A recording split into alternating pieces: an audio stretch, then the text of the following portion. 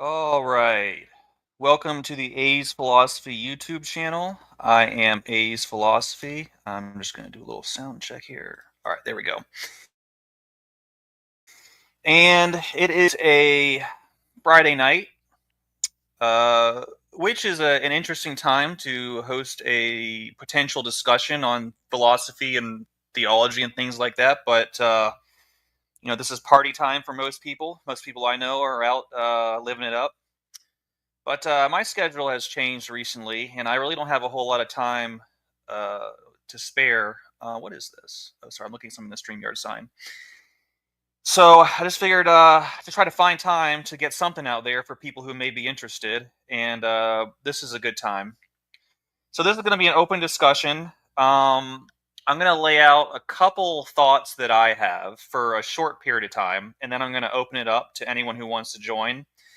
And we'll just kind of see where the conversation goes, assuming there is a conversation. If not, I'll just kind of continue my dialogue or my monologue, if you want to call it that. But because I do have a lot of thoughts on my mind, and a lot of my thoughts are on first of all, the I talk a lot about Christianity, the problems in it. And I guess one reason for that is because obviously where I live in the United States, it is the most predominant religion for people who are religious. And I see a lot of problems with what I'm seeing there, because when I look at the actual teachings of Jesus Christ, for anyone who takes the idea of God and uh, religion seriously, which not everyone does, but if you do, I see Christianity as it was taught by Christ as very, very pure, very beautiful. Um, Not something that you want to come at from an emotional standpoint or just presuppose its truth. Nothing like that. But when I think about the teachings of Christ and their potential benefit for mankind, I really think it is a solution to a lot of problems. And then I look at what Christianity has become and what it's being taught as, and how so many millions of people are being led astray into this really kind of crazy, nonsensical, irrational idea of a blood cult, a human blood sacrifice cult based on a polytheistic, a pseudo monotheistic polytheistic trinity type god that just doesn't make sense when you analyze it. I can understand why so many people lose their faith in Christianity, because just the way it's taught, it doesn't make sense. The idea that God had to he created all these laws which sucked, and which created all kinds of problems, created sin, made sin abound. We're the power of sin, according to Paul. And no one was buying it. No one was really doing it. So God was like, you know what I'm going to do? I'm gonna send my son, who is myself. Actually, we're all the same being, if that makes sense. And I'm gonna have these guys. I'm gonna have them killed, and that way I can pay for. That way, mankind's sins can be paid for, so that they don't have to worry about the penalty of the law that I created. And I think about this, and I think to myself, is this really, are people really, how do people buy this? And I think the reason is because a lot of people out there, they come to a point in their lives, if they aren't raised in an ideology, they want to come to God, serve God. And Christianity is the biggest show in town, so they go to a church, and they're just taught this, okay? And they're like, okay, we'll roll with it. But at some point, questions will arise, and it all falls apart. And I look at what the academics, the scholars are saying, the atheist community is saying, and honestly, they're just running circles around the Christians, because it's so easy to poke holes in this ideology. Good to see you, Jania.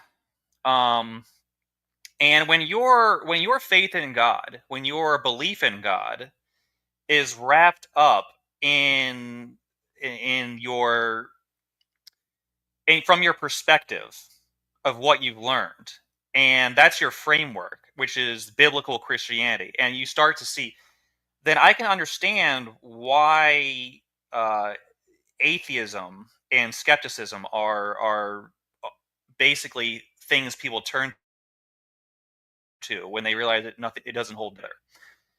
Because eventually this idea is unsustainable. And when I say this idea, I mean Christianity as it's currently being taught. But the way I see it, Christianity makes a lot of sense when you actually understand what it really, really is, which is the idea that, first of all, God does exist and God created the universe. Now, that is not an irrational belief in itself.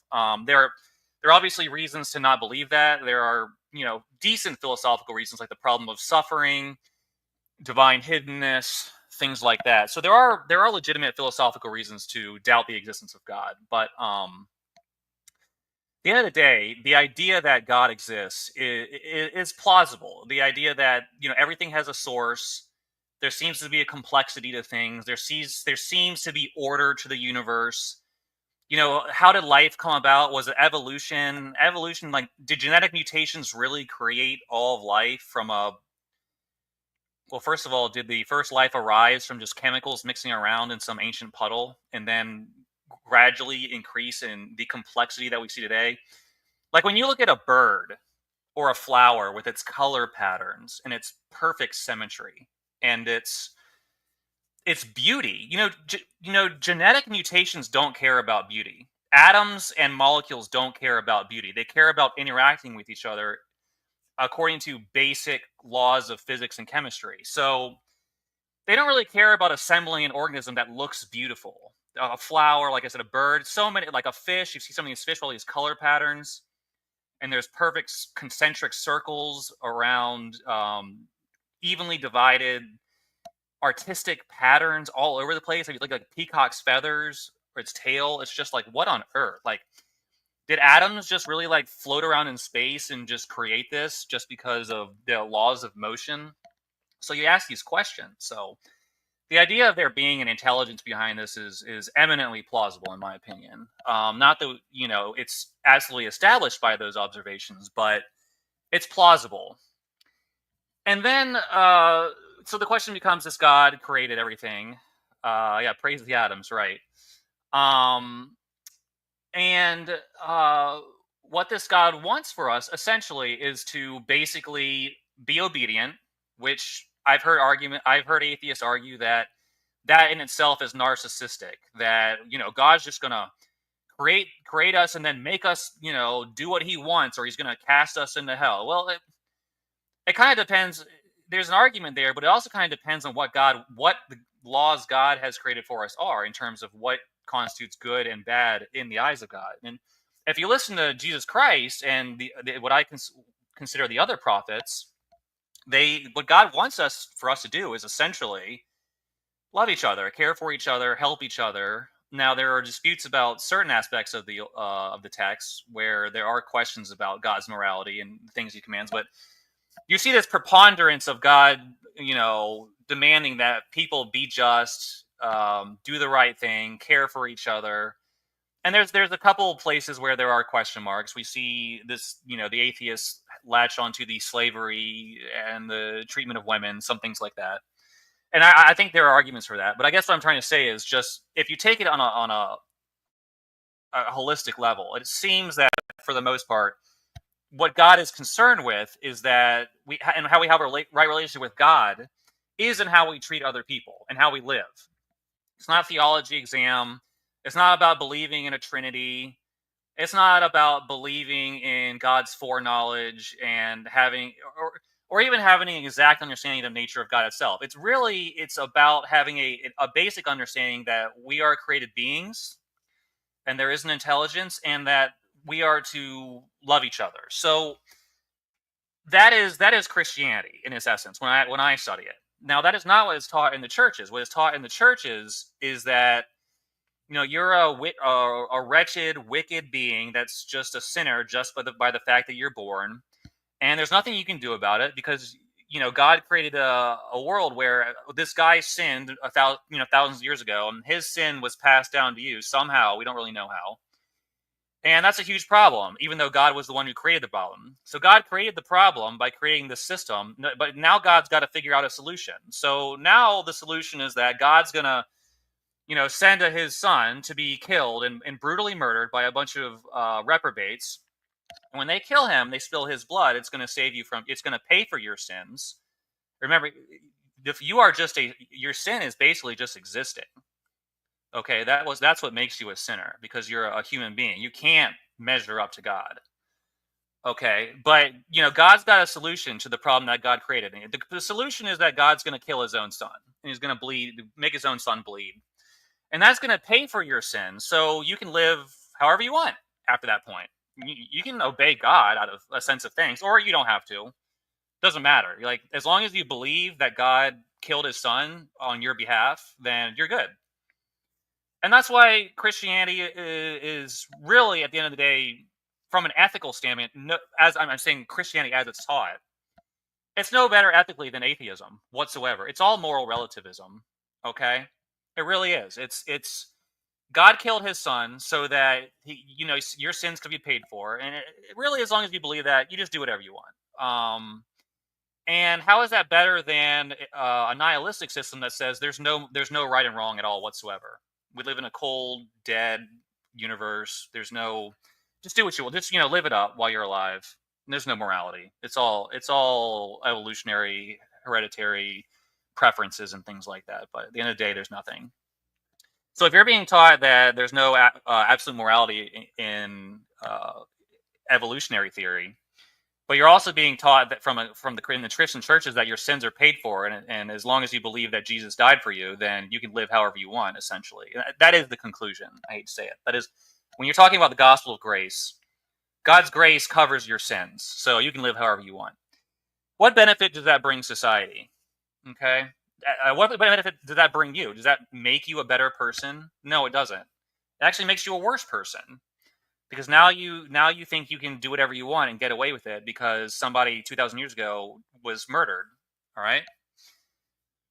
So these are problems, and I'm only going to talk for a few more minutes before I open it up, because I want people to have a chance to respond, because I know there's people who disagree with me if they so choose to take the opportunity. But really, at the end of the day, I try to get people to. I for the small number of people who have heard of me, and I don't have a very big channel, I am constantly accused of attacking Christianity, or being a divider, or being a heretic, all those things, someone who's basically attacking the faith. And I guess that's kind of true. I am attacking current modern Christianity. I do want it to see its downfall, because I think it needs to be basically dismantled and rebuilt in its original intent. All right. So yes, I see modern Christianity as being a force of evil, and the thing is, most people who are Christians don't see it that way. And I think that a large majority of Christians really do love God. They really do want to serve God. And my objective is to get them to see that essentially there are presuppositions that you formed, which are unjustified, which are the basis of your faith. You shouldn't lose your faith. You need to reform your faith. Okay? This is what I'm trying to get Christians to understand. There needs to be a new reformation. We need to go back to the original. And it's very difficult, because people of this day. Thank you, Andy. Prateek has a comment here too. One issue I see with Abrahamic faith is that they often claim to have exclusive knowledge of God and believe that those who do not follow their path are destined for hell. Well, that might be true, Prateek. You got to think about it this way. Just because there is a religion that claims that it is the exclusive truth does not mean that it's wrong necessarily. I mean, it's a point I've made a couple times before, Prateek. If somebody claims that 2 + 2 is 4, and anyone who says something differently is wrong. If someone says 2 + 2 is 4, and if you say 2 + 2 equals something different than 4, you're wrong. Well, that person's correct. So there is truth. Now the question is, these are things we can't verify, like simple addition. Okay, these are things we kind of have to take on faith. But the point is, just because a religion claims to have exclusive access to God or the path to God or whatever you want to call it doesn't necessarily mean that's a problem. But the question is that ultimately true? So that's kind of how I look at it. Like Islam claims to be the path to the true path to Allah. Now, and Judaism and Christianity are false. Now, that doesn't necessarily immediately turn me off to Islam. The only question I ask, okay, if that's true, try to prove it to me. Why is your religion the supreme one compared to the one I already believe? So that's kind of where I look at that. But for Christians, I really want we're talking about a fringe view that I have. But I guess what I was trying to get to is, because the modifications, the distortions and corruptions of Christianity occurred so long ago, that people of this day do not know that history. They don't know that there was a pre-biblical Christianity. Literally, there was a time in Christianity where there was no Bible. And that it lasted like that for several centuries, actually. Okay, so imagine Christianity without a Bible. It's hard to do, but that's the truth. That literally, there's no denying that. And there are other ideas within Christianity that have evolved over time, so that when people are presented with a certain idea today, it seems really bizarre at first, but that's only because of our current perspective. We really have to question our presuppositions, question the perspective that we've been led through that leads to our current beliefs, and open ourselves to a greater truth. And to do that, you have to abandon attachment to your current belief system. You have to really want what's ultimately true. You have to actually say, I want to have my beliefs challenged. I want to, if what I believe is wrong, even if I want it to be right, I have to accept the truth. And I think that's hard for people to do. But maybe, all right, I'm going to open it up. We'll see if we can generate a conversation and maybe get to something meaningful. And I don't know where the conversation. You don't have to talk about what I talked about. It can be something completely different. But that was just kind of some thoughts that I had. All right, so the link is pinned for people who want to join. And you're not necessarily required to join. You can post questions from in the comment section, and I will join them. But we do have our first lovely contestant, Andy. Hello. Hey, how you doing, Andy? How are you? I'm good. I'm good. Oh man, I've been just all over the place with my research, and I've been wanting to ask you so many questions. I can't even remember them all. Well, maybe get to the ones you remember, and then that will, spark your memory a little bit. And these aren't confrontational questions. I know it. Well, here's the thing. I just talked about. Well, before I just want to say, I just talked about wanting ultimate truth. So if you see that something I believe is false or unjustified, that I want to know. So go ahead and present your ideas, and we'll see where it goes. I do have some controversial topics, but this topic myself is more or less just wanting to see if I can learn from you because I'm confused. Okay. See if I can help. So I was reading Paul's letters. You know how I feel about Paul. Mm-hmm. And a lot of things were striking to me. So I think it was either Thessalonians or Galatians. It was Thessalonians, actually. I remember now. First Thessalonians. He was writing to the Thessalonians, and he was talking about how, the Jews had essentially kept them down and stopped them from spreading the gospel or the good word or whatever. And then Paul says, but God's wrath has finally come. And when I read that, I think, holy cow, is he talking about the war?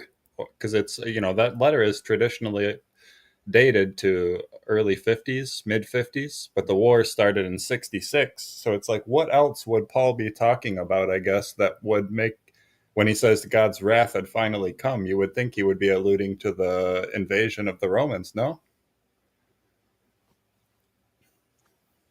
That's possible. Let's take a look at it. It's 1 Thessalonians 2:16. So let's just take a look at that. Now, we're talking about meeting of. Let me see here. Okay. So let's see here. For you, brethren, became imitators of the churches of God in Christ Jesus that are in Judea. For you also endured the same sufferings at the hand of your own countrymen, even as they did from the Jews, who both killed the Lord Jesus and the prophets and drove us out. They are not pleasing to God, but hostile to all men, hindering us from speaking to the Gentiles so that they may be saved, with the result that they always fill up the measure of their sins. But wrath has come upon them to the utmost. So To here's the the thing. utmost. Yeah, here I've heard people make the case that this is a reference to the destruction of the temple, the destruction of Jerusalem in 70 A.D. Oh, really? Um. Oh yeah, yeah. The point. It's because it's undefined in this Mm-hmm. passage. It's impossible to know if that's the case. I mean, it I may be the know. case. Here's the thing: could it be a reference to the destruction of Jerusalem? Yes, it can. But there's Yeah. really no way to know that, in my opinion. I I know mean, it's a waste of a conversation almost, but I couldn't help but to wonder, when I was reading it, I was like, whoa, wait a minute. What is he even like? What would have happened in the 50s for him to be saying that the utmost wrath has come from God upon the Jews? Like, that doesn't even make sense.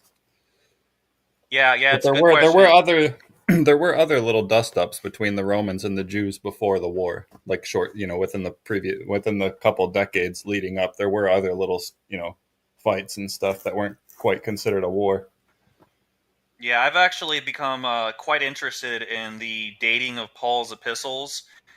Now, most people put Paul's epistles obviously in the middle of the first century, like before 70 AD, but it's Yeah, quite obvious to me that some of them, at least some of them, were not written before 70 AD, or in that time frame.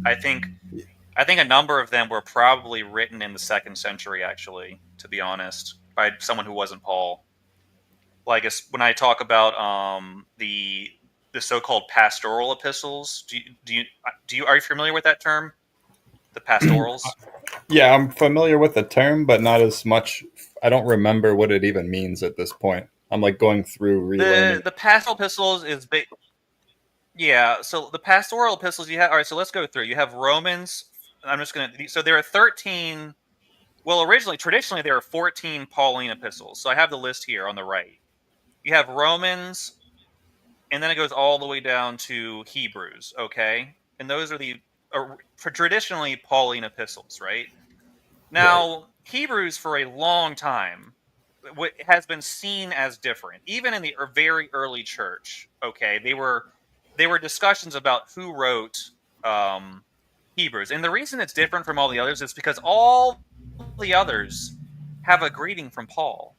Okay, so purportedly they're all from Paul because Paul greets the believers in all of them. But Hebrews is different. If you read the beginning of Hebrews, it doesn't say, hi, I'm Paul. I want to talk to you about something. So if you go to the beginning of Hebrews, uh, God, after he spoke, it just starts. But if you go to all the others, there's a greet. Like if you go to Second Thessalonians, for instance, Yeah, I'm familiar. I remember what you're talking about. I know what you mean. That is yeah. weird. I guess my Um, question is why is it attributed to well, Paul?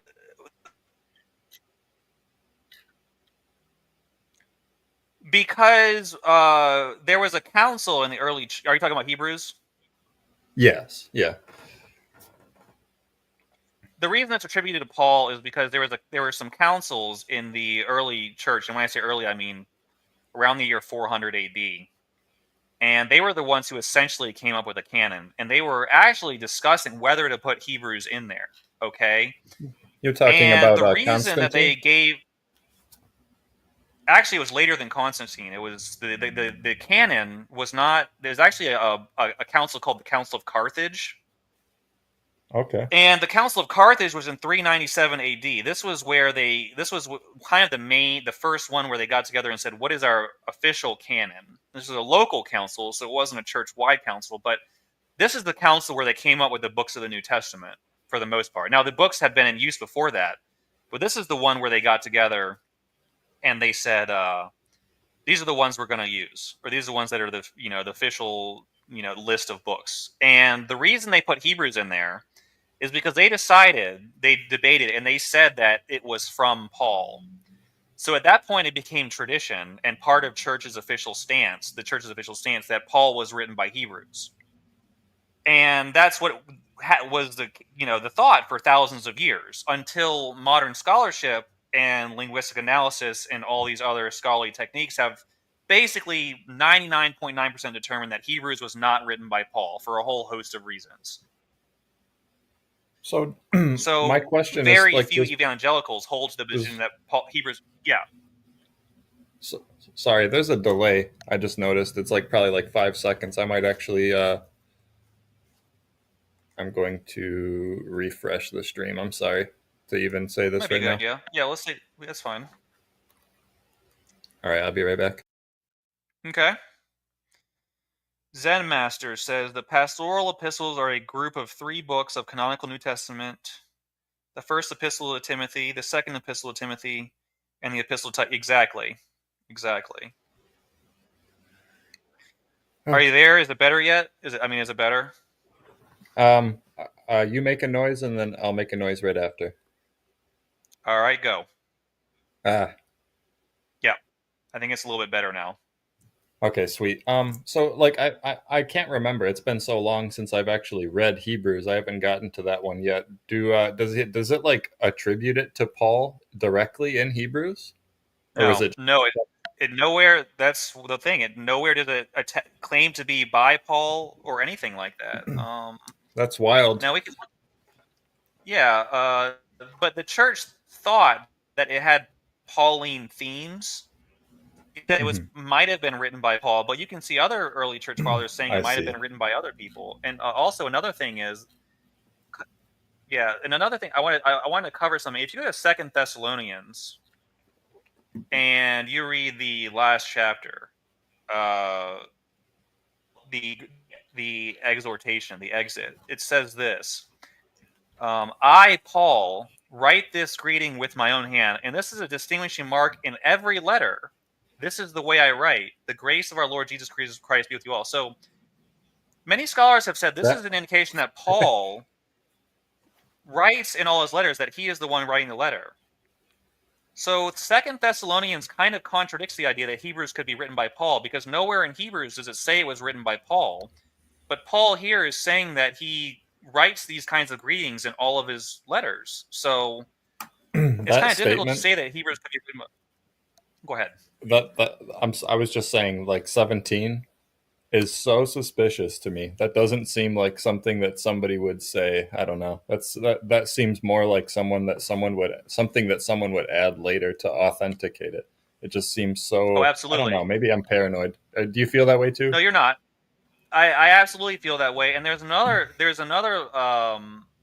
epistle of Paul. I can't remember which one it is right now. I could look it up. But he basically says, "I swear to you that I am not lying to you. That this really is me, Paul." And oddly enough, I think it's one of the pastoral epistles I was about to get to. Let's see if I can find that real fast. Give me... Yeah, go ahead. Yeah, those sorts of statements, they really stand out. Nobody talks like that. Like nobody feels the need to verify themselves like that. Oh, it's actually Romans 9. Okay, I was way off. Either way, uh it's this right here. No, it's actually, there's another verse besides this one. But anyways, it says, "I am telling the truth in Christ. I am not lying."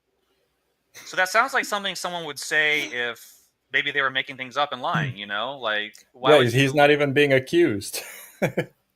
Right. And I think there's even another verse similar to this one in another epistle, but I'm not going to look for it right now because it just take time. But it's probably I could, but anyways, the point is, Andy, that many of the scholarly community has basically also concluded that even the Pauline epistles themselves that claim to be written by Paul are very dubious in their authorship. there even within Christianity, there was a group in the 1500s and the 1600s called the Radical Reformers, and you can look them up. But basically, this group of Christians who branched off from the Catholic Church and during the Protestant era, they thought that every single one of Paul's epistles was a forgery. That was their official position. So Really? even What were they? Hold on. yeah, I just want to pull this up for after the stream. I'm going to search into that. What was it called? yeah, they're called the Radical Reformers, the Radical Dutch Reformers. Radical what reformers? It's called like the Dutch Reformation or the Oh, Radical Dutch. Reformers. Oh, I've heard of this actually. Okay, Yeah, I got it pulled up. I'm going to look into that afterwards.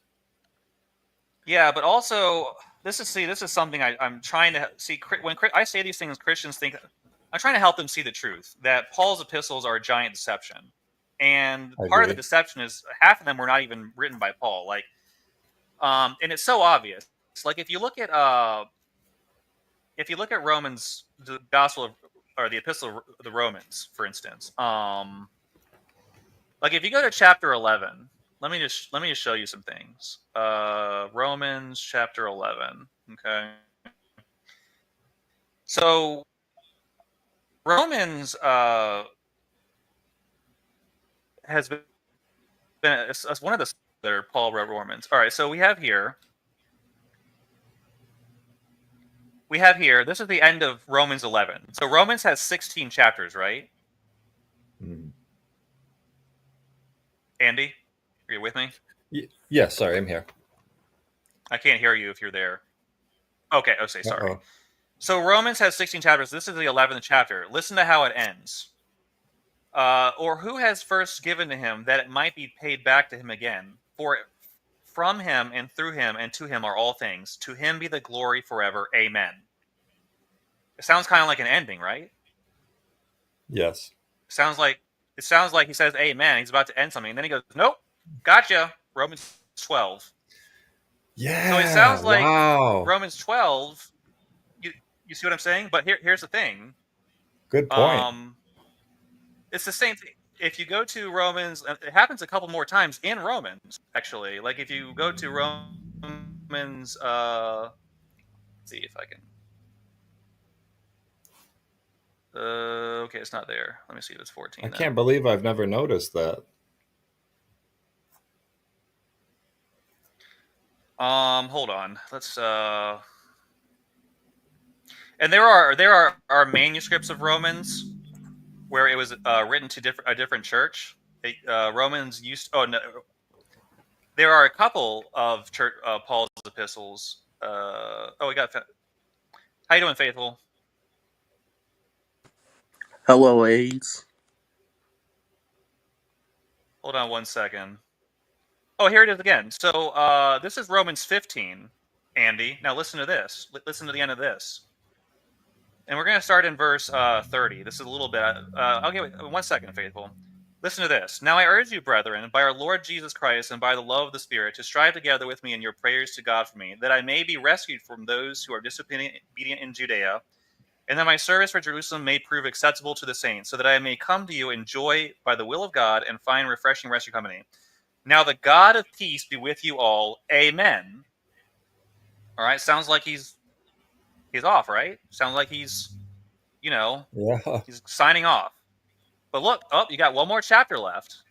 All right, you got Just one, so too. we see basically multiple. So yeah, so we got Romans 16. So it looks like what happened was, and then you read Romans 16, and it's like they're tacking on ending, and then So it seems to me that Romans probably originally ended. Actually, I won't say it's confusing, but basically we have these. And look how Romans 16 is the last quote official chapter, and look how it ends. To the only wise God through Jesus Christ be the glory forever. Amen. It sounds like an ending, right? And then it ends. So we had we had an ending in chapter what was it, 12? We had an ending in 15, and now we have an ending in 16 again, which is the final chapter. And they all end the same way, or they all have the same thing, amen. And it looks like what's going on is somebody's taking Romans and they're just tacking on chapters. So there wasn't and this is actually shown in the manuscripts. people don't know this. Like, there are manuscripts with only the original endings, and the other chapters aren't there. It's incredible. Really? That's a wow. Yeah, and the way. That's even more surprising. Well, here's the actually, I should put it this way. The thing is, the early, when you look at the really early church, the really super early church, you basically have people doing commentaries on the various writings, and for some reason, really early people are just missing big segments of epistles, including Romans.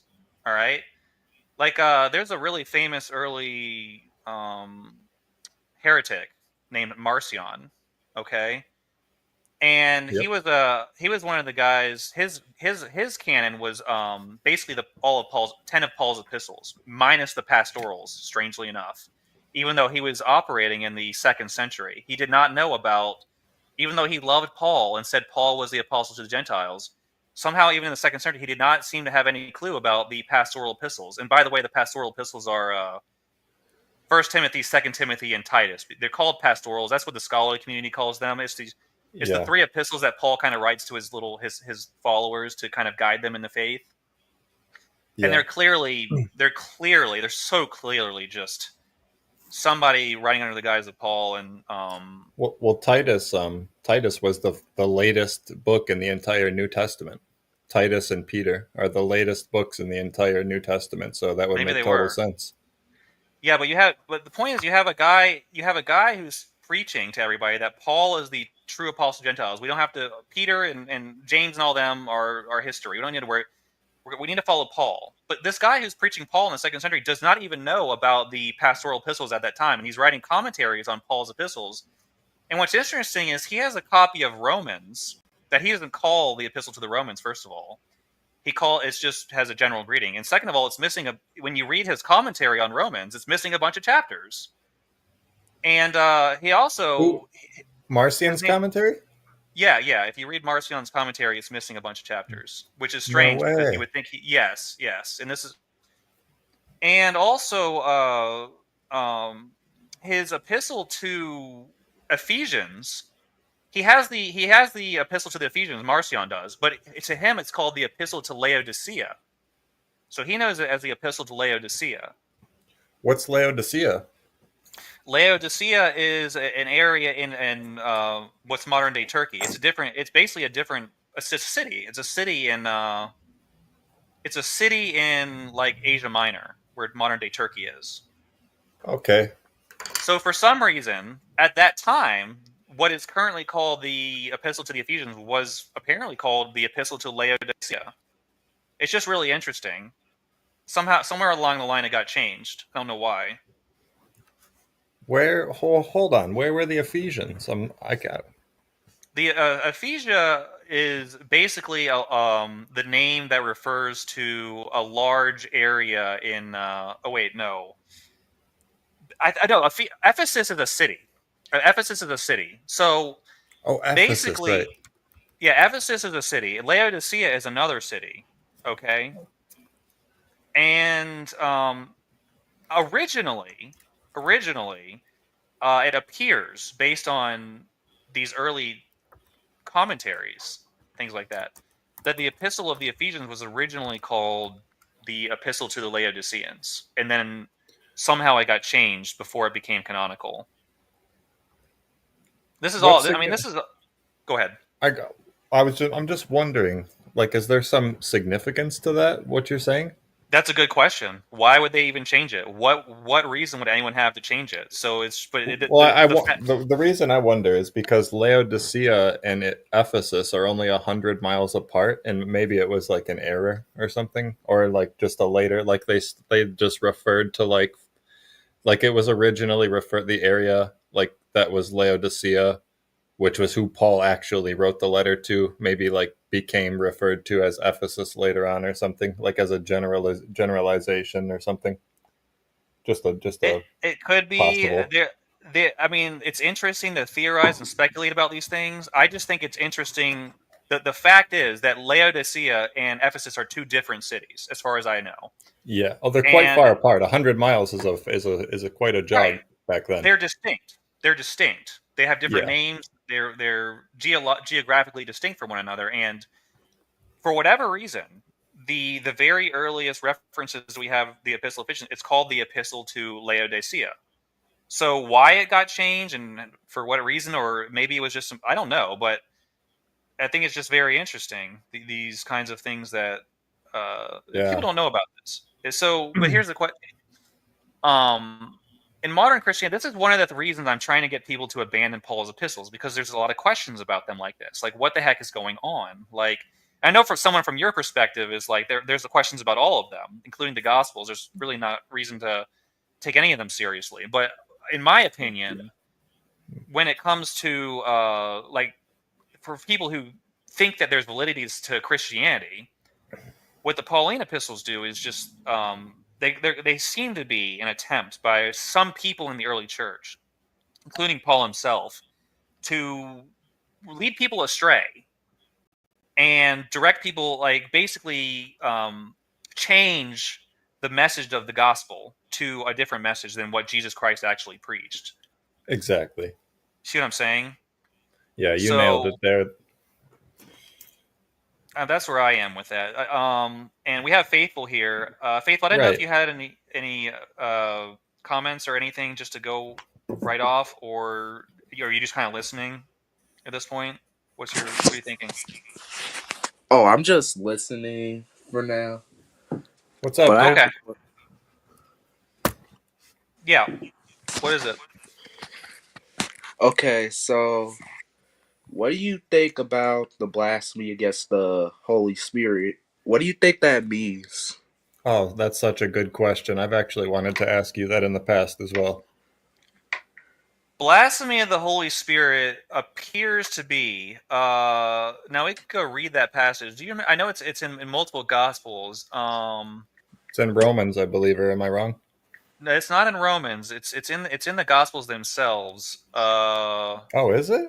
Do you remember which chapter that's in? Oh yeah, you're right. It's Jesus himself saying it. What am I thinking?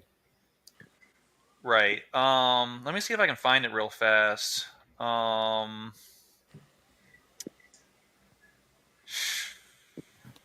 on. Let me. I don't really understand blasphemy fully myself. I always just took it as like disrespect or something, or like rejection of.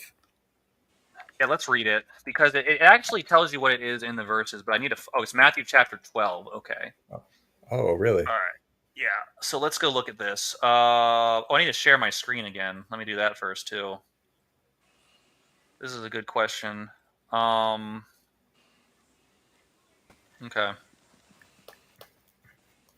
All right. Lord of the Sabbath. Pharisees rebuke. Oh, okay. So it starts in Matthew 12:22. And then in Matthew 12:31 is where Jesus says, "Therefore I say to you, any sin and blasphemy shall be forgiven people, but blasphemy against the Spirit shall not be forgiven. Whoever speaks a word against the Son of Man, it shall be forgiven him.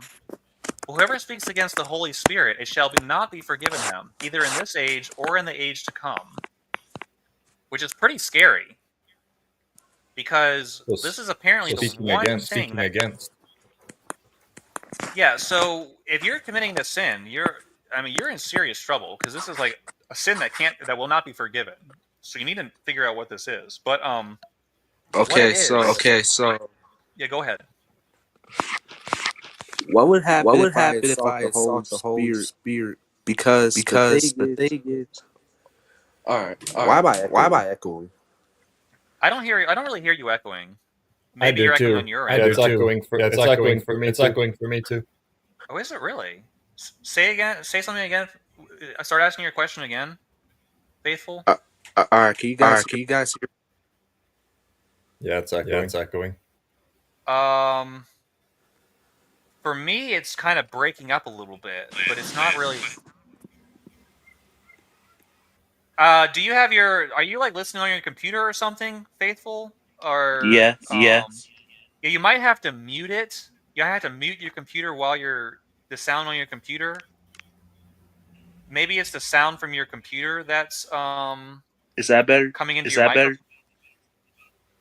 It's still echoing a little bit. No. Yeah, it's echoing.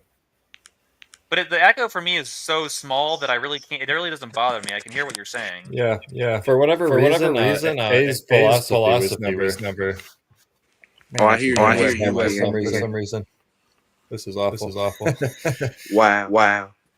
Hello.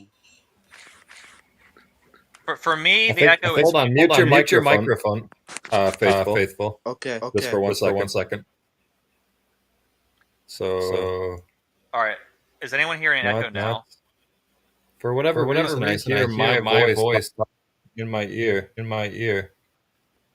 I think the echo might actually be... Wait, are you... Is the sound playing from your computer, Andy, maybe?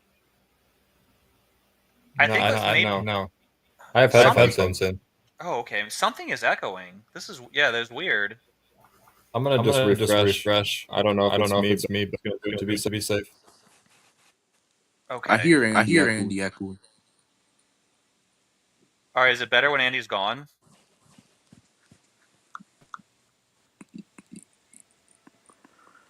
Yeah, so my question was that is blasphemy against the Holy Spirit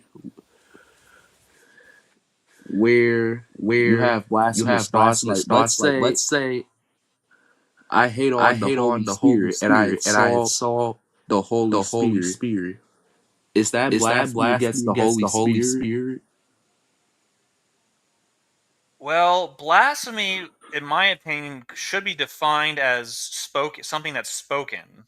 So, to commit blasphemy, you have to say something, in my opinion. Now, I don't want to say that I am absolutely certain about that, but to me, if you're blaspheming the Holy Spirit, that means you're saying something to somebody else that is derogatory or offensive about the Holy Spirit.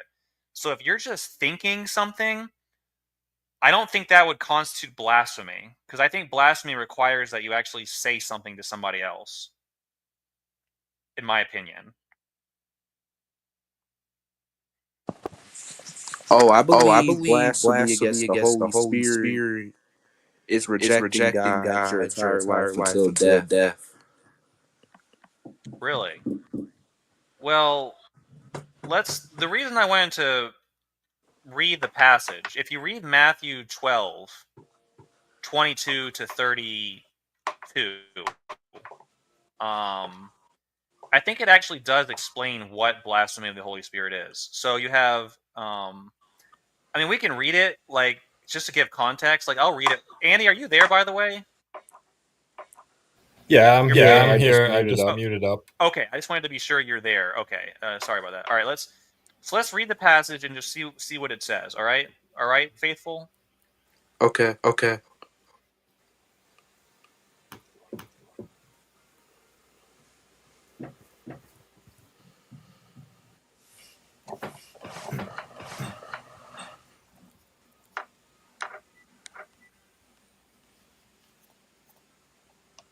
You're muted. Oh, I'm sorry. Good. Okay. Thank you so much for pointing that out. I'm sorry, but I don't know. All right, here we go. Let's start over. Then a demon-possessed man who was blind and mute was brought to Jesus, and he healed him. So the mute man spoke and saw. All the crowds were amazed and were saying, "This man cannot be the son of David, can he?" But when the Pharisees heard this, they said, "This man casts out demons only by Beelzebul, the ruler of the demons." And knowing their thoughts, Jesus said to him, "Any kingdom divided against itself is laid waste, and any city or house divided against itself will not stand. If Satan casts out Satan, he is divided against himself. How then will his kingdom stand? If I by Beelzebul cast out demons, by whom do your sons cast them out? For this reason they will be your judges. But if I cast out demons by the Spirit of God, then the kingdom of God has come upon you. Or how can anyone enter the strong man's house and carry off his property, unless he first binds the strong man, and then he will plunder his house? He who is not with me is against me, and he who is not gathered with me scatters." And then the part we already read. So I think, Faithful, and this is, again, just my own analysis, so feel free to disagree with me.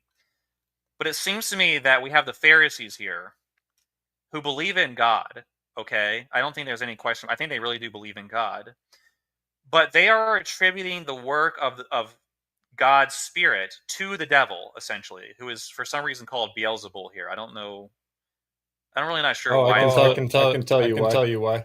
Oh, I'm interested. Wait, what is it? Well, it was the. Hold on, let me take my headphone out. I can hear my voice. It's killing me. I'm just going to talk and then I'll put my headphone back in.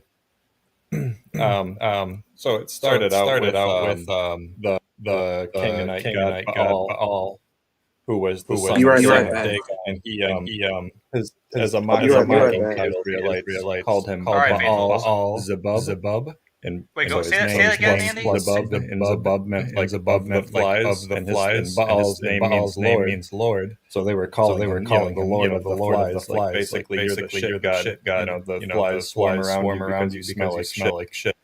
And over Baal Zebub became Beelzebul, just phonetically changing slowly over time. That's what they're referring specifically to the Canaanite god Baal. I'm bad. Oh, okay, now you're echoing. I think something is going on with you, Faithful. You have an echo for some reason. Yeah, it's weird. I fixed it. I fixed it. Okay, cool. All right, so let's get rid. All right, excellent. So let me. I want to deal with it. So Andy, let me see if I can get this straight. What you're saying is that Beelzebul, this right here, Baal, is originally a Canaanite guy called Baal. Beelza is kind of like Baal, like god of the flies or god of. Well, the Baal would be the B-E-E-L part. Oh, okay. And the Zebul part is like of the excrement. Yeah. Exactly. Okay. That part, it was actually originally Zebub, like Z-E-B-U-B, and then it changed into Zebul, and Baal changed from B-A-A-L to B-E-E-L. Okay, so this is Jesus. This would be something that was known in that culture. That this was like the Lord of the Flies character that had been evolved. Yeah. And it's just like a rude way of mentioning Baal. Okay. Oh, wow. You taught me something. That's awesome. Thank you. You're welcome. And I know that there's a book called Lord of the Flies that mentions Beelzebub, which is a good book, and a lot of people have read that book. But anyways, so I think anyways, to answer your question, finally, Faithful, I think, and again, this is just my own analysis. Yeah, I see you, New Genesis. How you doing? You're also free to join if you want. So feel free to do that. It's good. I see your comments. In essence, blaspheming the Holy Spirit would be condemning it to say that it was evil when it was actually bringing forth life itself. Yeah, I agree. Somebody condemned Jesus and said that he was doing miracles in the name of Beelzebub, and that was blaspheming the Holy Spirit. Yeah, so that's what we're reading right here. Basically, right. Blaspheming the Holy Spirit appears to be if God is active in doing something in the world, and somebody says that what is happening is being done by the devil, that would be blasphemy of the Holy Spirit. So I guess people need to be really careful about that. But so wait, if someone attributes God's act to another God at all, that's blasphemy against the Holy Spirit.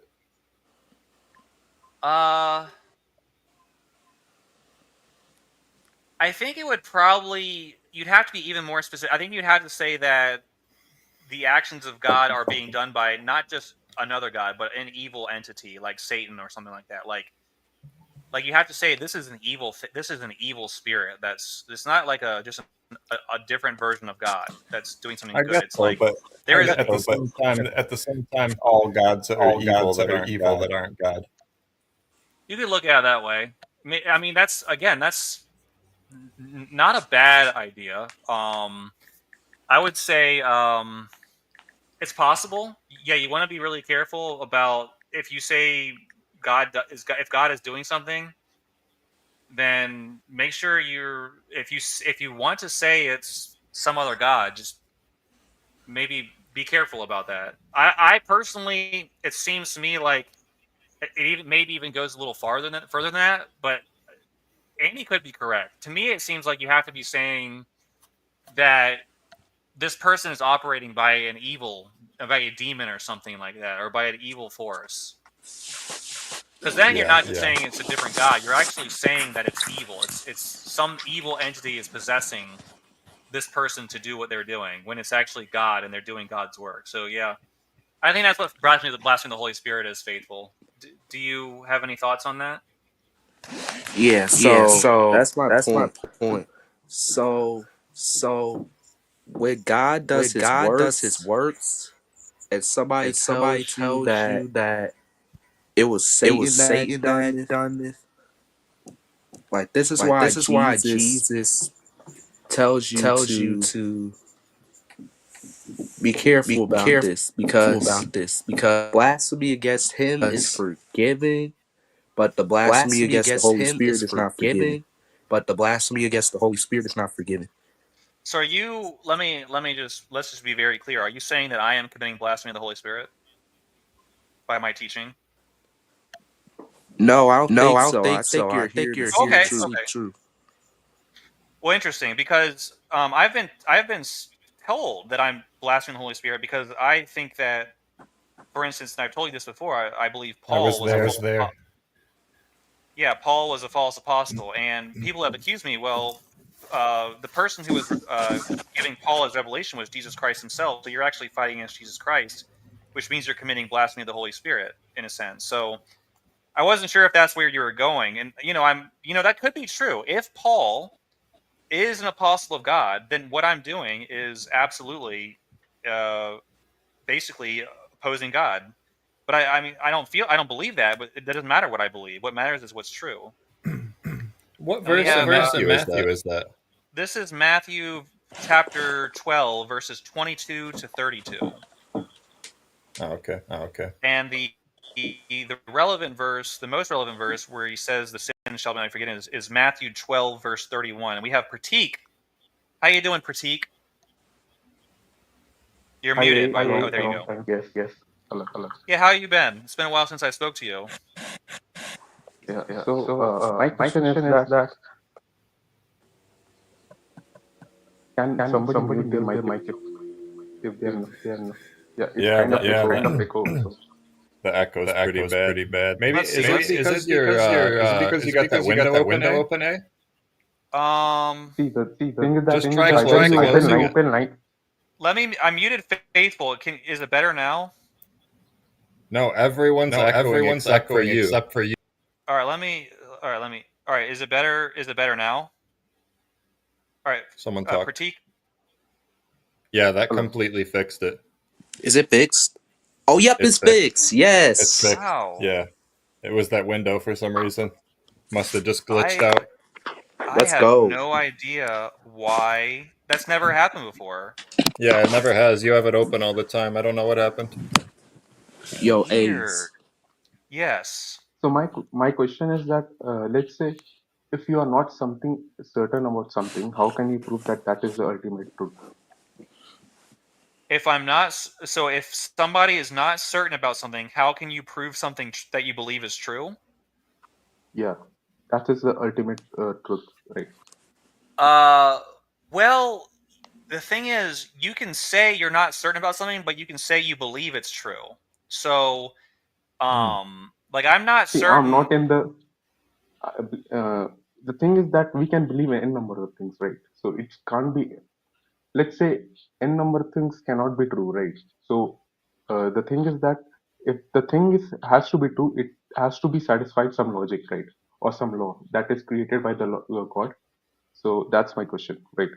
And you also talked about 2 plus 2 is 4, right? So basically, 1 and 0 is only the number.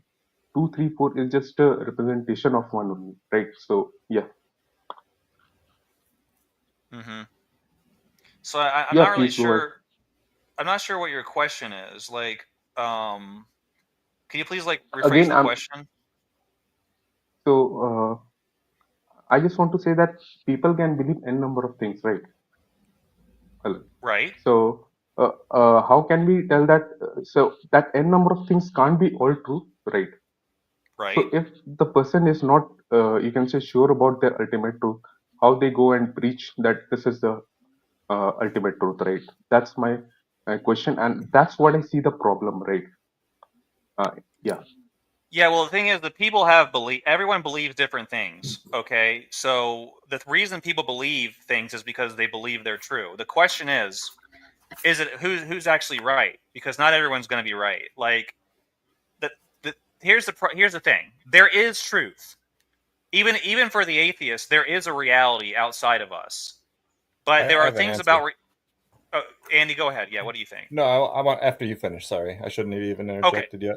Okay, yeah. So my view of it, Prateek, is this: there is a reality outside that exists. We are part of that reality. We humans. The reality includes the universe, and in my opinion, it includes things beyond our perception, like heaven and hell. Okay. Now, people have all different kinds of beliefs, but it doesn't matter what people believe. The only thing that matters is what's actually true. What actually is real? What is the truth of the universe? So everybody thinks based on their own reasoning why or what they've been taught or whatever that what they believe is true. So they're obviously going to preach that. But that doesn't mean obviously that they are correct. The only people who are correct are the people whose ideas correspond to reality. And Yeah. how we figure So that out? Yeah. So go ahead. so see, means I have no objection of your concept, right? My is just problem is that when you forcing that concept to believe it's you can say absolute truth, that's the means problem I see, right? When I try to see Islam, right, uh, I'm not sure if they are truth or not, but when I'm see they're forcing someone to convert to Islam, that's when I see the problem. You get my point? What I'm trying to say? Yeah, It's kind of I'll respond. social issue also, right? Let's say if I believe that uh, uh, stars are apple, right? But I also want you to believe the stars are apple, and I'm forcing you. That's when I see the problem.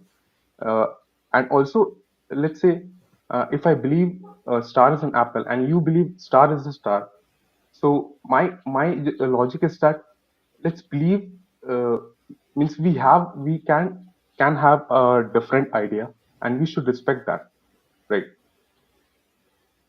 Yeah, I will respond to that, but I know Andy wanted to say something, so I'll yield to him and then respond after he does. Sure. Yeah, I'll I wait. just wanted to quickly maybe point out just that most truths are subjective. Almost all truths are subjective, and when it comes to religious texts, regardless of whether it's the Abrahamic religions or Buddhism or Hinduism or Islam, well, I guess Islam is Abrahamic. Um, it's the same thing. It's just a matter of how convinced you personally are by the evidence. None of them can truly prove, none of them can actually give the answer of whether they're true or not. It's just a matter of whether or not you're convinced. See, There are just, Andy, I have a problem of okay. that. Okay, I believe that, yeah, somebody, you can say, yeah, people can believe which the certain ideology they have. I see the problem of means labeling of ultimate truth, right? And that's lead to the conflict, right? Which Abrahamic faiths are. So that's what I see the problem. The problem is what? Problem is what is to means the Abrahamic faith generally labels that they are the ultimate truth, right? And that's lead to, you can say, the people try to force their you can say belief system to other people's. So that's why we Okay. see the conflicts happen, conflicts such as the result of conflicts and things happen, right? Yeah, that's I something Yeah, I probably agree with. it's I it's think it's that it's kind of nobody should social push their issue. beliefs. And when I see, so if I see the history, right, I see that this ideology can, you can say, leads to the killing of their cultures, local cultures, how the people like marriages, like, so that's why, so diversity is not achievable for this logic, right? That's the issue, is that right? So yeah, Yeah, I don't want to any speak for views here? everybody, but I kind of think we both agree with you on that. Well, I do not. Yeah, Maybe yeah, The go I ahead. don't think I can't understand. Your I accent's quite thick. well, here's the I Yeah, think I understand what Prateek. What you're saying is the problem you have is that you have a bunch of religions, and some religions are trying to force other people to believe what they believe by killing them and things like that, right? No. It's not killing them. We are not living in the 14th or 15th century, right? When I see this, you can say scenario. So I see they are demonizing another religion, right? So that's why I see the problem right now for the Okay, current scenario. there's no problem with demonizing a religion. All right, that's not something that's wrong to do. Especially, Okay, yeah, I think that yeah, it's yeah. Go ahead, okay. please. I think the reason it's okay is because if a religion is actually evil, then it needs to be said. Like, Right. in my opinion, there is absolute morality. And if there is a religion, which would obviously be a false religion, that says that people should do evil things, then that should be said. It should be criticized. And that's nothing, and that's a good thing to criticize It's that like religion. equivalent. It's like equivalent to So, democracy so almost. see, I am not in the you can say idea of not criticizing anyone, right? Means I am in the favor that we can criticize anyone and anything, right? So my only problem is that why you think that Christianity means the truth, right? When you don't know the means substance, right? Means that Well, Christianity is the I only don't know. way. Go ahead. Christianity is only way to achieve the divinity, right? Right. So the reason is because Maybe we it kind of agreement that yeah, Christian, for the Christian who want to follow the Christian faith, okay, you can go that, but we can also have an acceptance that uh, let's say other faith, like I'm talking about not Abrahamic faith, I'm talking about non-Abrahamic faith. People can also believe that and they can achieve the divinity, right? well, it depends, because what if that? So you also study about the Buddhism, right? So Yeah. Uh-huh. do you think that Buddha will go to heaven or hell? Where Well, I don't know, but it seemed to me like Buddha was a pretty good guy, so I'd imagine he's going to heaven, but I don't know that. okay, so what about the followers of Buddha? Yeah, if they live according to God's moral law, even though they are Buddhist, they will go to heaven. Yeah, that's the point I'm just trying to make, right?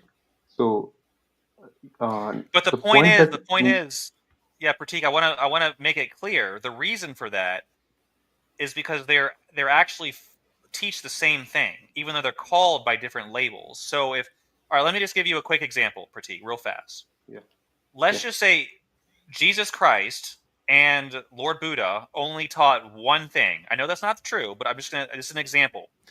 Let's say their one thing that they taught their followers not to do was not kill innocent people. All right, let's just say that's what it is.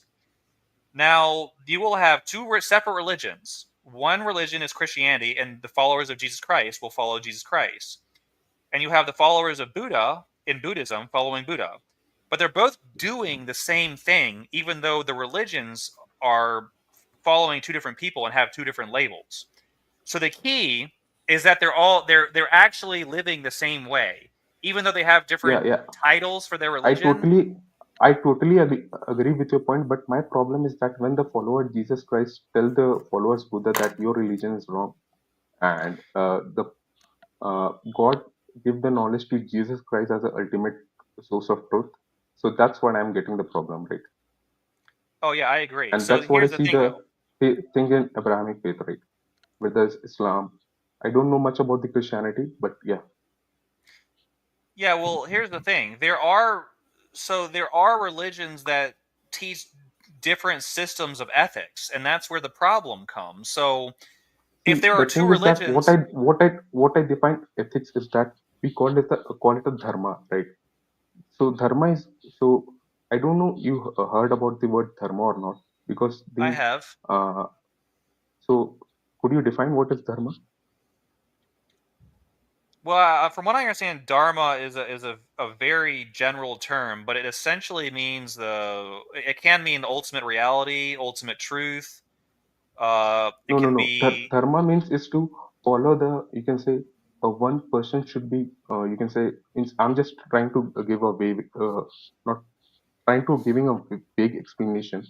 but dharma is kind of, you can say, try to, means a person to conduct in such a way that they create a equilibrium with the environment, and you can say all the living beings around the, you can say, uh, uh, all the living beings around present in the earth, right?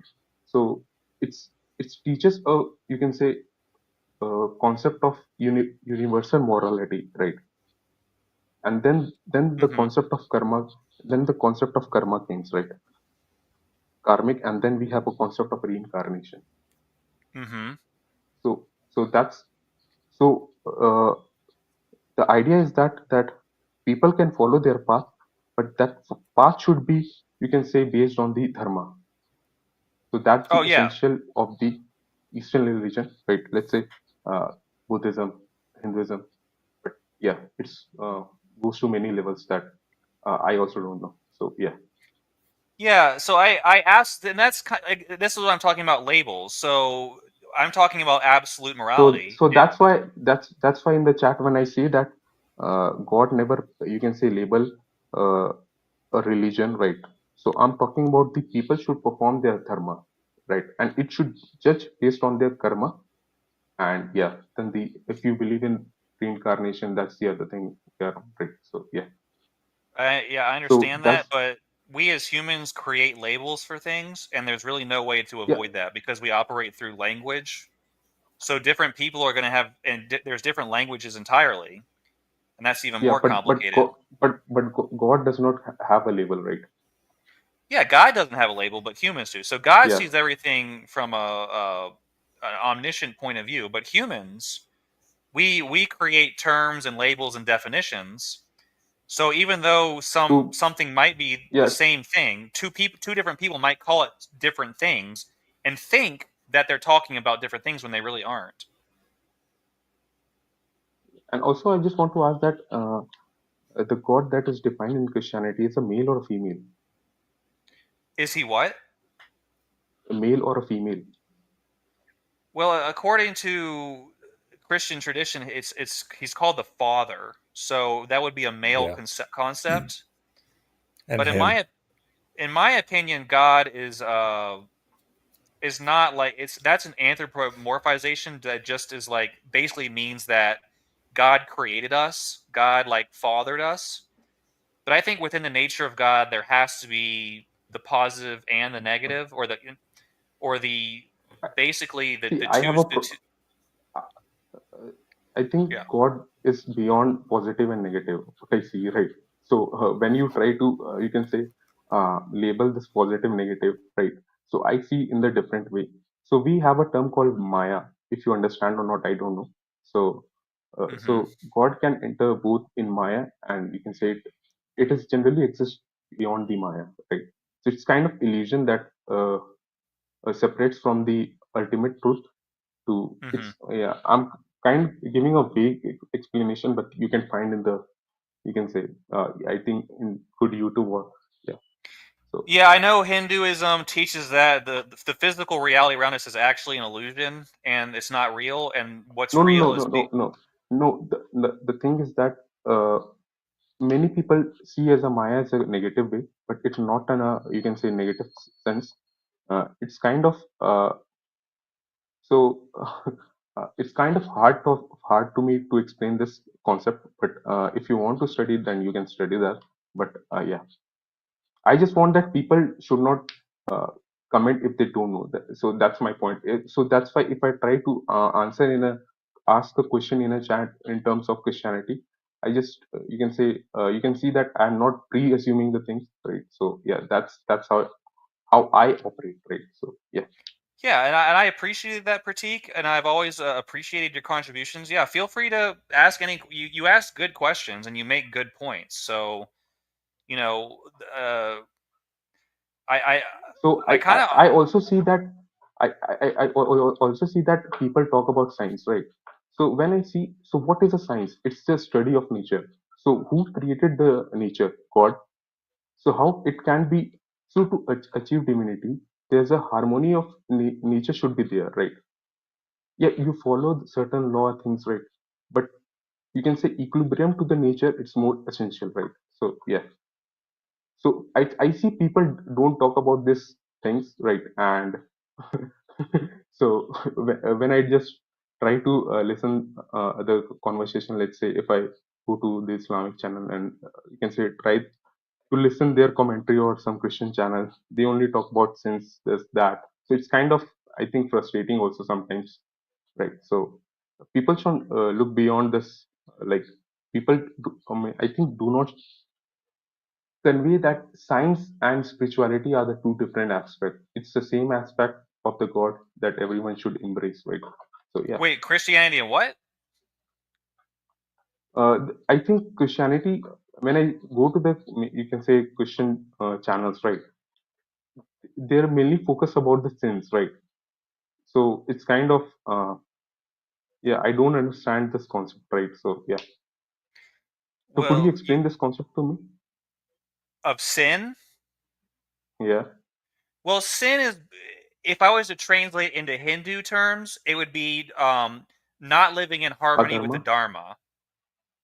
So it's adharma, right? So, like, if you have the Dharma, and the Dharma is like living in harmony with creation, then Yeah. sin would essentially be the idea of doing things that are not harmonious with Dharma. Okay, so that would be the So we have a terminology term you. called adharma. Yeah. So Okay. what I'm trying, but yeah, what I'm trying is I'm trying to explain to you from a Christian perspective, like what in Christians think of sin as not doing the will of God. So God is the creator of the universe. I know this may be different from Hinduism, but it's kind of the same idea where God is the creator. God establishes moral law, okay, and sin. So God, purportedly, God's laws are going to lead to a harmony amongst men and in the universe. Okay, so when somebody is sinning, they are acting in a way that disrupts that harmony or acts against what is ultimately good. Okay, so that's what sin is essentially. Ah, nice, nice. So yeah. So and also that you also term, I think you give in many explanation. Let's 2 + 2 is 4, right? A mathematical explanation, right? Mm-hmm. Hello. Yes. So I think this explanation is quite wrong when I heard this explanation. So yeah. Okay. What's wrong about it? So so how you can say proof 2 + 2 is 4? Observation. What do you observe then? How do you observe? So let me present my point of view in that. Okay. Then you can have a I'm really conversation with me. interested in how you're gonna demonstrate that 2 + 2 is not equal 4. But so this should be interesting. Let's go. Let's go with it. What do you got, Prateek? See, I not assuming, I'm not proving that 2 + 2 is not equal to 4. I'm just telling that there's only two numbers, right? 0 and 1, right? Mm-hmm. And the two is generally a picturization of 1 + 1, right? Mm-hmm. 3 is a picturization of, you can say, 3 times of 1, right? Mm-hmm. So if you also go to the computer, right? So computer generally understand two words, 0 Mm-hmm. and 1, right? Right. Right. So Right. you see that how I operate means how the world is such a beautiful thing, how God operates the thing, right? With the two words, you can create an infinite number of things, right? So I don't know if you guys means Well, when let you me respond. teach Let me about the respond. God, yeah, Yeah. The point is, if somebody says that if you take two objects and two more of the same objects and put them together, how many objects will you have? You know, so the answer is 4. Now, if somebody yeah, says you will end up with 5 objects, that person is incorrect, and there's no problem with saying that that person is incorrect because you will not have, like, if you need $5 to buy a bag of chips at the store, which is how much they cost these days for some reason. Actually, it's $6 now or more. But anyways, let's say you need $5 to buy a burger or whatever it is, a chicken, and someone hands you $3. You don't have the right amount. Okay, so math, you can't just make things up. What It's if you just had a not gonna. qualifier? If I could say I have 1 and 4, because if I have one car, I also have 4 wheels. So, but if I just leave out a little bit of detail, it sounds like a contradiction because it's like, oh, I have 1, but I have 4. The But it's thing like is that 4, 1, you know? Hello. Well, hold on, Prateek. So One thing, Prateek. I appreciate the conversation, but we need to make sure that other people can express their thoughts as well. So just remember that, sorry, guys. and Calvi is here, and I know Andy's been maybe wanting to say something. So let's just make sure everyone's able to participate. But nope. I'm good. All right. I'm just listening. So see, my point is that you try to say that only 2 plus 2 is equal to 4, right? So that's my problem is, right? Oh, okay. Only 2 plus 2 does not make 4. There are a number of combination that we can make 4, right? When you try, yeah, always absolutely. give But here's the thing. Yeah. So when you try to give the explanation in terms of religion, you always state that 2 plus 2 is 4. But what I see that uh, for to achieve 4, there can be a number of things, right? But the main concept is that we have to perform a right operation, right? So when I see the religion, right, when I see to achieve the divinity, there's a many path, but one should follow their dharma to achieve that path. You get my point? Well, okay, you can. All right, let's say there's an old expression that says all roads lead to Rome. Okay, that's an ancient saying. Okay, but here's the thing. I don't know about such thing. I understand, but there basically in the Roman Empire there was an advanced road system, and if you there was a way from anywhere in the empire you could get to Rome is what it meant. But okay, so let's say you're trying to get to Rome, you have to take the right road. If you take if you're in like let's say Greece and you head west on the road, you're going the right direction or whatever. Or if you're in like Central Europe and you head south, you're going. But let's say you're in Central Europe and you start going north. Okay, that's not a path to Rome. You're going the wrong direction. So some religions will lead you in the wrong direction. So that's what I'm trying. Yes, there is a destination. There are multiple pathways, but if they aren't taking you to the right destination, then people need to know that. So there are religions that will lead you to God, and there are religions that will lead people to hell. And I'm trying to establish that not all religions are equal in where they will take you. What do you think about no religion? No religion? Well, that's not possible. What is this? Patrick Parker. Who can give me a better argument for the universe not being fine-tuned for life by virtue of the fact that 99% of all species are extinct? Well, the point is, Parker. So what do you mean by fine-tuning? If you guys can explain me, because in terms of let's say model, right?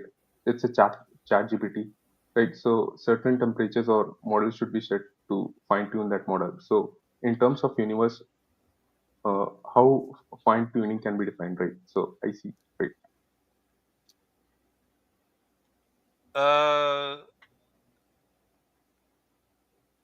This guy is trying to say that because most of the universe is uninhabitable, the universe isn't fine-tuned. Well, the whole point of fine-tuning is that the laws of physics have to be what they are for the universe to even have life in the first place. So I don't think that's a very good. Yeah, I don't think that's a very good argument. I hear this. I'm an atheist myself, and I personally think that this is a bad retort against Christianity as well. I hear it often, and it's just like it could just mean that fine-tuning, like even if human life or even if one life form is the only life form in the universe, it's still finely tuned for life because it produced that life form, regardless, even if the whole entire rest of the universe is uninhabitable.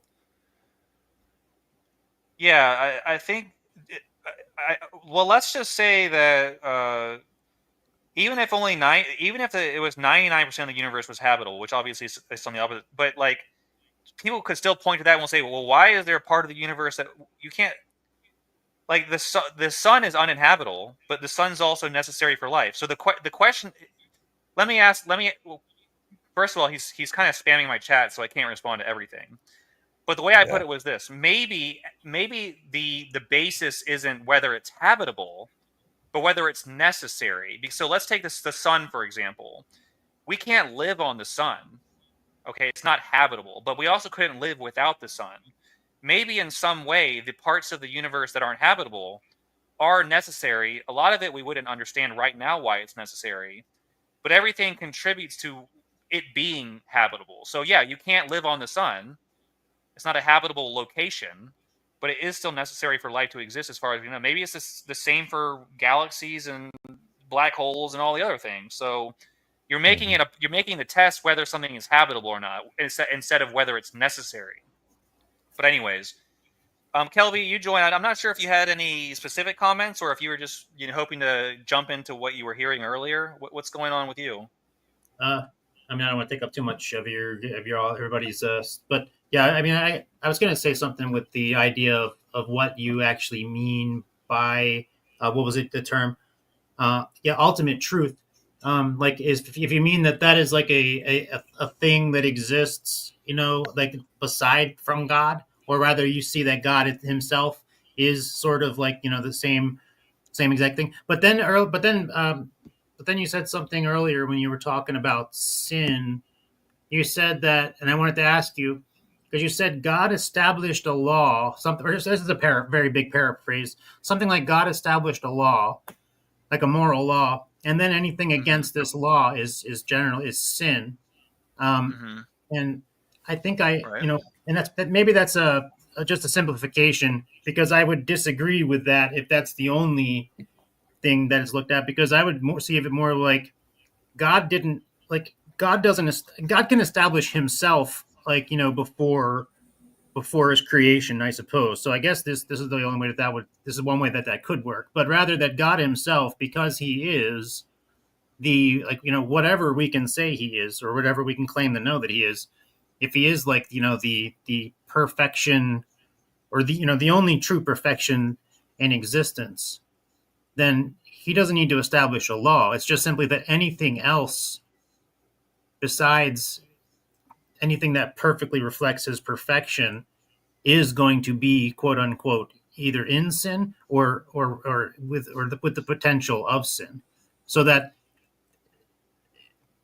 him judging sin is basically like a flame judging ice, and melting it, or a flame, like it's not like he cannot do anything else but that.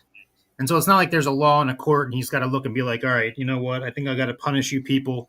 But rather, his laws are more of a warning of being like, this is like a codification so that people know and understand what, how things need to operate without destruction. Does that make sense? I'll respond to that. New Genesis says, Anthony, what is this man's objective and what does he want to learn from being on your channel? I'm not sure who you're talking about. This is an open panel, so people are free to drive the conversation. It should be a little more focused, but I'm just kind of going with the flow. So I think I see exactly. So basically, the way I look at it, when it comes to morality, or moral law, God, in my opinion, one of the aspects of God is that God is the essence of all being. God is the essence of existence. God is the foundation of existence. So the foundation of existence is eternal.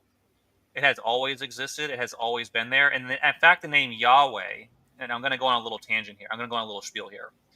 Yahweh actually is the tetragrammaton, Yod-He, Vod-He, which means in Hebrew, I am that I am.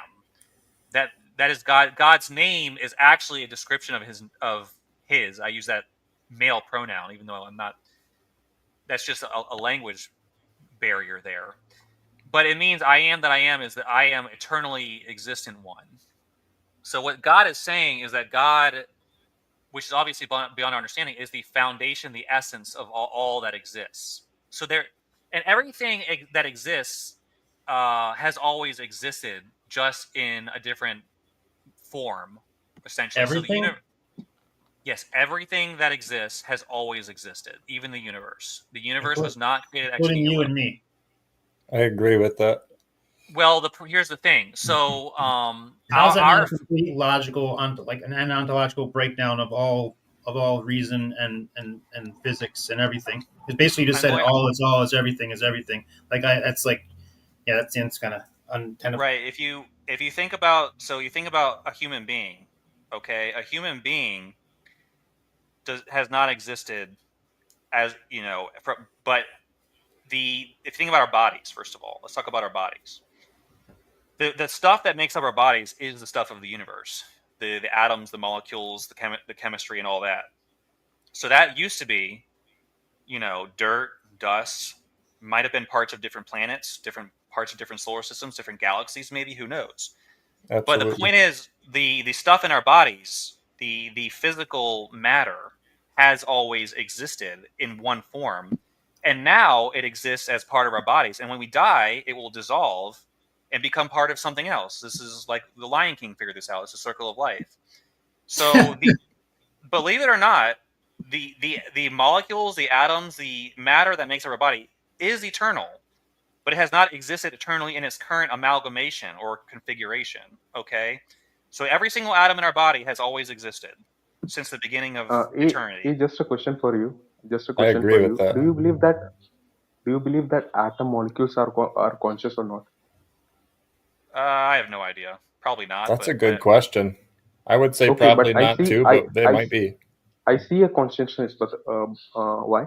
Because they do not react with, you can say, it's all the things, right? They only react with certain elements, right? So there's some consciousness that they know when to react and how to react, and what are the conditions that they means, that process to be happen, right? So I see every thing means some kind of consciousness is there, right? So that is why the universe is governed, right? So, and also regarding that, regarding the you can say how I interpret the different religion.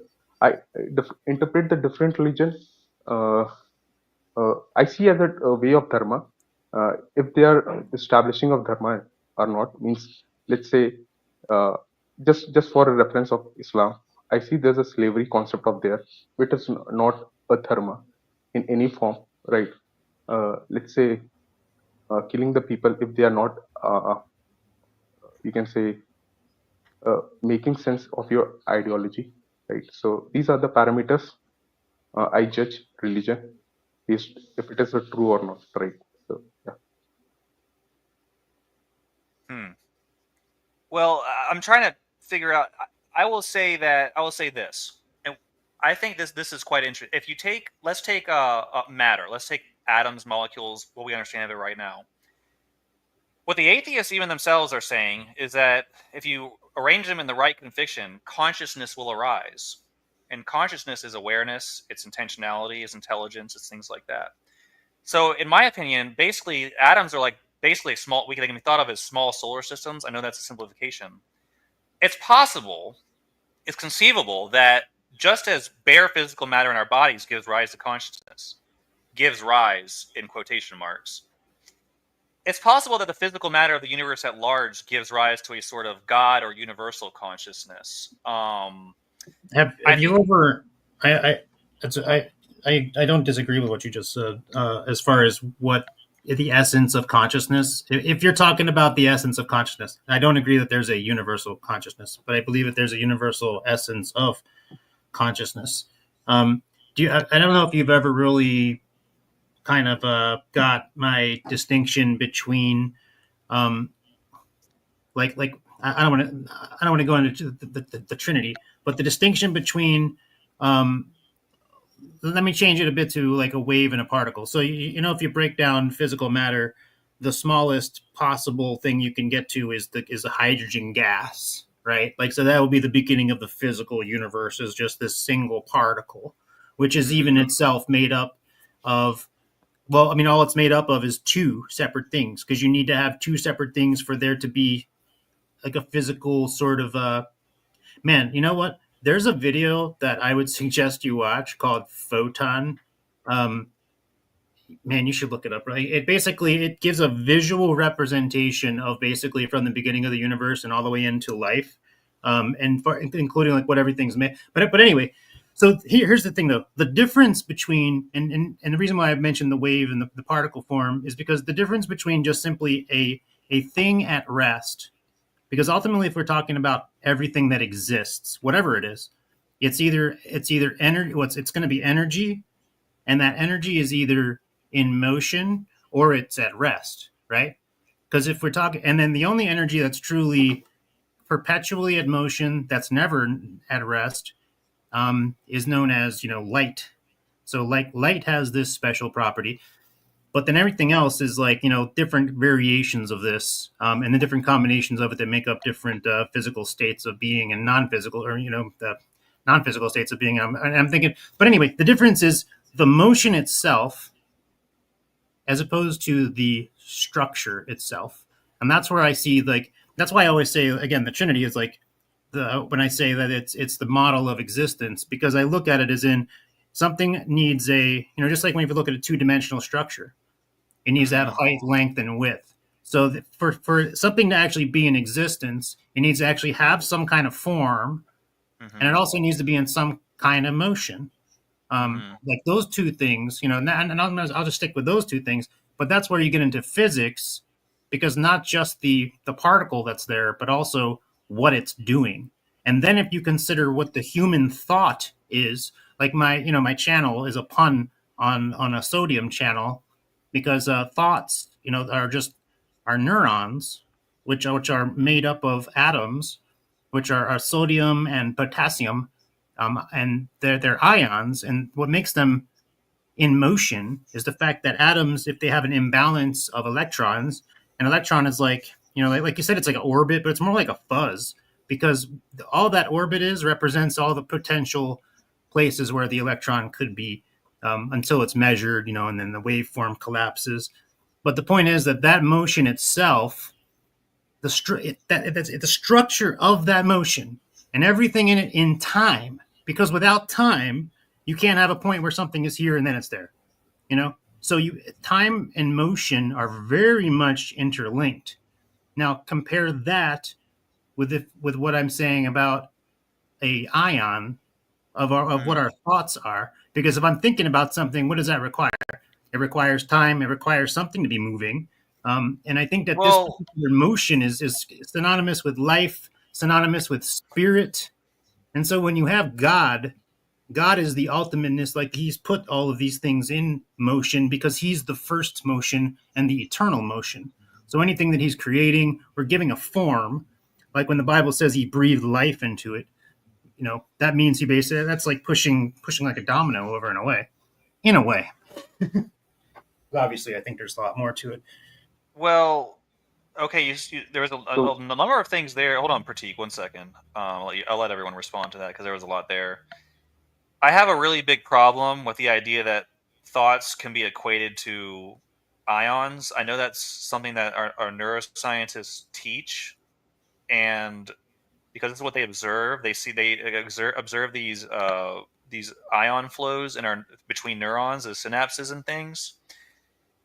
There's serious problems with the materialistic conception of the mind and how the mind operates. Now, obviously, the flow of ions is part of the equation, but there are ions in a lot of places. There are ions in buckets of water, but we don't think does a bucket of water have a thought? So there needs to be something more than an ion. I just think that needs to be understood, that ions enough cannot be equated with thought. Like, another thing is memory. Like, scientists want to say that our memories are stored in our brain. Like, what does that even mean? Is it in a neuron? Is the structure of the neuron what the memory is? If you take out if they take out a neuron in my brain, they're going to take out the memory of my mom or something. Like, I agree. That's a point that I was wondering too. Like a thought or a memory or an idea, they seem to be not just the neurons themselves, but more or less a product of the activity of the neurons firing, and it sort of transcends the physical. That's a non-locality is a fact when it comes down when they observe it. They can't explain it, but they know non-locality is a thing. So that being the case, because when people say, well, where did the past go? Where did the future go? And I don't agree that, just because, that kind of question doesn't have like a physical answer that I can say there is no past, there is no future, that, that there's like this eternal thing. Like there's something, just another dimension to it, as opposed to there being nothing there. And you can't, I can't draw a picture of it, but there's definitely something. So when it comes to like memory and that sort of thing, and I agree that thoughts have to be more than this, than just this structural physical thing when it comes down to it. But then, what's the nature of that? But I think the nature of it, it's so different than the one aspect of it. The aspect of it being a structural thing, having a form, or just like Aristotle's, his actual form versus the essence, right? So then because everybody, when you start talking about the essence of something or the spirit of something or something esoteric like that, the brain automatically starts jumping back. Well, what's it look like? What's it made of? And it's like, no. Mm-hmm. Now you're talking about the form again when we want to be talking about the essence. But I think that there's something to be said because people would say, well, the essence is just a big fairy tale. You can't see because you can't see it and you can't touch it. And that's where it's like, well, then you're just sabotaging your own, you're you're poisoning the well with the whole thing. But that's where I'm equating that as well, or at least putting it alongside with the whole concept of this motion and time, because that's a concept that doesn't have any kind of physicality to it, but is clearly an intrinsic part of the existent universe. So that's where I think that's one of the aspects that it's intrinsic. Again, it's required to be there, but it's not something that's like a building block, because it's not like because a block is its own entire concept. So you got I have thoughts, but I'll let Andy and Prateek speak their mind if they have any thoughts about any of that. Nope, I'm good. Prateek, did you? Think any of that? So I'll just respond to one thing. So let's say every physical matter, right, has some properties, right? Let's say a bottle, and means I'm sitting with my bottle, right? So there's also force attracting. There's a gravitational force between also us, right? It's weak or large means forces of the nature are always in motion, right? You talk about light, that is, you are telling that it is only the motion energy, but it's not true. Means every form is, you can say, interaction, means having an interaction between one and another, right? So I see, means God created in what I understand, that God created in such a way that we can say that we perceive certain things. Let's say people talk about light and darkness, right? So I see that only the certain you can say spectrum of light that we see is called the visible. But if we try to see all the types of light, we can't have a sleep, right? So yeah. Oh yeah, that's an interesting point. It's kind of, so if you I don't know if you guys use remotes or not. So if you try to you can say look with some type of glass, you can see the infrared rays there, right? So my concept is that means science, spirituality means, I know the spirituality in West and in East are different, but they always go side by side, right? So, that's the that's why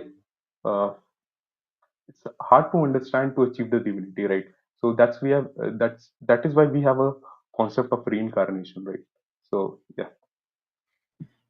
Well, hold on, Kelby. Before you say anything, I just want to respond to. Thank you for that, Prateek. One thing you said about the visible light spectrum, I think, is such an interesting point, because I think that this physical universe that we are living in is just a small tip of the iceberg of the actual universe. I think that heaven and hell are actually like concurrently existing with this universe, but just on a spectrum that is beyond our perception. And the reason I say that is because we know that there's this concept of dark matter. So we know there's more to the physical universe than we can observe based on the behavior of heavenly bodies and things like that. But when it comes to the light spectrum, just as an example, we know that the spectrum of light goes on infinitely, but we can only see a very small, limited sliver of it. And what they've actually discovered, and I've discussed this on my channel before, is that they know that it goes on infinitely. Well, it kind of does, because maybe not infinitely, but it does. Because from gamma rays are the smallest. Well, there's rays that go beyond. There's waves that go beyond our ability to perceive them, and I just want to. One thing that's very interesting. Scientists have basically. There's an experiment that came out a couple years ago. Scientists have proven that birds can see more colors than humans can. Some species of birds, anyways. And they know this because, first of all, they studied the eyes of these birds, and they saw that they have different cones and rods. And I think cones are the ones that see colors. And they know that humans have have basically cones that can detect three major sources of light, or colors of light: red, green, and blue. But birds have different cones, and they can see wider ranges of the visible spectrum than humans. And what this leads to is that birds can actually see more colors than humans.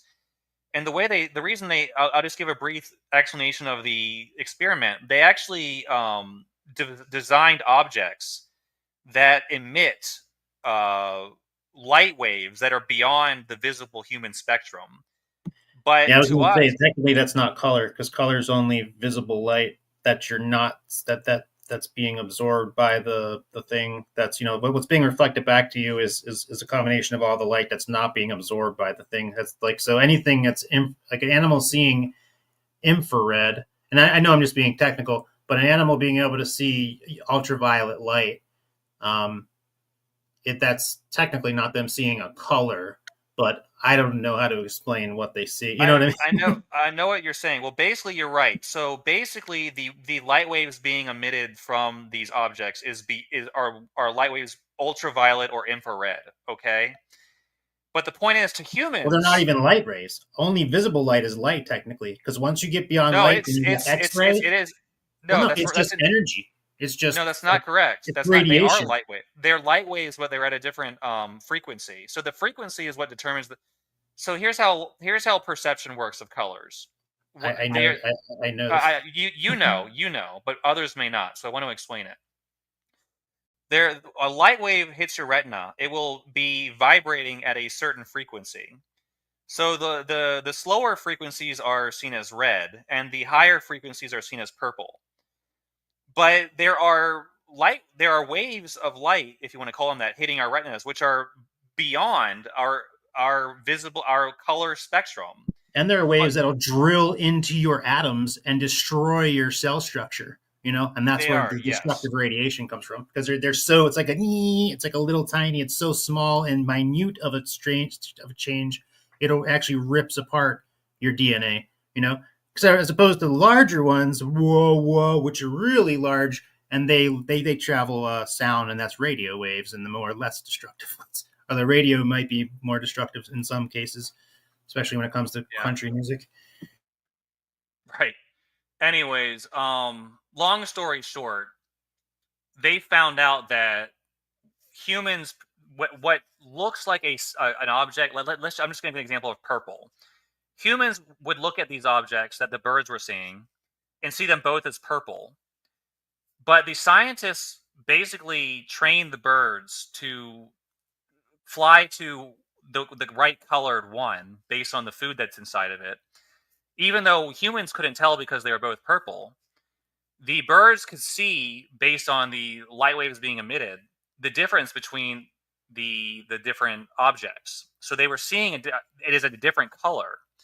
What this means is that we don't know what the other color looks like ourselves, but the birds do. The birds are able to see a different color than humans can. What it looks like, can you imagine a new color that you've never seen before? But birds apparently can see several more colors than humans can, which I think is extremely interesting. And it just goes to show, like we weren't created that way, or we weren't evolved that way. But who knows? If let's take it from an evolutionary standpoint. Maybe one day we'll evolve to see those colors. Maybe one day we'll evolve to see, because, like, if you take it from an atheist standpoint, we evolved from creatures simpler than worms. We couldn't see anything. We couldn't perceive the sun, the stars, all this stuff. But look at us now. So maybe we will evolve to perceive what is currently labeled as the spiritual realm. I don't know. I'm just throwing it out there as a possibility. Maybe even through means of technology. Technology. Maybe our technology one day will breach the veil between heaven and earth. To put it in that terminology. It's you never know. Yeah. Prateek, did you seem like you had something to say? It's kind of interesting that just a question, right, to all of you that. Just try to means. My question is that people in the you can say early stage of Earth, right? They are the more conscious people, or that we have now, right now. What do you think? The people at what stage of what? So I'm talking about the people of certain you can say years back, right? Let's say take 10,000 years back, right? So people that present over that time, they are more conscious or us. More conscious than we are today? Yeah, I guess it Mm-hmm. depends on what you mean by conscious. Like, what do you mean by that? Like, more intelligent or more like scientifically advanced? Yeah, you can say that. Aware? You can say that in all aspects, right? Well, it would appear that I'm actually beginning to think that we aren't actually more intelligent than our ancestors. We just kind of know more. Yeah. Because if you read some of the ancient writers' writings, like some of the philosophers, like they were extremely intelligent. They just didn't know as much as we did. They didn't have the same technology, but they're every bit as smart as we are. Absolutely. But what I see, so we have a yoga means so I don't know if you know the term yoga means, right? So The word term what? yoga. You might have to write that in the chat or something.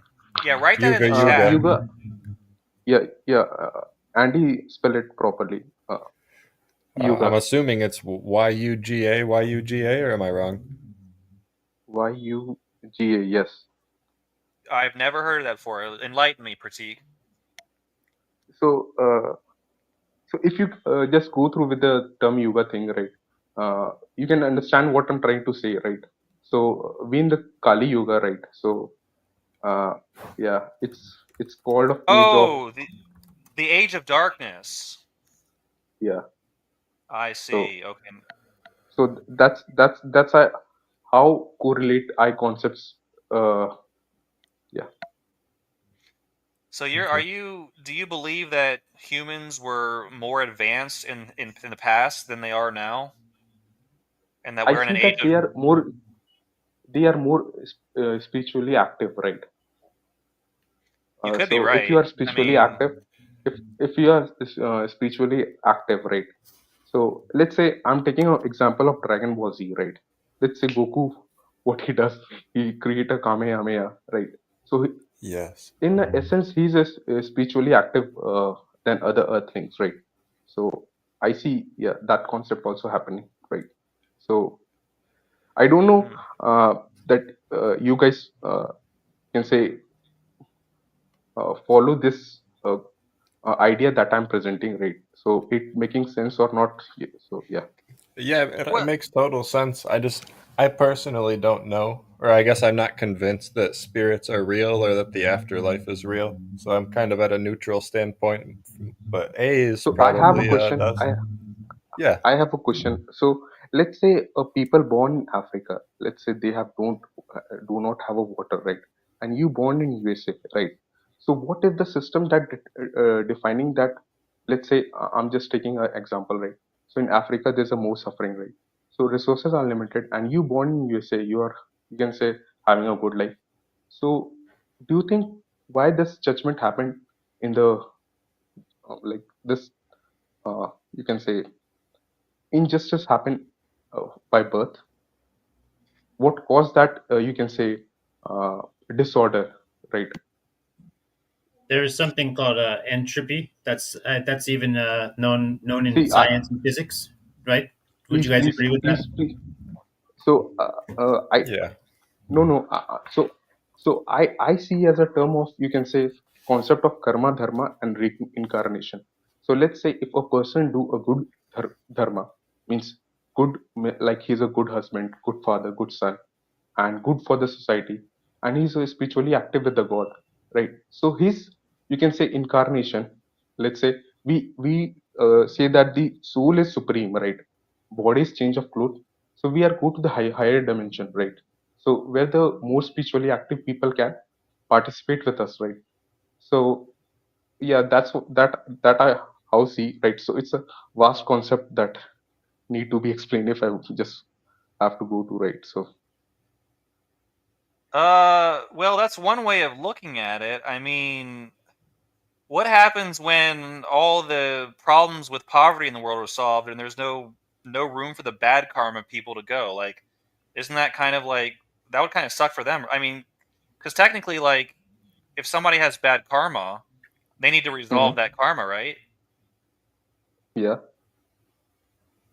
So, So like, see, action and consequences, right? We have a term called action consequence. That is the base of wait a logic minute, let of me, karma. Prateek, are you saying that people who are born in Africa are people who had bad karma from previous lives? No, I'm just telling of you can say maybe of you can say no, I'm not exactly talking about the people born in Africa, right? I'm just telling an example, right? So we tends to follow a previous year life patterns, right? So let's say if the judgment does not uh, happen in the present world, it's lead to the judgment happen based on I think kind of birth I also. So I don't know. It's just a theory that I assume, right? Maybe I'm uh, maybe it's true or maybe false, right?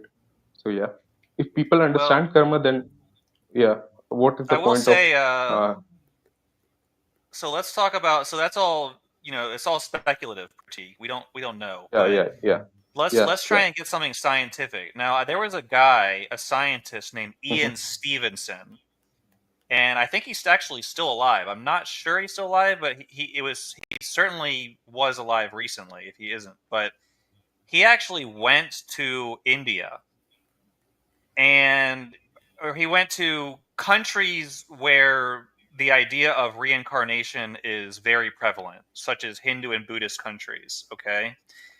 And what he did was he studied children who claimed to remember their past lives. And what he found was extremely interesting, because there were cases when he listened to what these children were saying, they were able to give the name of their previous life, the names of their family members, and the names of their occupation, and in some cases how they actually died. And so what he did is, instead of saying, "Oh, these kids are just making these stories up," he actually went and investigated their claims and tried to find out if these people actually existed. And according to him, what he found out was, in some cases, these kids were actually giving an accurate story of another person who actually, even though even the parents themselves did not have this information. Like, there would be a kid on the southern side of India who claimed to have a past life in the northern side of India. And so he would travel to the village in northern India that was, hundreds of miles away, or thousands maybe. And this kid Wow. said his name was So this, and go ahead. I see that kid as a spiritually active person, right? So spiritually active in the sense that he retained the information that he carry, right? So yeah, uh, that's it, I guess. Small Well, answer. the point is, it's just, I thought it was very interesting. So, like, people say there's no science to the soul. Well, you could call this scientific or pseudoscientific. Excuse me. Oh, sorry about that. Whatever you want to call it. But the fact is that there are some very interesting cases of children who appear to remember or appear to know information about a dead person that they couldn't have known, besides them just being that person. And he documented dozens of these cases, which I think is extremely interesting. But does it prove anything? Maybe not, but it's worth looking into. So I used to be practicing pagan, and I used to do past life regressions, etc., etc., etc. And I've had lots of experiences with that sort of thing. But that's interesting. I just sum it all up to say that there's no way that you can prove that it's not the same. Because, like, for example, just really quick example, back in the past, I believed I was a particular person, and I had lots of I had memories, I had thoughts, I had images, and then I met another person who we actually became became like somebody that became like my girlfriend for a really long time. But she had same she explained the same things to me that only I knew, right? Like that level of thing to where it was like irrefutable. But then it turned out to be. But anyway, fast forward, what my opinion of that is now, as a Bible believing Christian, is that there's no reason not to think that the same spirit whispering in my ear and showing me images is not completely capable of showing them the same images, and then following people around throughout, following families, because I do believe that there are demons and spirits, and just like when I used to do witchcraft, then let me tell you, it worked. Things happened, but well, Kelby, let me ask you a question. Power? No, I don't think so. It's more likely there's something behind you making you think you're doing something, because the more you think you have power, the less you're going to call out to the God of of salvation. Here's something I don't understand about you, particularly. So you come from this background where you were involved in all these different ideas, these philosophies, and here you are as like a fundamentalist Bible believing Christian now, and you reject any idea that the strict fundamentalist evangelical interpretation is correct. Like, what? How does that? You don't seem open. You don't seem open to the idea that there's a possibility that what's being taught in these churches is questionable. Like, how do you go from being so open-minded, perhaps wrongly so, to where you are now? That's what I don't understand about you. That's not the first time I've been asked that. That's hilarious. Well, so no, mean, that's the thing. If somebody says, just like an atheist say, well, again, why? Like, that's the thing. I went most of my life thinking that I was checking the sources. It wasn't until I actually tried to check the sources and back it up that I became convinced. Before that, I really didn't. I really was not doing. I was checking sources, but not. I wasn't actually looking at what I knew. Probably knew that I actually. I don't even know. I wouldn't even admit it to myself that I needed to look at it, because I had studied the Bible, but it wasn't for the sake of believing it. It was really for the sake of not believing it, because I wanted it just basically what I believed to be true to just be true, because I saw truth in it. But the real ultimate question is where the authority comes from. If I make any acknowledgement at all that there's any authority above me or above humanity, then that's got to be where the things come from. So then I can't, there's no sense in questioning that authority. Now, but I don't think it's the church. Like, you're talking about why I think what the churches teach. I didn't come up in any church. I studied scripture. I studied commentaries, and I can see where churches are right and wrong. But like, something I just thought about as I'm studying these early church fathers is, like, for example, Catholic Church and Eastern Orthodox. Like, they're basically like two broken sides of an eggshell fighting over, like, who's the yolk, when the real idea of it all is the protein, so to speak. So all of these churches, what they're teaching, but I don't think that's the thing. But I have studied it now at this point, and now I've made my decision. Like, there's a certain point where if you either have to understand that if we can know something, if there's truly a God who wants us to know something, then we can know something. If there is no God, then we can't know, and there's nothing to really know except for who cares, in my opinion anyway. I mean, science is fun and everything, but get closer to the time when you're going to die and see how fun it is. Who cares? Big deal. So a lot of things about literature, philosophy, physics, and then you're going to go into the ground. Okay, big deal. So, I mean, is a lot of religion about death? Absolutely. But I think that's the big question, right? Is death the last, the only thing that there is to life? If the answer is yes, then whatever, then we can just, like the Bible says, eat, drink tomorrow. If the answer is no, then that's probably the biggest thing you're ever going to have to consider in your entire existence. So just like where the concept of karma comes from. So, and I used to have those ideas. Again, I believe I'd mapped out all of my past lives. But ultimately, the question is, who put it there? What is there a God who put it there? And is there a God that actually wants us to know him?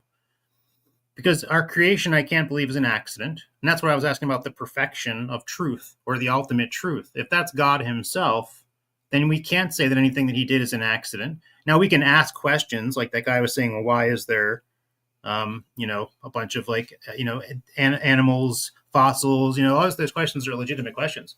But if there is a God, just like with karma, again, so the idea of karma still requires that there's a God who put that there. So then what is the nature of that God? And then did somebody put that God there? This is why the only God we can, I think, rationally talk about is the only God who is the prime creator. And again, I don't want to poison the well by just saying that that's Yahweh or the Bible God, right? But when I came to study it, all the other religions, I thought I invented monotheism, right? I thought my concept of reincarnation was a lot different. I discovered from the Vedic, because in Hindu religions, you can't even remember your past lives. Like it's like a completely arbitrary thing. I had more of like a William Butler Yeats kind of view of it. But ultimately, who is in charge of it all? That's the big question. And if there is a God who's in charge of it all, what is it that he wants? And why did he create us? And if he's not a loving and good God, then who cares anyway? But I see that in scripture. Prateek, it looks like you had something to say. Yeah, sorry for a ramble. Yeah, it's so much of love, right? People talk about in religion like, oh, God love us, right? Your action justify what you do, right? It's not, we can't love, means we can't measure means how God love us. Your actions do, right? So that's why the concept of karma is very relevant for me. Your action define who you are and what you want to become. That's it. Thank you, Prateek. That was beautiful. In responding to what Kelvy said, there was a lot there, and it kind of did go off from my original question, but you did say something about ultimate truth, and that is part of my video title, so I do want to speak a little bit on that, just to define, because what I'm seeing is that what is ultimate truth? Ultimate truth is the truth beyond our perceptions and beliefs. So I think that if we are to assume that there is a reality beyond our minds, so we're getting past solipsism here, we have to presuppose that that's not true. That's what you just said means that anything you don't know is the ultimate truth.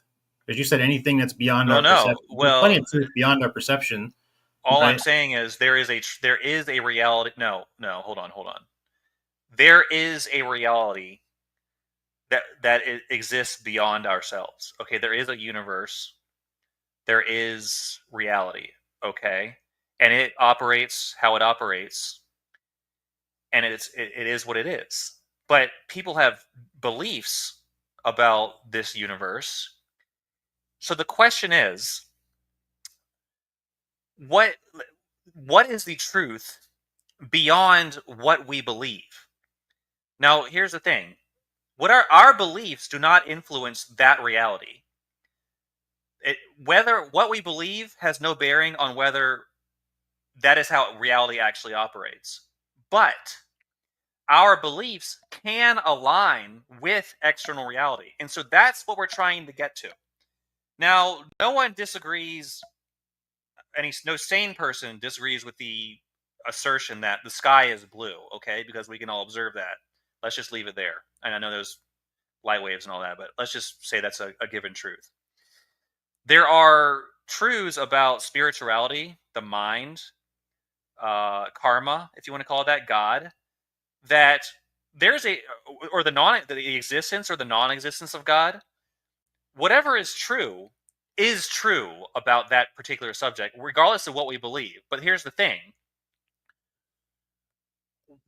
What belief system or what religion or philosophy most closely gets us to the actual truth of what is real beyond our own minds? I don't know if I'm explaining this properly, but I'm just trying. Basically, all I'm trying to say is there is an ultimate truth. There is a truth, Well, an absolute doesn't it truth. make a difference if whatever's behind it, whatever the core? Because I mean, I don't know if you have a concept. Because there's one of two views of this, as far as I can tell. You either believe that there is a ultimate core of all things, just like the Big Bang theory or whatever. Like there's something through which all things sprung, the source. But back in my pagan days, I just called it the source. Mm-hmm. Because the only other option is that there's this infinite nebulous sort of like nonstop just patterns of just reconstruct, which to me that doesn't make any real logical, like, to me, if you're going to go there, it's not tenable. That's the turtles all the way down. So then, now that I've rejected that idea, now that I believe that there is some sort of source, the question is this source rational and conscious like a human being? But Yes. Now what my conclusion is that we are conscious like that source. And that's where we say we're made in the image of God, Andy, did you have something to say? I just wanted to ask one quick question to Kelvy. What makes you, what causes you to feel that the, time being infinite or whatever, or the universe being infinite is illogical? Like what I said, like earlier, like a while ago, about just a moment ago. Between so kind of like the Stephen Hawking kind of the brain, like the constant destruction, reintegration, the opposite of the Big Bang, basically. Like that there's like just a constant pattern of so that would be even that. Hold on, just turtles. One real quick interjection. I was just going to say the Big Bang, like the constant fluctuation of Big Bangs and crunches, if that's what you're referring to, that could be like a phase, just like a very small, tiny phase of things that have happened in the history of the universe. Yep. So then that would still make it be the continuous, like people they try to mock it and they call it turtles, but that's where you have what's called the infinite regression, because if you're going to ask that, then you're going to have to keep going back basically ad infinitum. And then if we're trying to be rational about things, then if things need to have some sort of a substance or a form or a source, and if you say no they don't, then that's where I'm like, well, then we have like a rational breakdown of reality. So then we're not really talking about reality. So if we are talking about a reality, then the reality itself needs to have some sort of a structural sequence happening to it. And so if you take that away, but it also needs to have some sort of a power, so to speak, behind it. And so if you're like, well, no, there's something behind that, then basically you're saying that there must be an infinite force somewhere that put these infinite layers in place. And I think that like the laws of, I mean, I don't think that, but I guess I engage in it as a possibility that the laws of physics have just always existed. Thing is, the laws of physics, they involve things like motion. Motion involves something like space and time, because it takes space for something to move through from from point A to point B. So you still need to have a medium existing through which it exists. So it seems like no matter where you look, there still is a requirement for a transcendent creator, not just a creator, but a creator that is above not just the physical matter, but the temporal matter too. Because and let me try and help Kelvy out here. And I missed a little bit of the conversation. I think I'm just missing your point. I once had a professor who did something really interesting. this was a class, a physics class in a university, and supposedly the best and the brightest. Not me, everyone else in the room. But anyways, he told us, everyone knows that an electron is a negatively charged particle, and it flows towards a positive direction. And when you create electrical current, it flows towards the positive potential. Okay. And they asked everyone, why does it do this? And this was a room of I don't know, maybe at least 50 people, but probably 80 people. And this is, college physics students. And what was amazing is that nobody could answer the question. I mean, people gave answers, but basically at the end of the day, it all came down to, well, this is what we see. And he's like, and then he stood up there after a few minutes. He's like, actually, people, we have no idea why this happens. This is just what we observe. And I guess the point I'm trying to get to is we observe things behaving a certain way, but we can't explain why. Well, no, there's still logic. If I'm understanding your question, you're asking why can't there just be an infinity going back to infinity? Never ending. Literally no ending.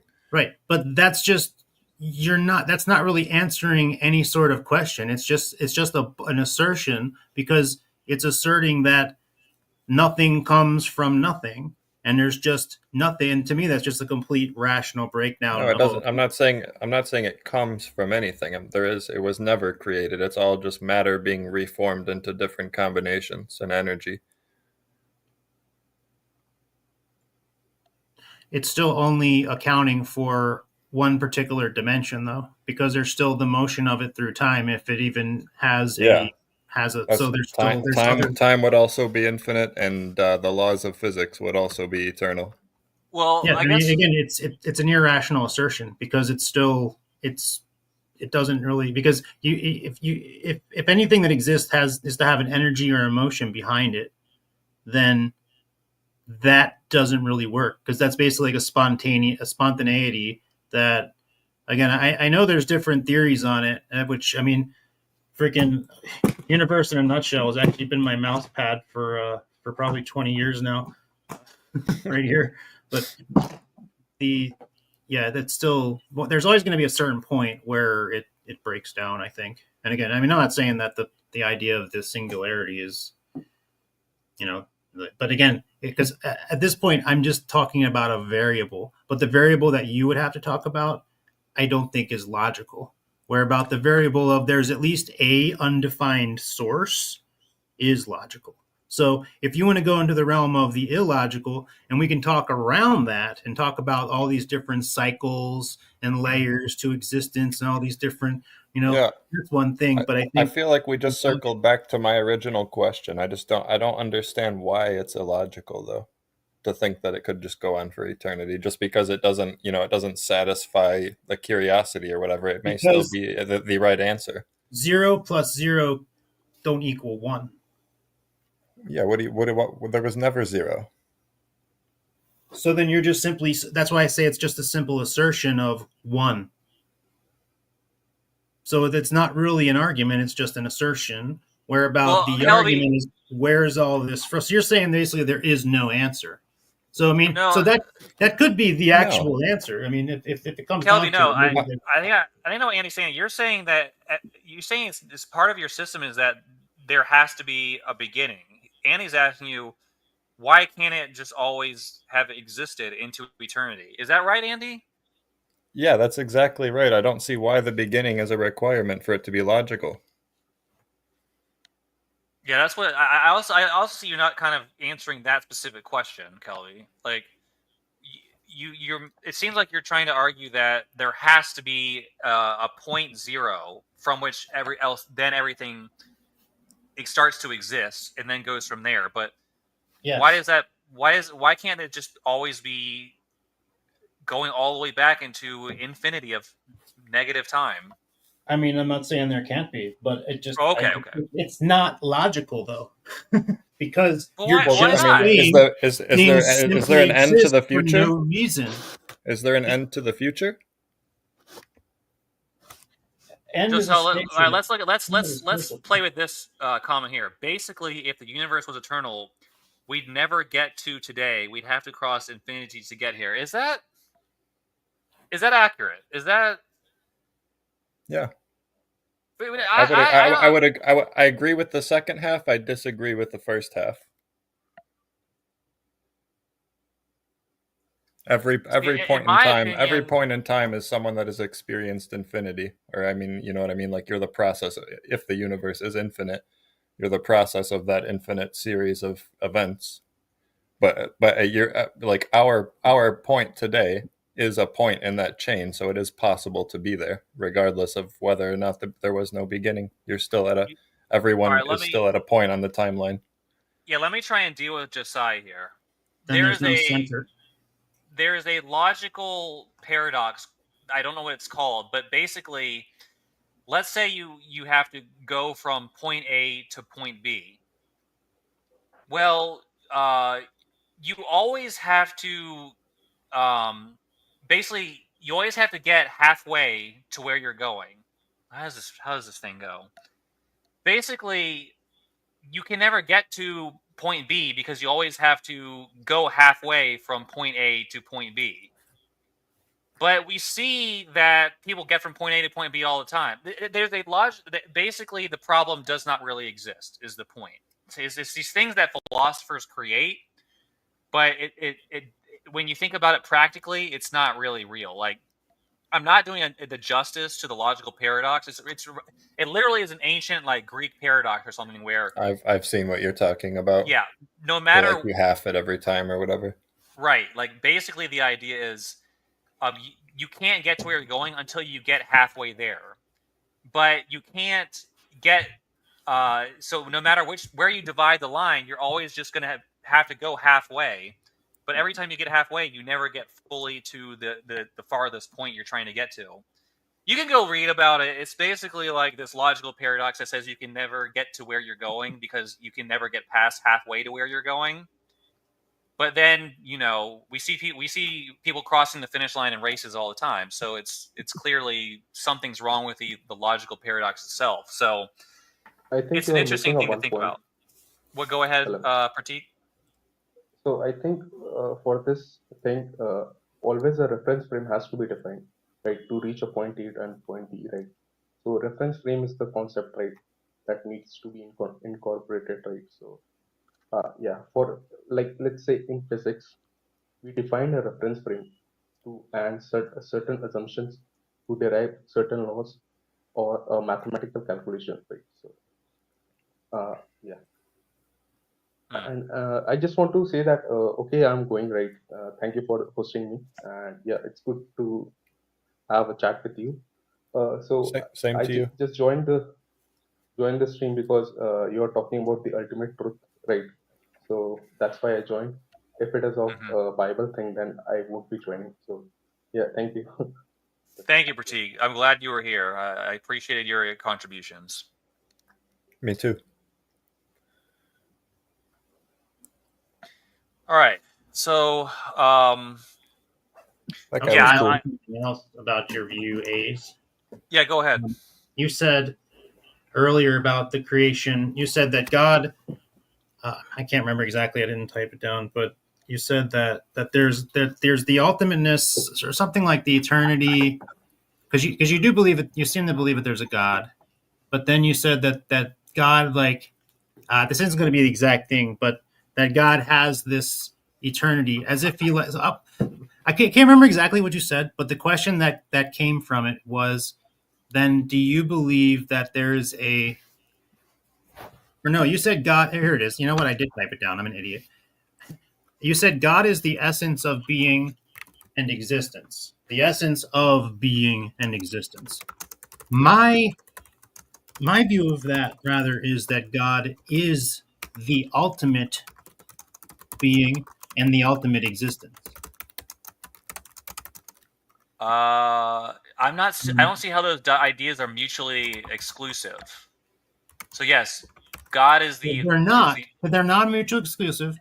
But so the other thing I was going to say is, so then is there any existence apart from God? So you would have to say no, because if they're not exclusive, then yes, then there is there's no existence or being that's apart from God, right? I think some people, like, I think if Mr. I'm Andy sorry. is an Repeat that. atheist, Yeah, that repeat that. Repeat everything you just said, because I was dealing with somebody in the chat. Go. We're is gonna there hear it. any existence or essence, or is there any existence slash essence slash being, if we choose to use those three words almost synonymously, apart from God? Because if you say No. God is the essence of those things, the essence of being and existence, and then my question to you, actually, that would branch me off to ask that same question to Andy. If, well, you don't believe that there's a God, but you do believe, obviously, that there is some sort of essence of being, right? Well, I mean, if being means existing, I guess we are being. Yeah, like even the Higgs boson is what's like accounting for existing within its state that gives shape and mass to these particular. Yeah, so there's something there that gives form. So then so that's fine with your view. If there's this thing which you can't account for it, you're just like, well, if it always existed, if it's a pattern, we don't really know. My argument is that if it wants us to know, then we could know, and I think it sent its son to die on the cross, etc. But my question to Ace would be then: do you see how I believe that there is a plurality in God? So where he's not a monad, it is a single God, a single being, but there's a plurality that exists in this eternal. Because I think God's the only thing that's truly eternal. I don't agree with what Chris just said there with all the present is eternal or something like that. Only God's eternal, and then God created what's created, and creation is existing within time and space, and God is interacting within the time and space, but he's still eternal. But anyway, that's getting into a sidetrack. I wanted to respond to one thing you said, if I could, real quick. Why is it illogical for the universe to be eternal, but it's not illogical for God to be eternal? Well, like I was saying about the undefined variable. So the only way that I'm defining God here is the source of all things. I think that if the source exists and it's not like you're saying, perhaps an infinite pattern somehow, then that source needs to be eternal, because that source needs to be higher than, just like a stream source needs to be higher than the rest of the river. It needs to be existing outside of the limits of temporality, of space, of going from point A to point B. He needs to be in both of those at once, at all times. Does it need to be conscious? Yes. You think it needs to be conscious? I think so. Yes, because okay. if we're conscious, then if to think that we're the only thing now here, because do you think that consciousness is like a complexity? Is like, because to me, when I say consciousness, I mean the most complex state of variables that have come together somehow in existence in biology or physics that makes a consciousness, right? I just think that consciousness is just awareness of your environment through some sort of sensory organ. See, I don't know what we would separate, for example, what awareness is in that sense. Like the plant. Well, it's varying degrees. Depending on how powerful your sensory organs are, there will be varying degrees of what we would call I just think that consciousness is just another word for awareness. But they're just varying degrees depending on how developed. They're both just kind of synonymous, aren't they? I would think that they're synonymous. Like metacognition, right? Like, because everything reacts. So just a mere reaction isn't a consciousness. So, but then there's an internal reaction, because again, a rock, technically, rocks don't even have, they have like particles inside it, but light bulbs You can't say they're conscious, even though they have different Oh, fire. okay. You're making a good point, actually, that it didn't cross my mind until you just said this. So yeah, even though it's beyond awareness, then I think you're right about that. Because awareness is more or less just a reaction, but you wouldn't say that, like, chemical reactions at the simplistic level are awareness. I see where you're getting at. That's a good point. Yeah, somebody mentioned memory earlier. So there's at least that level of being it. Because if I didn't have a memory to even compare things to, but that's where, like back in the day, in my pagan days, I separated like the human soul, right, whatever that was, into the talking self.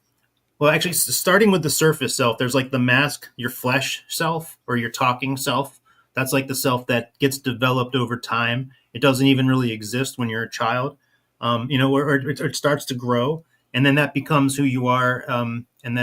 But beyond that is what was the child self, or the kind of like the id, I guess, where it's like but it's basically, if you think about how a baby sees things, or not even a baby, but any kind of rational mind that doesn't have words, right? Like think about the miracle of language. Whether or not I mean, miracle, I guess, is subjective, but what language does, it's like this series of like only humans can do it. And this is where, when you get into what it means to be a person, or what it means to be a soul, versus like a dog, or a cat, right, or a bush, like, and that comes down to the ability to, because I think personhood, and I understand this is getting metaphysical, but personhood is something very special, and as far as we know it, you can't deny that it's limited to human beings. Like, you can, any other kind of personhood seems like now I guess you could say that's just confirmation bias because I'm a person saying this. I Right? think it is, honestly. I think that animals are just as well, not just as, but very close to as how conscious we are, and it's just the fact that we can't speak to them is why it seems that way. In my opinion, that they exhibit all the same emotions and reactions and things that we do. I don't see any reason to not think that they're like highly conscious like we are and just less intelligent. Yeah, but doesn't the same thing apply to that as like the light bulb and the fire? Because No, I see. You've got me thinking about that point, and it makes me wonder. At least, maybe not, confirmed think, but at least wonder that maybe there's a point up along the line of complexity from two molecules forming, all the way up. In my belief, obviously, I believe in evolution, so we're talking about a couple of molecules forming all the way up to the chain of Wait. being a human. Somewhere down that chain, there was a point, I believe, where consciousness, we would consider it to be conscious. But then it's like, maybe there is just a never ending spectrum. And even the light bulb example is is some weird primitive version of consciousness. And we're just not open minded enough about it. right. We have an important contribution from the audience. So, New Genesis asked the ultimate big question: which came first, chicken or the egg? I believe the chicken came first. Otherwise, it could No. not sustain us. So, hold on. I want to finish this. Nunya Biz Mike says, if you're expecting the egg to hatch, the rooster came first. So, thank you for that, Mike. We That was appreciate awesome. that. Anyways, all right, continue on.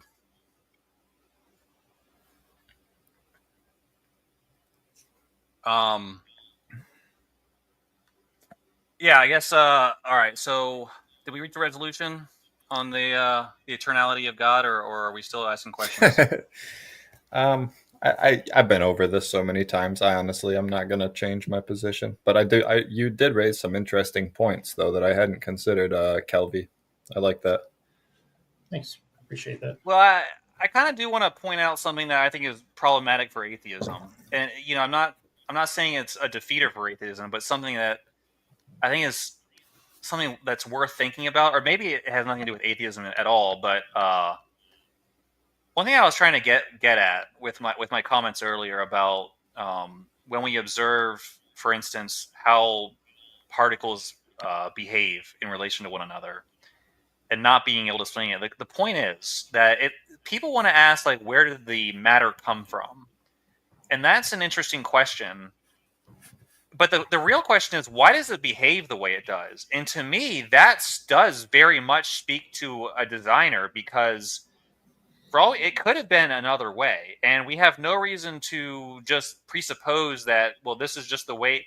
Like, why does an electron flow towards the positive potential? Like, it just seems to do that, and it seemed to do this in a universal and uniform way, in an eternal way, in a mutable way. So this is something that is a part of its nature. How do the various aspects of creation derive their nature? Like, you I can think have. that. Well, go Oh, ahead. sorry. I thought you were done. I thought you were finished. Let me just finish this real fast. You can have all the physical stuff you want. That doesn't explain why it does what it does. To explain why it does what it does, you have to have it being made to do what it does. So I don't know. Maybe people have thoughts on that. I do. And this is only a thought, obviously. I don't really have any evidence for this, but just based on intuition, I kind of lean towards the idea that, just like in the same way that you would look at a cuckoo and you watch the baby cuckoo, they know how to they know how to push an egg out of the nest when they're born, and they all go through this weird process of mimicking the bird that they were. It's a really strange phenomenon, and it's all instinct. And it's a product of evolution. And just looking at it, not knowing about evolution, you'd be completely baffled by it. But then when you realize that it's a product of evolution, and it makes me wonder, at least, that if the laws of physics are a product of evolution as well. And that's why it seems like it's so finely tuned and complex and perfect, and everything works together. It's that it slowly became that way, and So, it's all right, just an illusion. let me get this straight. What you're saying to have validity or truth, Yeah, you would have to kind of be arguing that electrons didn't always behave this way. it's possible. They might not have Ah, even they might not have even always existed in the form that we, you know what I mean? What is exactly the behavior we're talking about, though, right? Because all we're really talking whatever about it is is. relativity. We're talking about their motion in relation to either each other or to some other state of matter, and how they're because again, we're not talking about, like, if they're red, white, or blue. Like, we're talking about very specific things as far as the change here. And when we're talking about change only makes sense in a universe of that has these of motion, right? So Yeah. I don't think it's beyond the pale what you're saying as far as these different changes, but it's still always going to require a standard. Otherwise, there's complete chaos. Does that make any sense? Like a standard of what? Yeah. You I think lost me at the end there. I don't understand. well, I think I get what Kelby. I think the idea that I think what Kelby's trying to say is, yeah, there has to be a harmony that always exists. If you have electrons acting differently now than they did, and protons acting differently now than they did, and everything's acting differently, like, you would have a completely unimaginable universe, because nothing's behaves according to what we observe at this current time, and there's no evidence that anything ever behaved in a different way. You're kind of just speculating at Well, that point, Andy. there is some evidence of that, I guess, and this is something I'm just loosely informed on. But from what I remember, the big, like, just after the Big Bang. Well, I guess if we're going backwards in time, just before the Big Bang happened, when like time and the laws of physics warped to something that we wouldn't even recognize now. And then, Well, like, shortly after the Big Bang, like, balanced out. Am I wrong about that? you're not wrong in that. You're not wrong when it comes to that's what scientists claim. But Yeah. what's wrong about it is that there is absolutely no reason to take that scientific claim seriously from an empirical standpoint. I think that scientific story is every bit as mythological as Genesis or the Epic of Gilgamesh. I think it's just some people in their universities talking about things, speculating, and saying that it's a scientific fact. and it's no different from any other religious claim, in my I opinion. think it's like a key puzzle piece to a theory. You know what I mean? Where like if that wasn't true, the rest of the theory wouldn't work or whatever. But like I said, it's something that I'm only loosely informed on myself. Yeah, I know that pseudo-Silas, I see you there. I'll get you speak in a second. I just want to finish this. I think this is really important to recognize that when it comes to Big Bang cosmology, yes, scientists do claim that the laws of physics and space and matter were different at the point of the singularity and shortly thereafter. And when I say shortly, I mean fractions of a second. But there is simply there were no contradictions, though. It's just that they were incomplete. It's just that they were, they weren't right.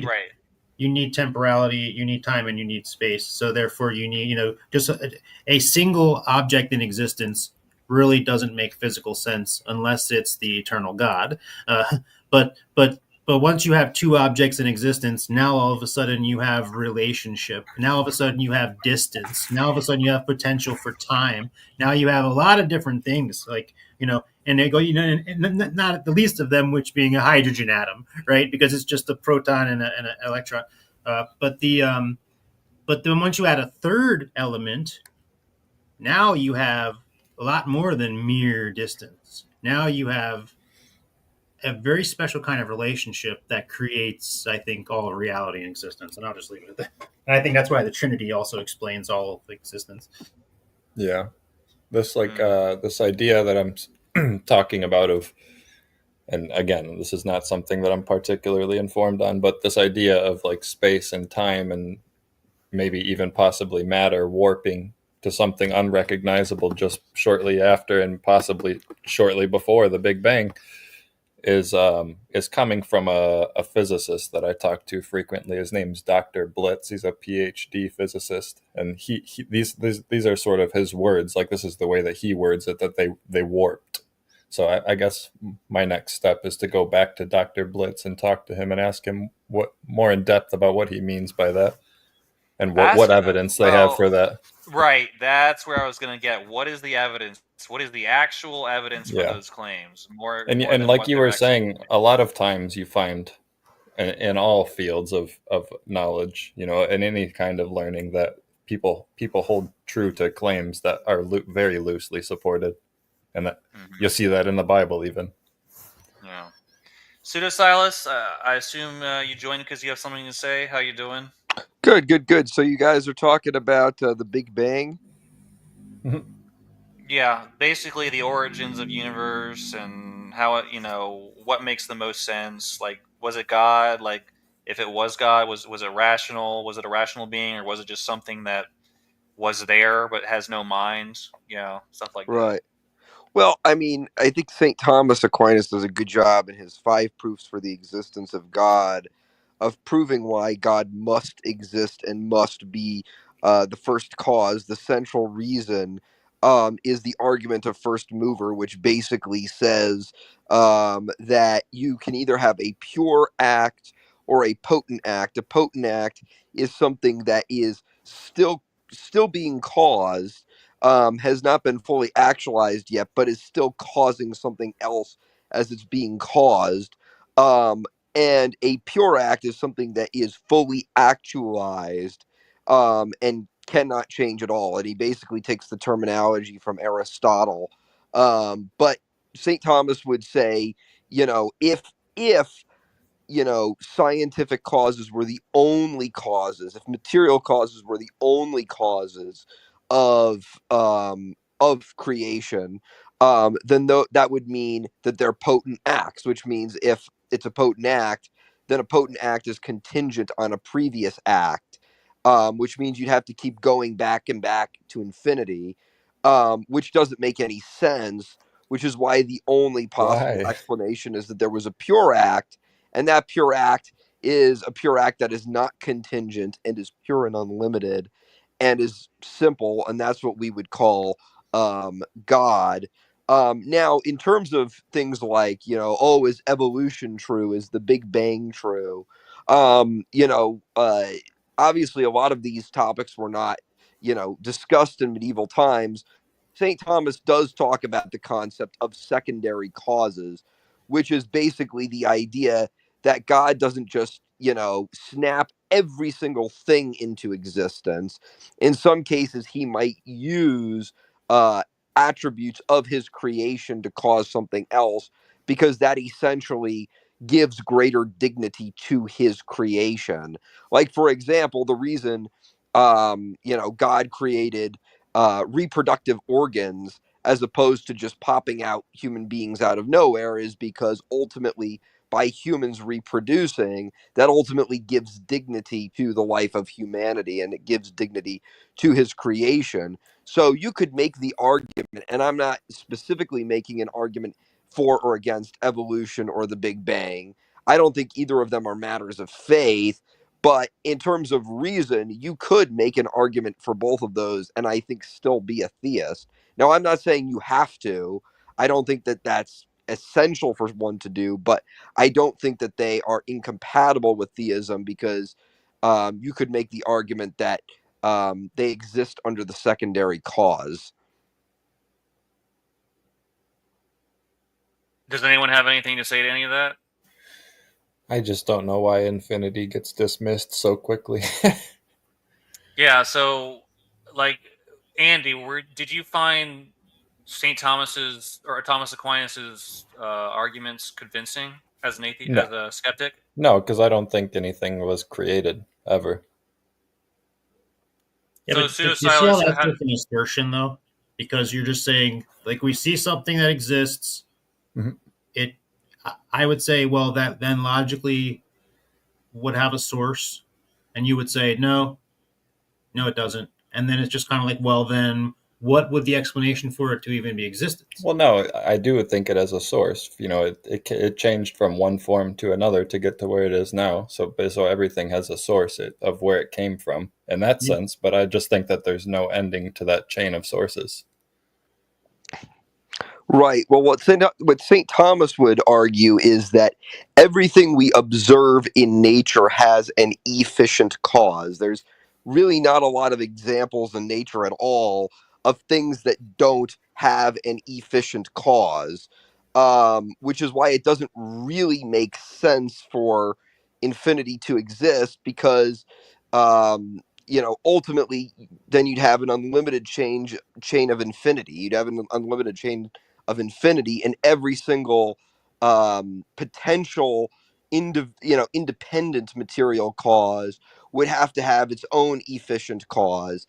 And so what St. Thomas argues for is a pure act, and what he argues is a pure act is essentially something that is fully efficient within itself, is fully simple, is has always been, is simple, is not contingent on anything, has always existed, is not moved by anything else, because otherwise you get an unlimited chain of infinite causes, and you have to keep going backward and backward and backward to say, okay, what was this efficient cause, what was the efficient cause of that efficient cause. And I agree that it's more difficult, but it doesn't. This could. So I feel like we'll go in circles forever with this. Well, let's pseudocide. I guess I'm not gonna put words in Andy's mouth, but I guess the question he would ask is like, what is the problem with that? Why can't it just go back to an infinite number of causes? Exactly. Like, he doesn't see a problem with an infinite regress of causes. Not at all. So why does Thomas Aquinas get to say that there is a necessity for a first pure act of a prime mover when all right, let me try and get inside the mind of a skeptic. We see causes and we see effects for let's just say the last 5 minutes, the last year, the last 2 years, the last 1,000 years, the last million years, if you want to go back that far, the last billion years. Why does it need to end? Why can't it just go back trillion years plus, square that times infinity? That's exactly right. And also, I just wanted to add, like, if time is just linear, and there's past, present, and future, and we're just at a place on that timeline. Do we have any reason to think that the future ends? And if we don't have a reason to think that the future ends, then we don't have a reason to think that the past ends either. Because based on everything we perceive and observe in the observable universe, it basically flies in the face of that. Is right. One of the answers. What do you mean? It's not, though, because it's just reformations of matter and energy. Nothing is ever being created that you observe in the universe. It's all just being reformed into some new form of either matter or energy. That's not true. That's where I was talking earlier about the different, basically, dimensions that exist. Like you're talking about one specific aspect of physical reality, whereabout there's also all the other ones that they all are dependent upon each other. They don't exist separately, and they're like there's the contingencies, just like Pseudo-Silas is saying. Like you see contingency in nature, right? So to just say, well, we can just go back and just say that there doesn't have to be at a certain point. I mean, again, that's where I'm just like, how, like, where do you see that? Like, how do you? Like, there's no. I don't understand. What do you mean? Like when is matter being created? I thought that matter can't be created. It's like one of the laws of thermodynamics. Am I wrong? Well, two different things: existence of something and then it moving. So we see example of things existing, but we also see the example of them moving. And I'm just thinking out loud here, really. I don't have like a specific. So if we see examples of them existing, so okay, something put it there, or you would say not necessarily, because I think what I'm trying to get at is the energy behind something. Like something need to push over the domino. You're saying that because even if there was just a domino. And I think you could more get away with saying, well, that domino has just always been there. But the fact that we also see this motion happening, that's where I think, and then to take it biblically, I think this is what the Bible refers to as spirit, because it says God breathed life into things. And also when it says God hovered over the face of the water, and I think maybe Pseudo-Silas, maybe he knows in like Basil and is on the Holy Spirit also seems to look at this not necessarily, and also in Hexameron, where not just waters is being referred to, but the motions of everything, all the churnings of God hovering over the face of this thing and creating these things on the, like basically, it's an entire separate aspect of existence that. Well, the water to those people in that specific context was the sky, or they don't know that space existed, but just everything above the earth. Well, even the same thing, the word for waters in Hebrew is mayim, and then which, because my argument is it doesn't necessarily have to represent H2O, because the Hebrew word for heavens is shamayim, which just means upper waters. So if waters is just relegated to like this particular motion that's being described by whatever, by Moses, then we have the water, and then we have the upper waters. And just like that's how the Bible says, we separated the waters above. And again, now if you want to, and I'm not trying to be like we're living in a fishbowl, like I don't believe that. But I think when it's referring to waters, I don't think it necessarily, like I said, means H2O.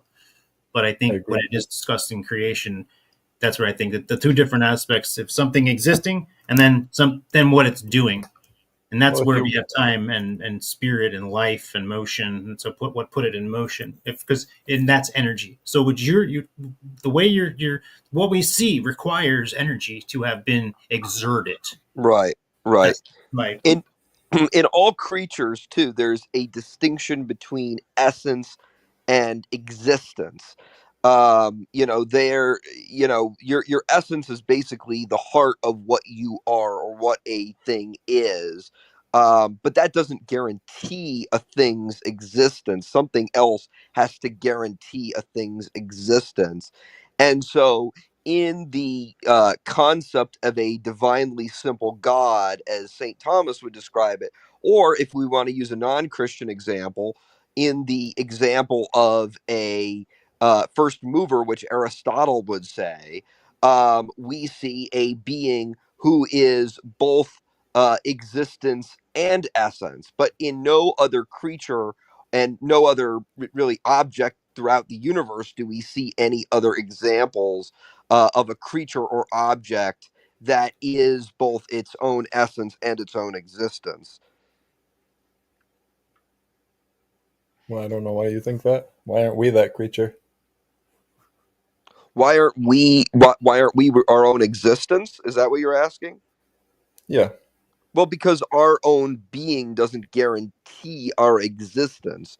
The fact that you are a human being with, a heart, lungs, organs, that doesn't guarantee the fact that you exist.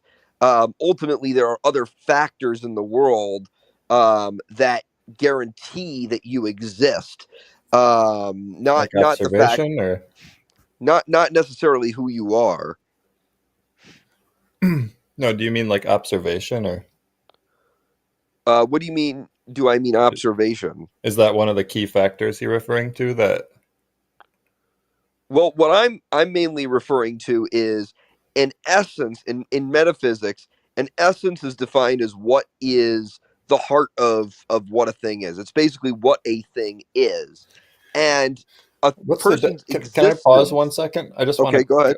to clarify some terms because I think Sure. that's where I'm getting confused. What is there a difference to you between being and existing? There's a difference between what a thing is and if a thing exists. Not the verb sense of being, not the noun. Is there a difference between a person who is and a person who exists? Wait, Yeah, Andy. sure. Andy, before you answer that, Prateek claims he has just something. Want to say one thing and then leave. So what is it, Prateek? Yeah, go ahead. So I just want to say that the example that I used in like defining the reincarnation, I take the example of people of Africa and USA, right? So my sentiment is not to hurt anyone, right? For the people of Africa, if they are watching, right? So my just point is that people born in the worst condition, so might be their result has to do with their uh, karma, or maybe not. So it's just a point that I want to make, and yeah, I just want that people take that example as a healthy way, not as a trying to accuse Oh yeah, like yeah. religion of people. Don't worry, Prateek. It's we understood you. No worries. What are your Okay, thoughts so on what are your oh, sorry, go ahead. I thought you were done, Prateek. no, you can ask me something because I'm not following the conversation. So if you can Well, ask, then I can be a it's really. kind of a topic switch, but I was just curious. What are your thoughts on infinite regress? Do you think infinity is possible for time, or So let's say you can say there's a two opposite thing, right? Let's say 0 and 1 by 0 is infinity, right? So I see there's a many you can say. So first, what I see that everything has some pattern, right? So it's kind of very hard topic to explain, right? Like Basically, people well, have to. Prateek, it's a hard topic, but do you think that infinite regress in terms of uh, contingent beings is possible? Like, does there have to be a prime mover, or does it have to be a point Could you zero where the pure act has to take place, or can what we observe just go back infinitely as we observe it? so I think there's a no such thing called there's a thing called reference frame, right? So I it's kind of hard topic because I can't say anything, right? I'm just completely clueless, right? So yeah, Okay. maybe in some All time right. Well, let's go. if I Yeah, let's watch. go back. We can go back to Andy and Pseudo Silas because they were the ones. I thought this is really interesting because I'm actually, for whatever reason, I'm more on the side of Andy with this one. I don't see a reason why there is a necessity for there to be this being that is somehow exempt from the cause and effect of the rest of creation to kind of like I'm just trying to think from the perspective of an atheist. Can we take example as a soul? Because let's say a soul that is living inside us, right? It is beyond the realm of time and space, right? What's your thought? What do I would souls? agree I with mean, that. why? It convinced me that a soul exists. I guess because that's something I'm super on the fence about. I don't see why I would believe that they're real. So, do you not believe a soul exists? No, not at And all. so, okay, so let's have a thing like, let's say a people that is just dead right now, and the people standing there, right? So, what's the difference between those two? Consciousness. So, what? Yeah. So, how consciousness has been? You can say, if I like, how consciousness is there, right? Something has to be there. Like So, it's a product. it It's can just an illusion, in my opinion. It's just a product of your brain. It's your sensory organs taking in information, and your brain is like see. The thing is decoding that that, and then uh, the thing is that yep. let's say there's a two car. One is of good health, and another is a faulty one, right? So the system uh, that is you can say, let's say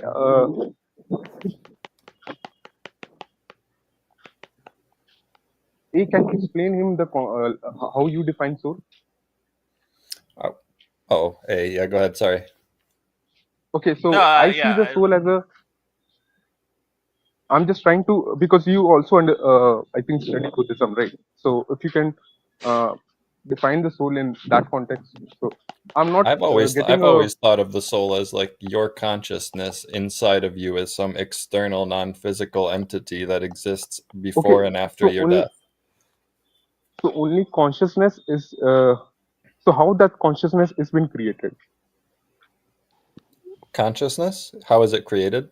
Yeah, so yeah. Andy already explained that it's just a product of our brain, the chemistry in our brains, Prateek. Yeah, it's just So neurons okay, firing in your So let's brain. say a person dies. So what means, then why does consciousness is not producing, right? Means it's I kind of hard to explain. So yeah, I'm just trying to. Yeah, I just think So I that get I'm probably going to repeat myself even saying it, but I just think that Okay, consciousness is it's just an if illusion. if a host does means another live stream on this topic, then I can answer that, because I'm in kind of hurry right now.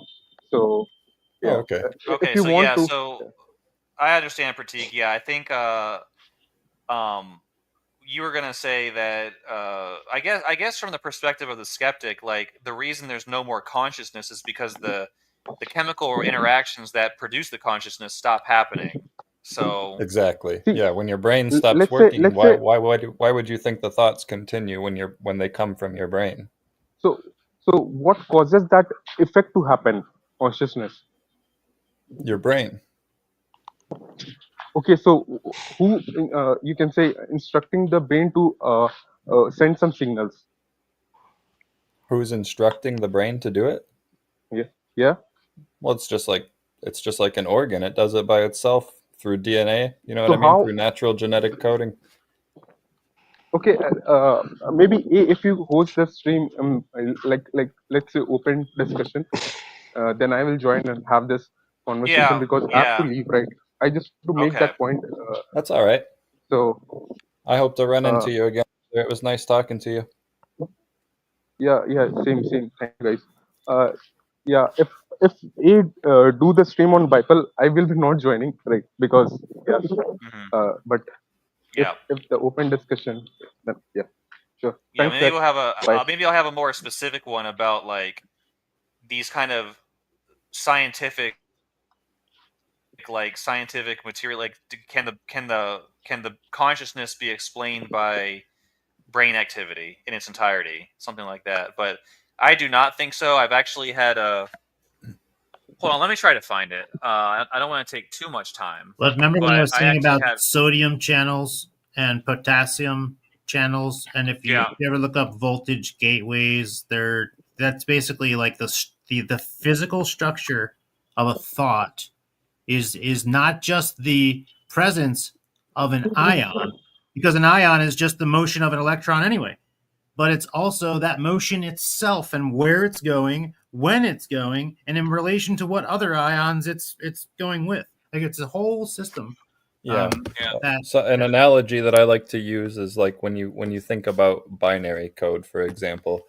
A binary code is just ones and zeros, and alone those ones and zeros are nothing. But when you put them in giant complex networks of ones and zeros, you can form a complex code that can be a whole program.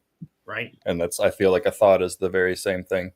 Well, let me ask you this: non-locality, because if space and time, it's now this is getting into pseudoscience, obviously, but if time and space are sort of because once you break something down to where it doesn't have any mass, it doesn't have any height, length, or width, then that also supersedes basically time as well. But we don't know how to express that in our physical universe, as within our Newtonian physics. But we know that mathematically, when you break it down, that's where you get that non-locality. So I think and then again, merging that with the concept that our thoughts are made of these subatomic particles. Subatomic particles then are somehow basically, and I'm not saying they're eternal, but I think there is a spectrum from Newtonian temporal physics to the eternal, but I think that only God is eternal. Let me make that clear. So there isn't like an eternal spirit world of a bunch of like Zeus-like beings or anything like that. I think only God, only God is the source of all things. But where we're at, I think there is a spectrum going into that, to where, because if you look at the way time and space are interactive, like time is just a physical property of, or just another physical property of matter when it comes down to it. So like that's where they don't exist without each other. And so, but again, thoughts themselves, though, thoughts are beyond just simple time and space, is my point. So therefore, the soul can be something that's beyond just something that has like this physical structure. Like, so you can't like weigh it, because it's also involving its motion, time, and its relationship. I'm with you. I'm with you on that. Like, I totally accept the possibility of a soul. Same way that I accept I not just accept it as possible, but plausible. And I feel the same way about a God. I don't think that I believe that the universe is infinite or that souls don't exist. I'm just unconvinced in both directions. Yeah, because there can be things that are unlikely, I get, but not, as long as they're not contradictory. Let me ask you a question. Let me ask Andy a question, because how he responds will lead to a logical issue. All right. So, Andy, do you believe in free will? Like, do you believe humans have the ability to? You don't. No. Interesting. No. So that's another thing that I feel like is an illusion. That's a controversial answer, because like it depends on what perspective you're taking it from. Obviously, just from a basic perspective, just from us observing, it seems like, yes, we can choose to do whatever we want to do, and that's going to happen, and it's observable. And so you would say yes, but at the same time, as someone that doesn't believe in a soul, I just think that everything that's ever happened is a reaction from something else that happened in the past, and that if all of the variables were available, you could calculate everything that every single person is going to do next. See, I think personally, Andy, for you to basically hold that perspective, you have to deny what is manifestly obvious according to our experiences and our observations. Okay, I think for you to deny free will is to deny what is obvious. I exist. It's there. I just think it's an uncontrollable. The fact that we think we're going to have control over it, like we do have control over it through our perception, but the choice that we make, no matter which choice it is, was always going to be the choice that we were making. That's all I'm saying. So let me ask you something. The free will is still there, but it's an illusion. Relative to what, though? Doesn't that presume that there's another being that would know or not know? Like, in the future or in the past, like about that? I think, and I don't want to put words in his mouth here, but I think what he's trying to say is there's a permissive will that we're granted, but it's facilitated by an overall providence that's completely immutable. Now, again, if I'm mischaracterizing you, I apologize. That's kind of what I think he's trying to say, if I'm not mistaken. I wouldn't use the word granted. We have it, but what do you mean by the second part about it being immutable? Well, by immutable, I mean, God's providence. God is immutable. God is unchangeable. Therefore, his providence is unchangeable. And I would argue that God, being simple, sees all, and being unlimited, sees all things at the same time. And since he can't change, that means, his providence can't change. So, Andy, there's a question here from Josiah. I want to read it, but then I also want to comment on it and ask a question based on it. According to what you're saying, this absolves everyone of any crimes. Murdering such is uncontrollable, so why should they be punished? First of all, that's a true claim. But that would also mean that the religious beliefs that people have, they don't have it because they're dumb or because they're afraid of dying. They have it because the chemicals in their brain produce those beliefs. I totally agree. You're just convinced of what you're convinced of. You don't have control over your beliefs, in my opinion. I've taken a lot of pushback against that notion, but that's something I hold very strong to. I don't think you have any control over what you believe. It's you're convinced or you're not convinced. What is convinced of it, though? Hold on. Is to where you believe it's true. Truth is subjective.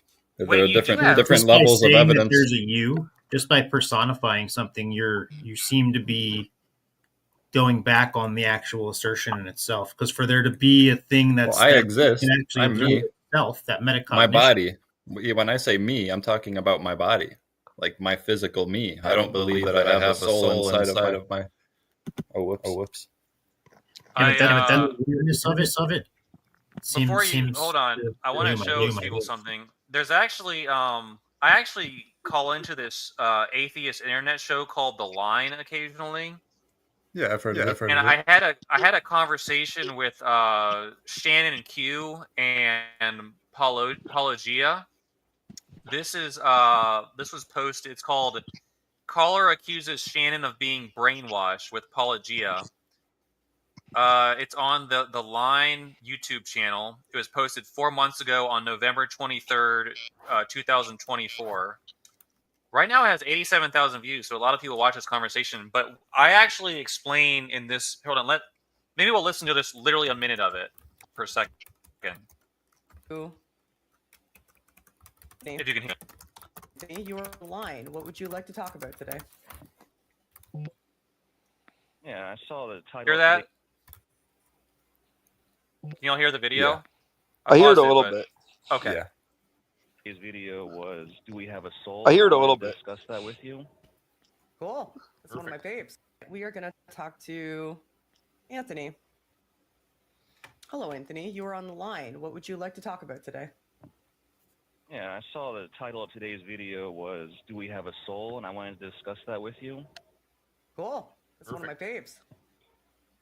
Yeah, 1 minute. So I do believe we have a soul, and I believe it's logically deducible to understand this. We can't know all the details, but we can kind of understand that it's the most likely and reasonable possibility. And the reason I think this is because, to me, the question of whether we have a soul is kind of equivalent to the idea of continuation of consciousness after death. Is more likely than the extinguishing of consciousness after death. We're not gonna sit here and watch that whole video all night. But anyways, I highly recommend it. It was an interesting conversation, and it kind of addresses a lot of what we're talking about here. So I think I made a lot of good points in that video, Andy. I'm not okay. Yeah. So if you want to watch that in your free time, I think it might be something that could kind of at least go into my perspective. Again, we're not going to sit here all night.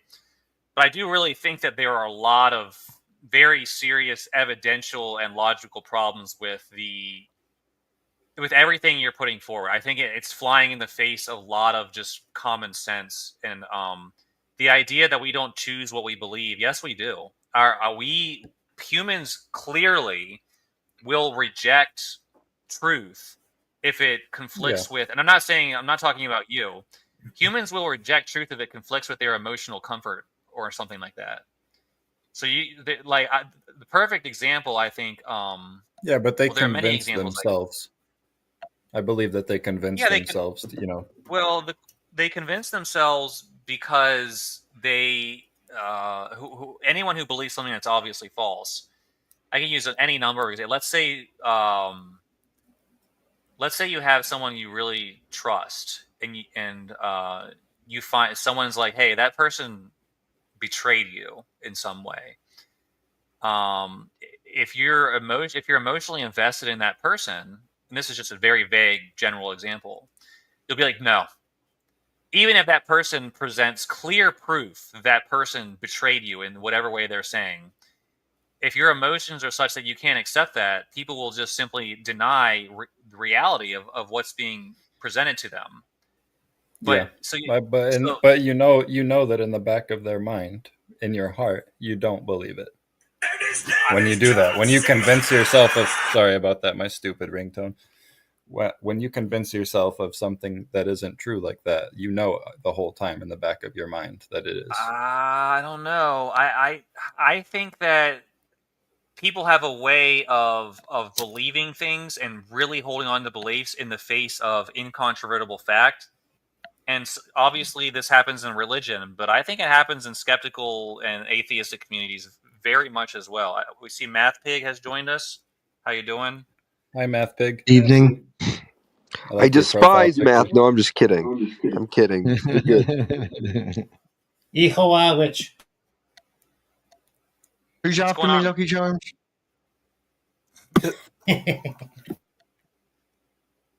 What so what you got, Math Pig? Did you have something to say, or just join to say hi to everybody? Flying around doing my rounds before I go to bed. Thought I would pop in, say hello. I'm also working on a StreamYards thing, and I wanted to test it on a group. So being able to pop in and saying hello, and seems to be working okay, except I can't see myself. Uh-oh. You can't see yourself? No. Let me see if I can. I don't know. Let me see if I can share screen. Would it be possible to share screen? Sure, yeah. I don't see it. Oh, here, let me see. Here it is. No, that's not it. Yeah, either. Give me 1 second. I need to remove myself and then. Okay. Anyways, so yeah, I think the idea, and we'll wait for Math Pig to leave and rejoin. But I just feel like, first of all, he said bring him back. Oh, yeah. Are you ready yet? I just need. Yeah. Okay. I just needed to pop stage, and then I can. Yeah, I just needed to reset it. Okay.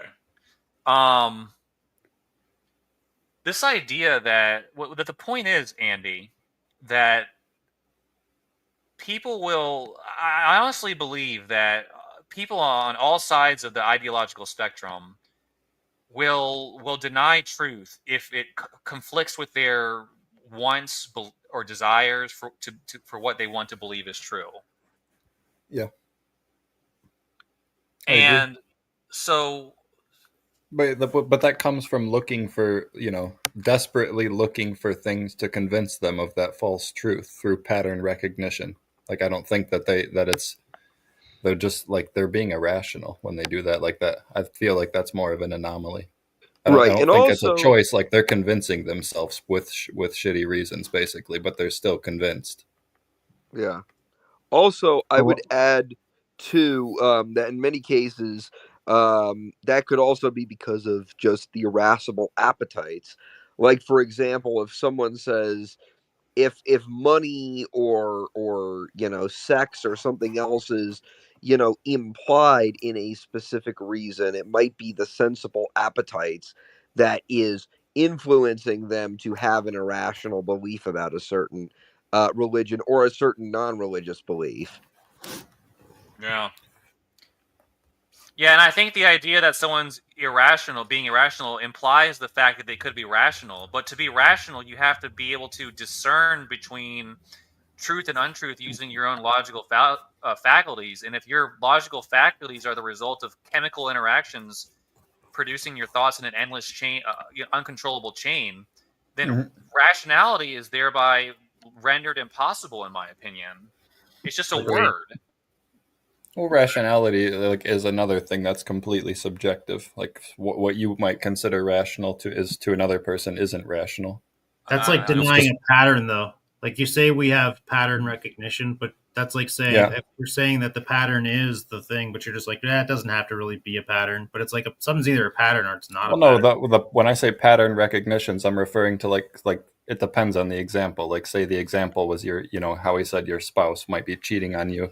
I'm talking about behavioral patterns and things like that. Like you're looking for things to convince you of the patterns existing. But what about your view of like consciousness and free will and that sort of thing, though? Because you're basically saying it doesn't have to actually exist, despite the fact that I actually see this pattern existing. You're saying, well, it's just a pattern. I'm just kind of aren't you precluding that it might actually be the case that it's a real thing? That what's a real thing? The soul, I guess. No, I just think it's the body. I think everything that you think, it's just all coming from the brain. There's nothing. I just think that there's nothing after. There's an extra element of motion, right? So there's still an extra element that's not merely physical. Because if you weren't moving somehow in motion, then you wouldn't actually be alive. But I mean, that goes. Maybe you could argue and say, well, that goes for all reality. Do I consider that alive? But would you describe motion as entropy? Could you describe motion as entropy? Entropy. Motion is a characteristic. It's like a particular tendency of motion. It's downward motion or upward. In the description that Kelvin is using in the scientific terms, people describe time as the increase of entropy. Moving forward through time is an increase in entropy. What moving forward through increase in entropy is like a inevitable consequence of moving forward in time, but they're not equivalent. They're not synonymous. The reason that we see time the way we are, maybe I'm using the different words, but the reason we perceive time the way we are, there is scientific studies to show that is an increase in entropy. That is causing our perception of time. That's interesting. I just have to ask, why do the physical amalgamations we call human bodies, or any animal body or whatever it is, behave so differently from inanimate objects? So you have like a rock just rolls to the bottom of the hill and smashes. A human will try to avoid rolling to the bottom of the hill and getting damaged in some way. If it's all the same laws of physics, and there's the mind has no ability to actually, affect the behavior of physical particles. Yes, that physical particle, though, can affect you. So think about the give and take here. You perceive a rock. Let's say you observe a rock falling down a hill, splashing into water. And you have that picture in your mind now. And now you can learn, I better not stand under a rock that looks like that, or it might fall. Now you're constructing something. So the construction of mental images, I think, is an interesting concept towards the whole thing. Because when it comes down to what that means, there's again, I can't imagine that there's anything else. Well, I don't know. Like, is a kitten having a mental image of like the breast that it gets the milk from, for it to like desire it? Is there like, again, I'm trying to think of things that actually make human personality distinctive from animal or a vegetable or mineral.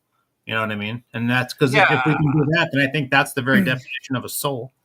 I don't think that there is a difference between like mammals, for instance. I don't think there is any difference. That's why. I use the example of a rock because it's clear that if we didn't have a mind that could control our bodies, our bodies would behave no differently from a rock or any other inanimate object. It would just flop to the ground and follow the course of gravity. But that's not what we observe. Relationship is the big matter, though. What is the relationship two rocks can have with one another? What's the relationship a person can have with a rock, or two persons can have with one another? Two animals having a relationship with one another is not a personal relationship. We've created a definition called a personal relationship, and I know you've probably heard this from me before, Anthony. As far as, but I think that's a key difference. Is if that's something humans are merely making up. Like, that's basically the argument, I think, from the atheists, is that that's something we're just making up, is that the relationship that one human has with either, because again, I can regard my car is never going to have a personal relationship with me, but it imprints, there's imprinting happening for sure. Same thing with like animals, like I think you imprint on your pets and they imprint on you. There is an interaction happening there, but it's still not necessarily personal.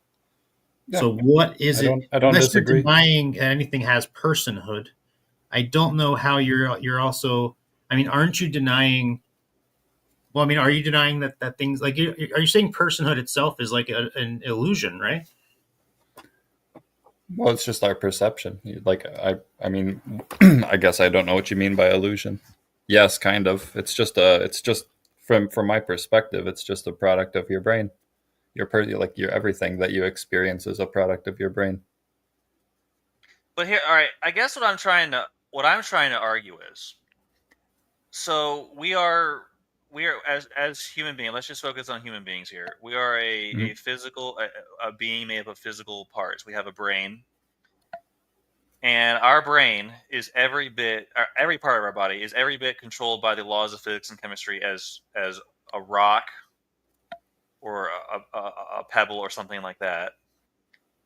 Mm-hmm. Now, the laws of physics would dictate, like when a person passes out, they lose consciousness. What do? They fall right to the floor.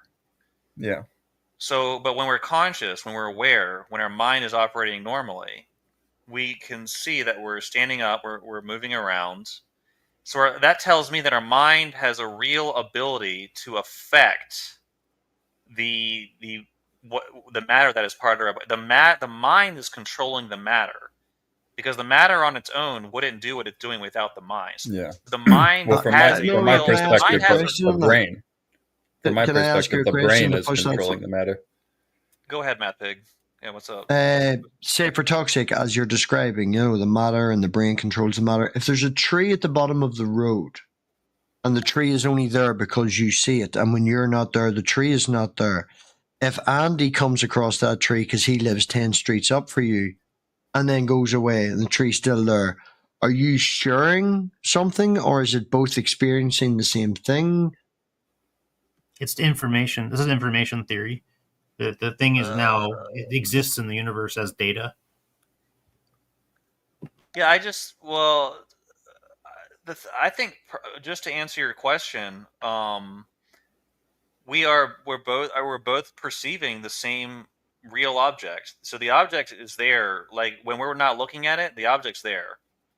But when we turn to it, we perceive it through our senses. So that's the universe is all around us. Okay, and there's things behind our head. We can't see them, but they're there. So we have to look at them.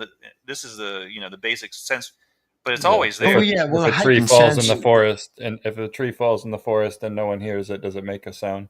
Yeah, but to take that, you have heightened senses, and you could probably tell if somebody was following you. You get that feeling and stuff like that. There's senses going on that we don't know about. Yeah.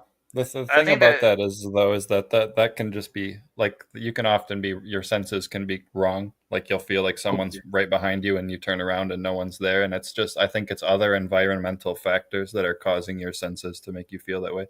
Well, how does that relate to the tree example though? The tree example, the fact that we have senses, it's matter, it's out on its own, it's a different universe. Like, it's a combining part. The fact, I've lost my trail. I generally have lost my. I do apologize. And Andy, I you hate said that. something. Matic just To be shotgunning. fair, it is 5 o'clock in the morning. Right. Oh, damn. So maybe you said something earlier about truth being subjective. Like, all right. First of all, I want to say we're going to start winding down. Yeah. But to me, I can leave and you can go for like another 6 hours. I know I don't want to ruin it for you. It's like no, it's not. Honestly, I was going to shut down before you joined. It's not. It's just unfortunate that you joined right when I was thinking about closing down. YouTube really doesn't like you. I have been checking like streams for about a half. Like, has not popped you up at all. And I've clicked home. I think Be YouTube live. is I know I'm a channel with like barely 100 subscribers. I think for whatever reason, YouTube is suppressing me. I don't know what YouTube has against. Can I make a different suggestion? The fact that you have only 100 subscribers, the algorithm doesn't notice you. So feel free to karaoke and play any music you want.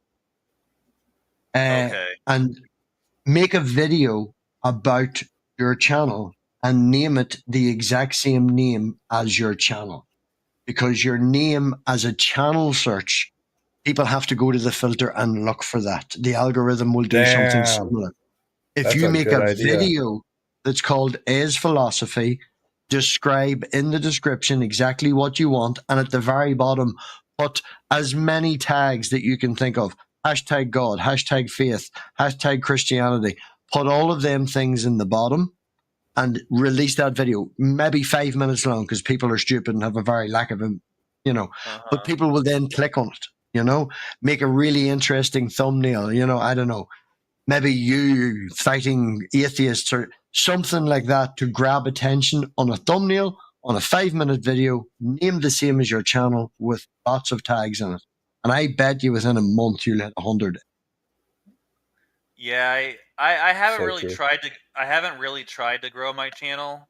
I'm thinking about doing more in that regard, but at the same time, I don't really produce enough content to really. I basically just do this kind of like when I have time. So I don't know, like it's just kind of something I do because it's kind of like a personal passion.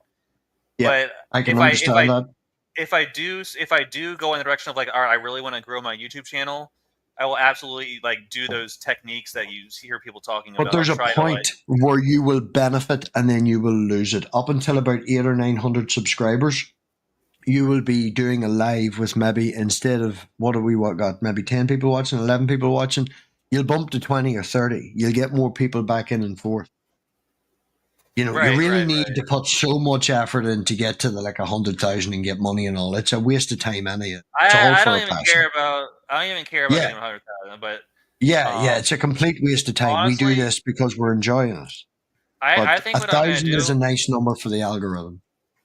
I think what I'm going to do, I'll probably continue to be off and on the YouTube channel, but I think I'm going to start my own church eventually. And I said this in a previous broadcast. I think I'm gonna start my own, and it'll be like I'll be talking to real people and getting real interactions with people, and maybe I'll be able to get like a following or something. But we'll see about that. That's a long ways off, too. So we'll see about that. No. I really appreciate that, man. I spend more talking to people. Yeah, and I had. Go ahead, Andy. Yeah. I was just gonna say, before you do shut it down, if you have time, I wanted to just squeeze in like 5 minutes of Bible conversation with you, just questions that I have. Yeah. So I think let me see what Josiah said here. I just think you can believe.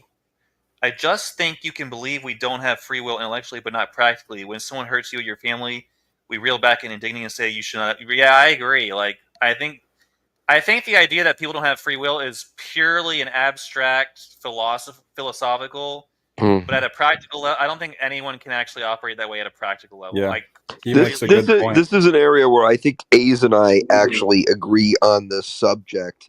I would say, obviously, as a Catholic and a theist, I would say that there's active will and permissive will. Now, all of that is facilitated by God's providence. That is to say, everything that happens, God ordains, but it's not like God is just there with remote control. just press this and then this guy acts this way.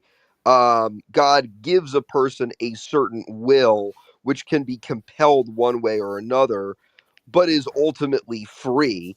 Now, God can give a person more or less grace, which ultimately, can move a person towards a certain good.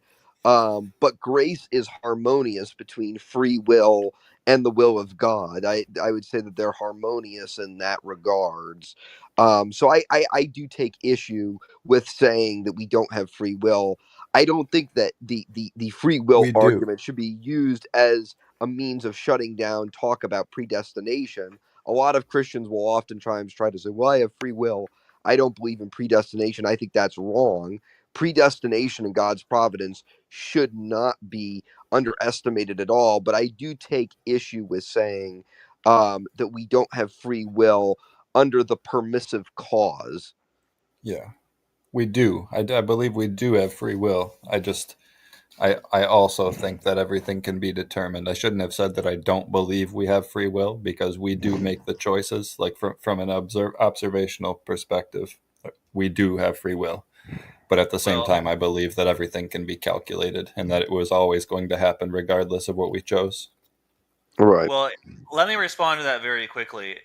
I think that is a logically impossible position. I think that's self-contradictory, but we can have that conversation. I want to go to the Bible conversations, and what I'm going to do is I want to have that conversation with Andy. So the other people on the channel, Kelvy, Pseudosilas, and MathPig, I will kind of let you say a couple, like a 1 or 2 minute final words, and then I'll have a short conversation with Andy, answering a couple questions, and then I will close it down finally. So let's go in reverse order of who joined. MathPig, any final words?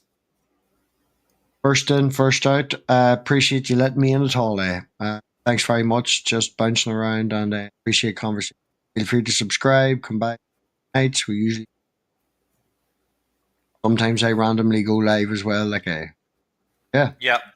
MathPig has a channel. Everyone, go to MathPig. He's on the skeptical side of things too. So I'll subscribe. Yep. Appreciate and if you post your before you go, MathPig, if you post your channel link in the private chat, I will post it in the general chat, so you can do that as well, and anyone else too. Pseudosilas, you were next. So any final words, Pseudosilas? Yeah, I mean, I guess, we talked a little bit about the soul today, and I guess I would just advocate for the idea that just from natural reason, the soul is the rational thing to believe. Again, every object in nature has an essence that is essentially the heart of what a thing is. And our essence lies within our nature, and our nature is fundamentally the root of who we are, and we see a nature and we see a heart of a specific nature in every single thing. If for example a flower rots, that's because that's a part of a flower's nature. So we see that root of a thing's nature in almost every object that is living, and we would say that is a soul. That's how we would define a soul, and I think that's been made evident by the nature of the universe. And so I would say because of that, it is. I would say it's only rational to believe that we have souls for that reason. But with all due respect, or with that being said, I want to thank A's again for letting me on, and have a good night, everybody. You too. Thank you, Pseudosilas. All right, Kelvy, any final words? Yeah, thanks for having this. My channel, the Christian Sodium channel, if you're in any kind of Christian history, I record some audiobooks from like early writings. I also do some regular, just like ancient writings from like Romans, stuff like that. So what's your channel? If you look up the Christian Sodium channel, but I'm going to put a link to, I'll put a link right there. That sounds good. Right up my alley. I'm making audiobooks. Yeah, and if you look, I have like Cicero speeches, a couple of stuff from Lucian. I think I want to do Lucian's True Story soon. So yeah, if you're into audiobooks that aren't read by freaking AI, yeah, come to my channel. I just do it for fun. So yeah, and obviously, I believe that all human beings are sinners, and they're created by God and created by the God who put us here and who came down for the sake of our redemption and salvation, was born as Jesus Christ, and died and rose from the dead, and then us believing this and makes us born again by His Holy Spirit. If we believe, and then we are made new creatures, and that's the good news. And yeah, thank you very much, and good to meet you there, Andy, and I'll see y'all later. Meet you too. God bless. Thank you, Kelby. All right, can you hear me? I've been lagging a little bit, but I think I might be back. All right, yes, sir. What were your questions, Andy? Okay, well, first off, I have just more of like a thought-provoking idea. Dr. Dennis MacDonald is someone that I've been giving a lot of attention to lately, and he put this idea in my head, and I like it. And it has to do with the verse in John. I believe it's John 8. He's protecting the woman from being stoned for adultery. And when he speaks to the Jewish men or whatever, or the Pharisees that are, upset with him and trying to corner him into breaking the law, basically. And he bends down and he writes in the sand, and it never says what he writes. And Dr. Dennis MacDonald, and maybe you've already come to this conclusion, but it was mind-blowing for me. I didn't.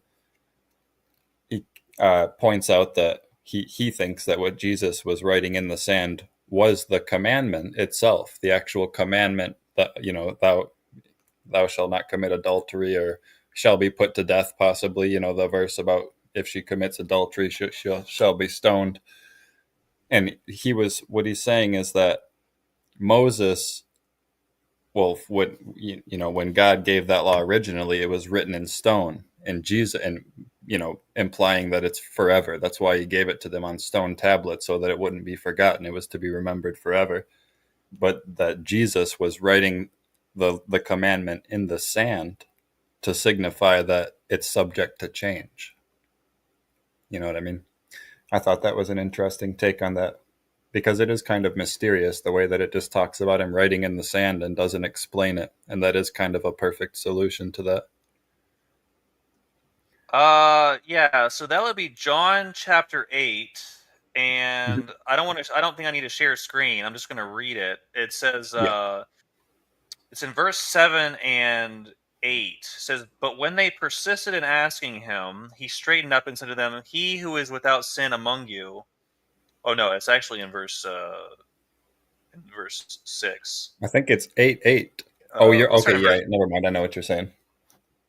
Yeah, let's start in verse 5 here. I'll share my screen. My computer is such garbage. I hesitate to do it, but it's fine. Do it. We'll see if. So this is starting in verse 5. Now the law of Moses commanded us to stone such women. What then do you say? They were saying this, testing him, so they might have grounds for accusing him. But Jesus stooped down and with his finger wrote on the ground.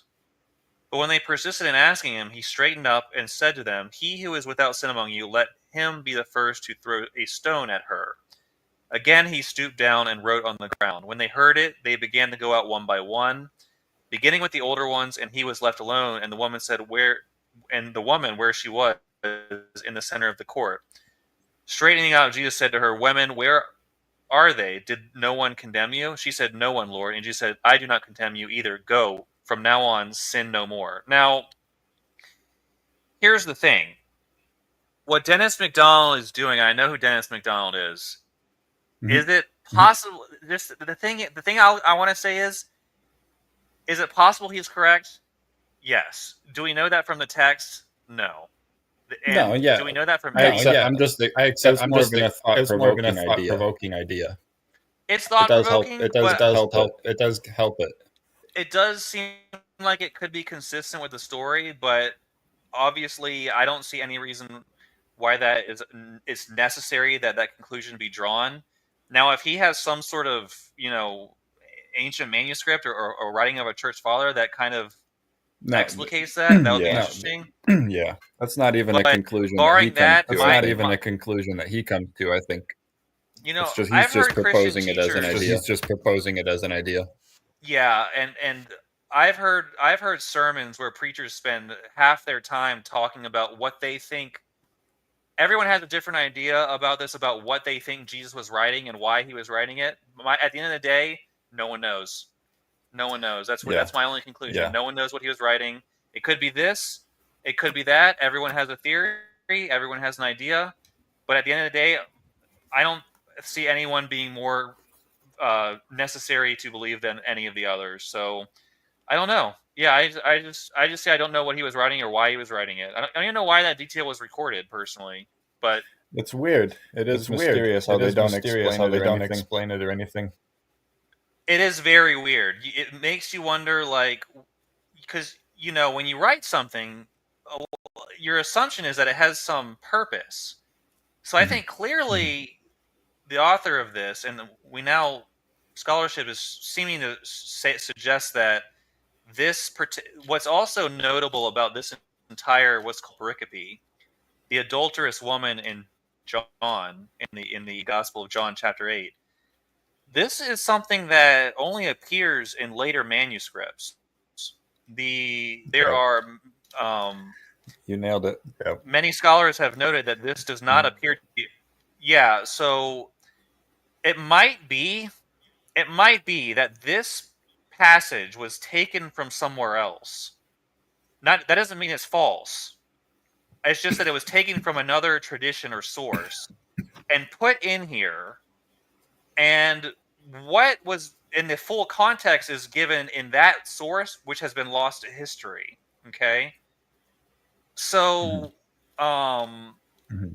that's possible. Now the problem is we don't have that source, so we'll have to find it. If that does, my opinion. I just wanted to say that the fact that they're not mentioning. I just wanted to say that the fact that they're not mentioning. To me, makes it feel like whoever the author of this makes it feel like it was extremely apparent to the reader. Thought it was extremely apparent of what he was writing in the sand. That we have to take that what he was writing in the sand. I would think we have to take that into account. I would think it could be. It could be. I think that given what we know about this passage having a questionable manuscript history. And also, I know, based on my research, that this passage was taken from another early Christian document called the Gospel to the Hebrews. Yeah, I agree. I think the case I agree. is that in that original source, there is more information than what is given here, and it could explain what is going on here potentially. Let me see. Oh, Nunya Biz has some ideas. Dirt from the temple floor is put in water. All right, let's read this. Dirt from the temple floor is put in water in an oath written in red. She drinks in, if guilty, her thigh rots. Let him without sin, the man that wasn't accused in the adultery, cast the first stone. The witness cast the first stone in capital punishments. Oh, I'm coming in double again. Darn it. All right, let's get rid of that then. All right, well, anything else, Andy, that you wanted to bring up? Yeah, one more thing. Also, really quick, while we have Dr. McDonald up, I don't know how much you've looked into his writings and teachings and stuff, but he's making pretty good headway on decoding what the Q document most likely said, and it's super interesting stuff. I would definitely listen to his thoughts on that. But my question about the Bible is, I just wanted to hear your thoughts on how James and Paul, because James, according to secular scholars, is the earliest New Testament document. It came before all of the Pauline letters, just slightly before. And they think that, and I just find it so weird that James seems to directly oppose what Paul is saying about faith and works. And I wanted to hear, I don't know, how you reconcile that, or... Yeah, James was written very late. James is written as a response to the book of Romans, clearly. I think the author of James has Romans in his hand. He's reading it, and he's writing it as a refutation of Romans. That's my opinion. That's interesting. I have to reread James with that perspective. Yeah, I think it's pretty clear that I think the author of James is an early Ebionite, and the earliest quotation from the Epistle of James is in the 200s AD by Origen. So if James really wrote that in the 40s or 50 AD, it's quite remarkable that no one seems to have picked up on it for over 150 years. So, I mean, this is just something Christians are going to have to accept. But James, it was definitely written after Romans, and it was written to refute Romans. So it makes me wonder, because the concept of James being the earliest writing is coming from secular scholarship. And that makes me wonder, I guess, what their justification is for that, because I'm sure they're aware of the fact that the Romans similarities or whatever. What is it about Romans that makes you think that it's came before James? The fact that, I think it's the fact that James clearly, I'll show you. I would have to bring up my screen, which is creating the echo. I don't know why it's doing that. Maybe if I don't share my audio. I'm not going to share my audio. It's just hard to talk with you while it's up, but I can watch. It's no problem. Is there an audio right now? Or is there an echo? I mean, it's not that there's an echo. It's not that there's an echo, but when it's up, I hear myself talking, so it's just confusing when I try to respond to you. But I'll just wait till you're finished, and then you can put it down, and I'll respond or whatever. Oh, that's weird. All right, well, maybe you can follow along. I don't want to. No, it's fine. Let me. Well, yeah, because I think it's necessary for the audience. I think it's better for the audience if they see this, because I think this is where Christianity needs to go, in my opinion. So if people have a problem with this, it's like we said earlier, you're going to have to get over your emotions. So we have here where this will be audio issues. What then shall we say that Abraham, our forefather, according to the flesh, has found? For if Abraham was justified by works, he has something to boast about, but not before God. For what does the scripture say? Abraham believed God, and it was credited to him as righteousness. Now, to the one who works, his wage is not credited as favor, but is what is due. But to the one who does not work, but believes in him who justifies the ungodly, his faith is credited as righteousness. Just as David also speaks of the blessing on the man to whom God credits righteousness apart from works. So, just to summarize what we've seen here, this is Paul in Romans arguing that Abraham believed God in a matter and was credited with righteousness based on faith apart from works. Okay? So this is Paul's entire basis of faith alone, salvation and justification before God in Romans 4, which is a very important passage. A lot of verses in Romans. But if you go to James chapter 2,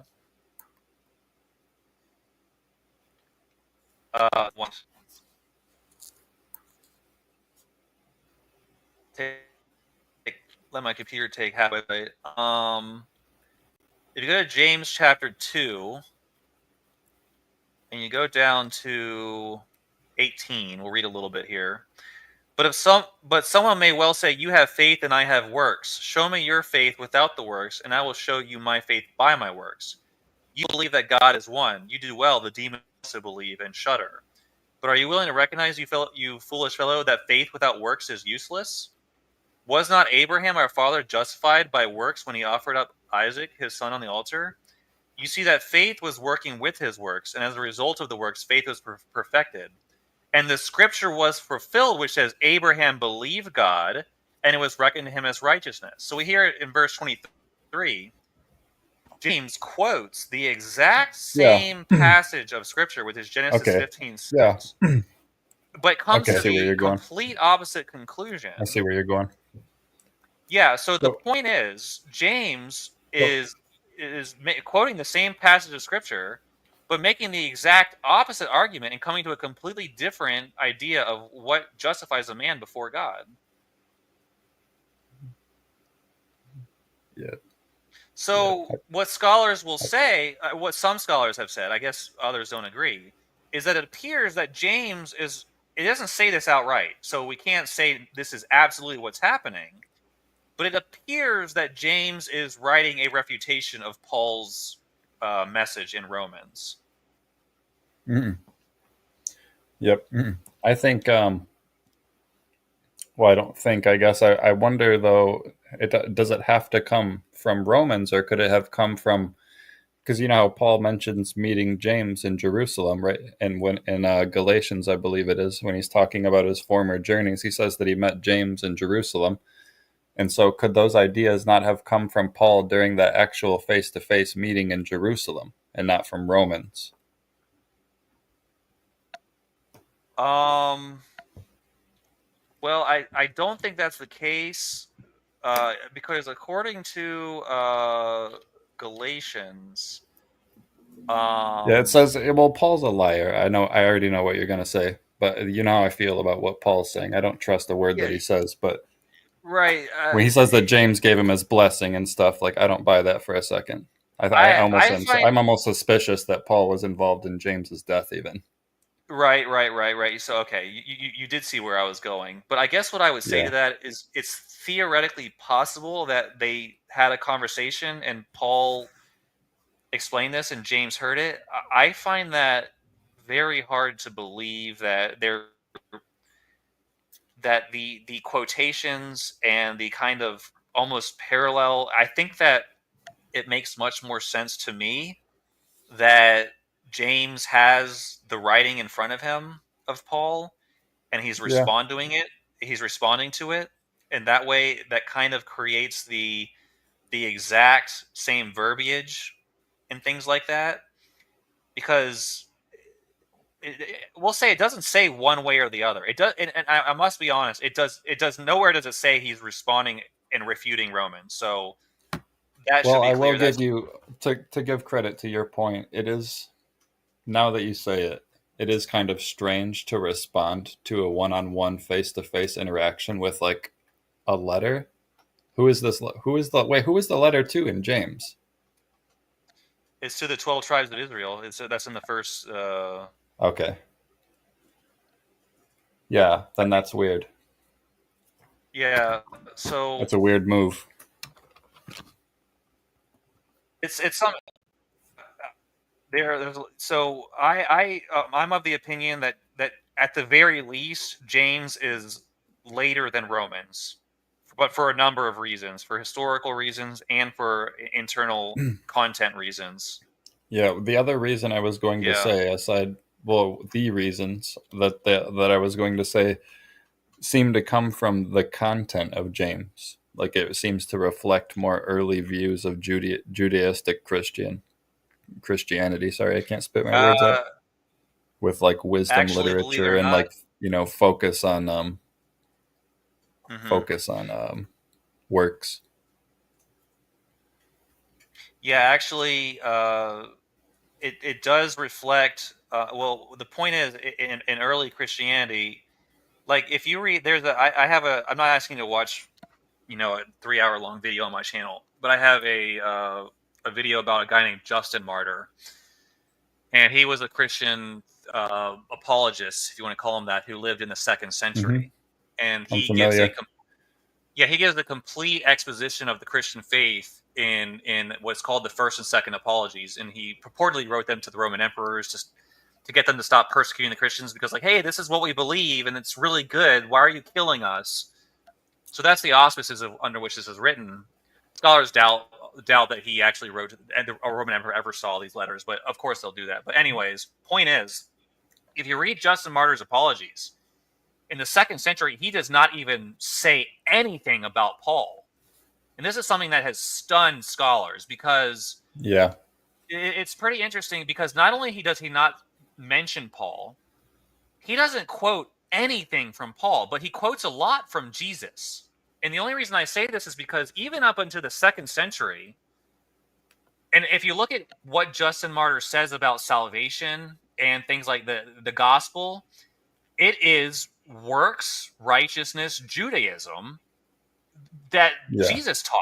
So there are factions within Christianity that believe this kind of Judaistic interpretation well into the 2nd century, but they're battling the Pauline churches, which are trying to move into a grace theology, salvation by faith plus grace theology. So the Judaizers, as they're called, the Jewish Christians, existed for centuries after their. And Irenaeus mentions them in his book called Against his volumes called in Against Heresies. There's a group of Christians his called response to Celsus. Yes, and he mentions a group called the Ebionites, who existed. History knows they existed for into the 2nd, 3rd, and 4th centuries, and they were extremely Jewish in their interpretations.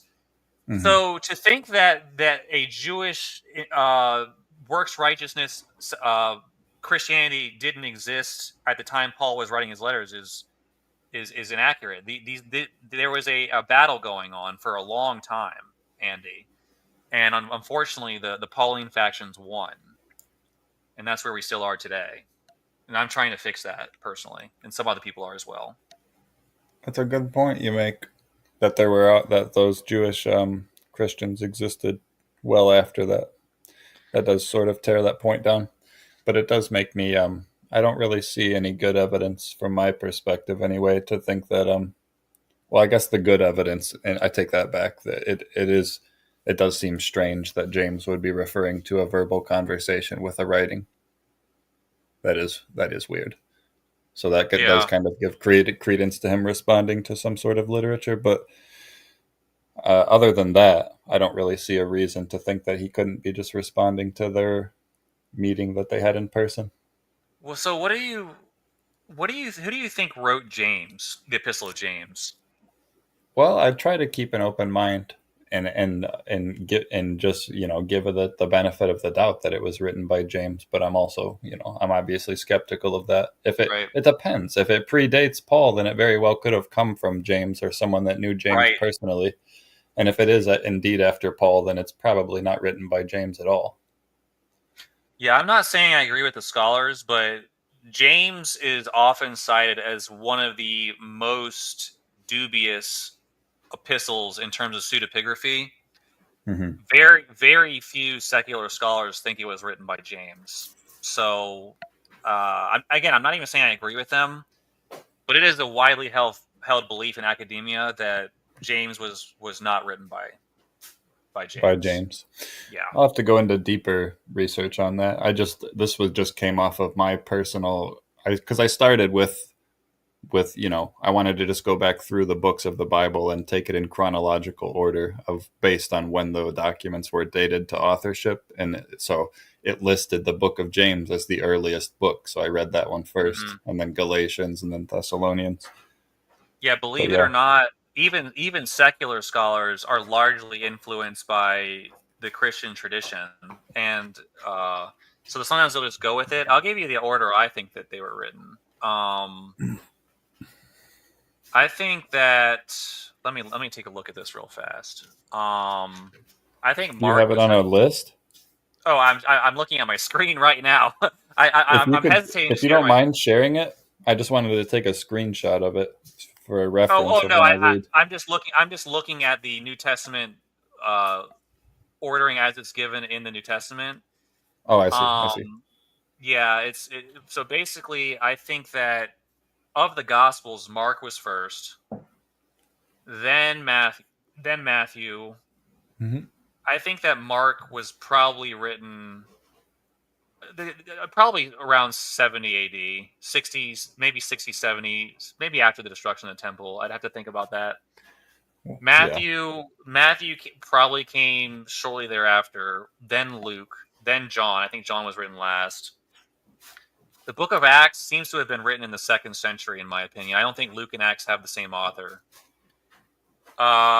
In terms of the Pauline epistles, I think that 1 Thessalonians is very early. Philemon seems quite early. Hebrews, I think, was written very, very late, probably in the 2nd century by an anonymous author. James, I think, was definitely written after the Pauline epistles. 1st and 2nd Peter, I'm undisclosed. 1st John, I think, is pretty early. 2nd and 3rd John, no opinion. Jude was written very late. Revelation was written very late. Late 1st century, early 2nd century. Ephesians, Colossians and 2nd Thessalonians are very late as well.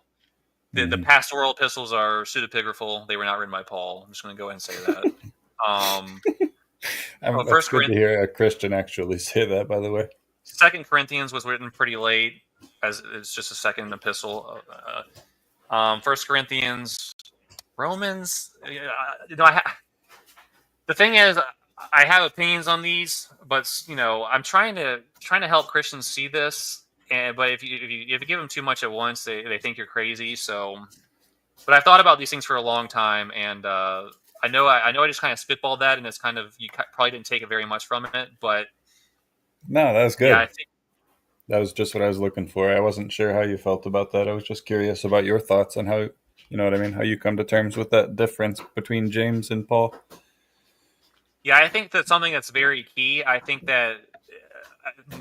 even the secular community hasn't caught on yet. Very, very much is that Luke and Acts have different authors.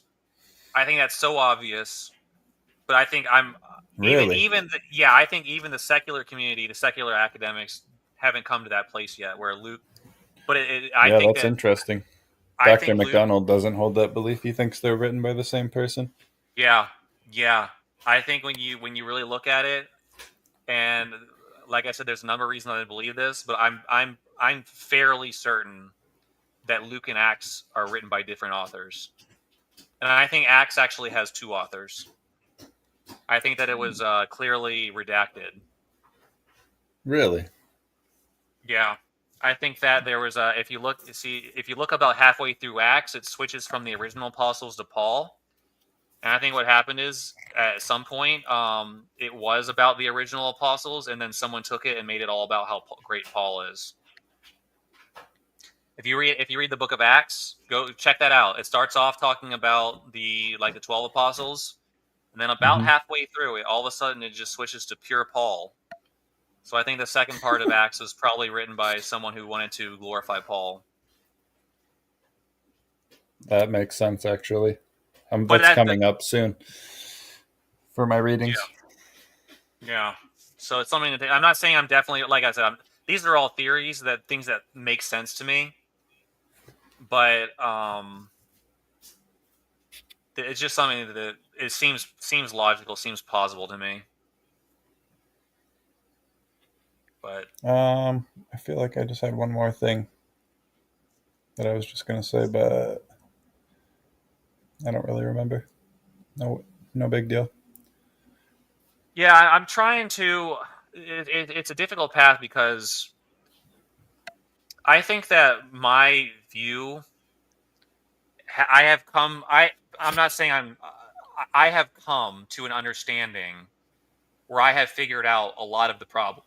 I think that I have solved the problem of Christianity, and my viewpoint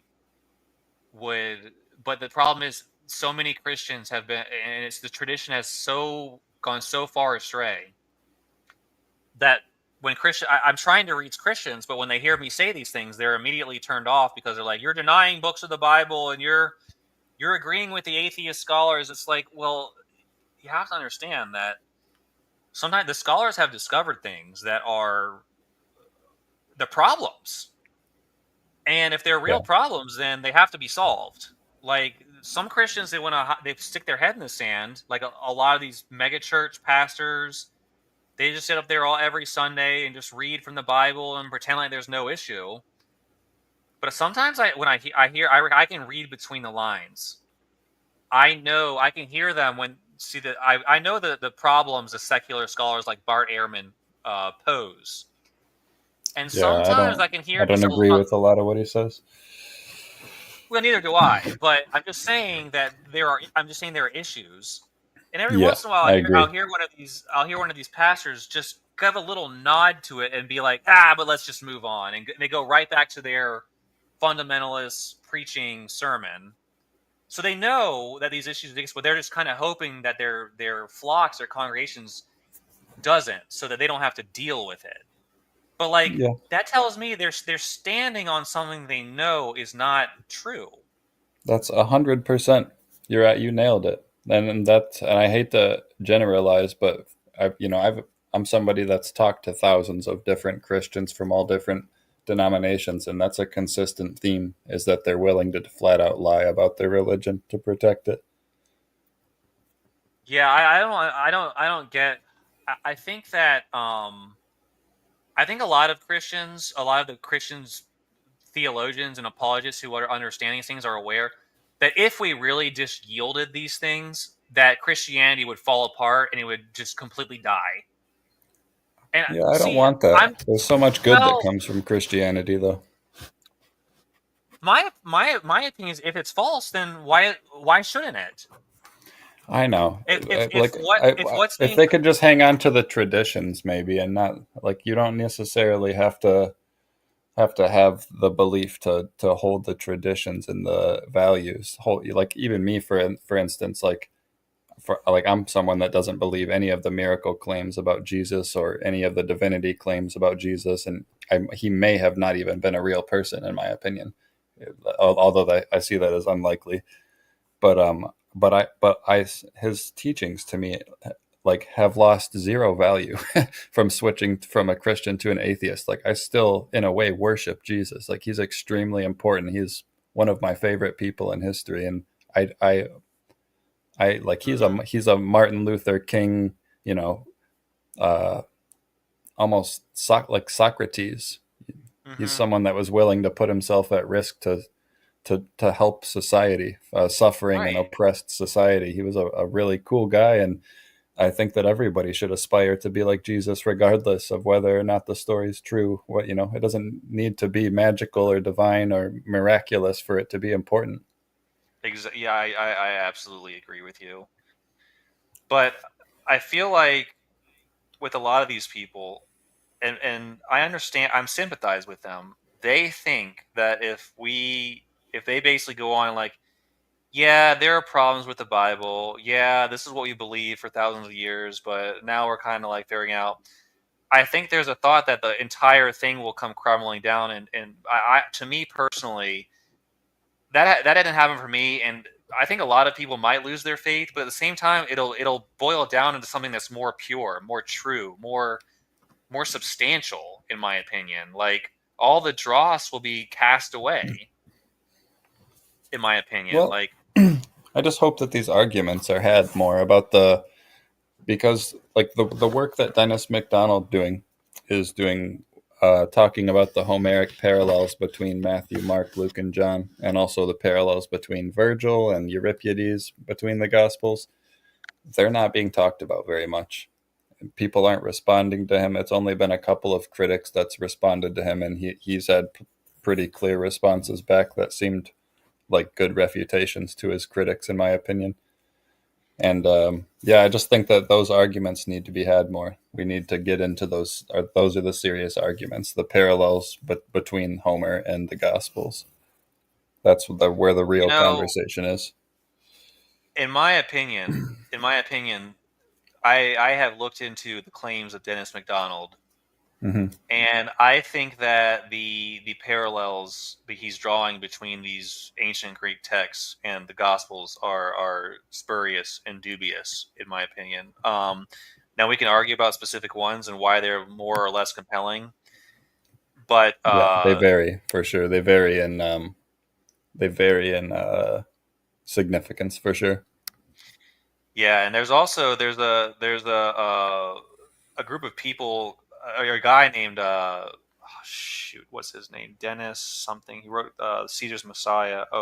Joseph Atwill. Mm-hmm. And he said that he concluded that the Gospels were forged by 3 Roman emperors, and he did this because he was drawing parallels between the Gospels and Josephus's Antiquities. Yeah. And when you look at the actual parallels, they're extremely loose, questionable, not exactly. And I think it's the same thing. Like, when you have, I can show you an example that would just blow your mind if you feel that way. I maybe not today because it would take probably 10 minutes or so.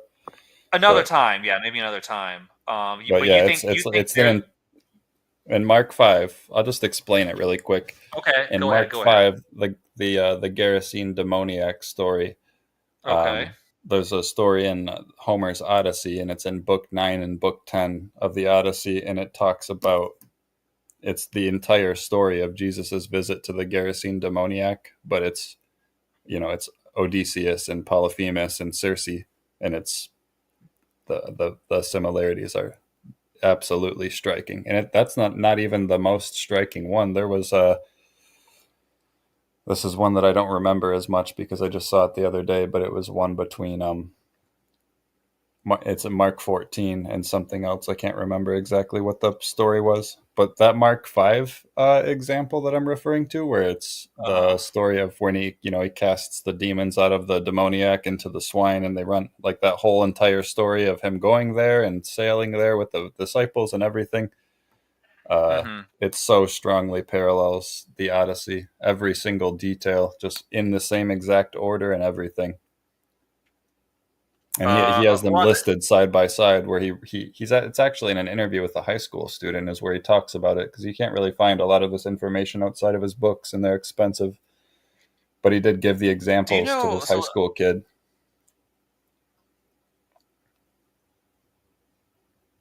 All right, let me Book 9 of the Odyssey. Yeah, Book 9 and 10, I believe.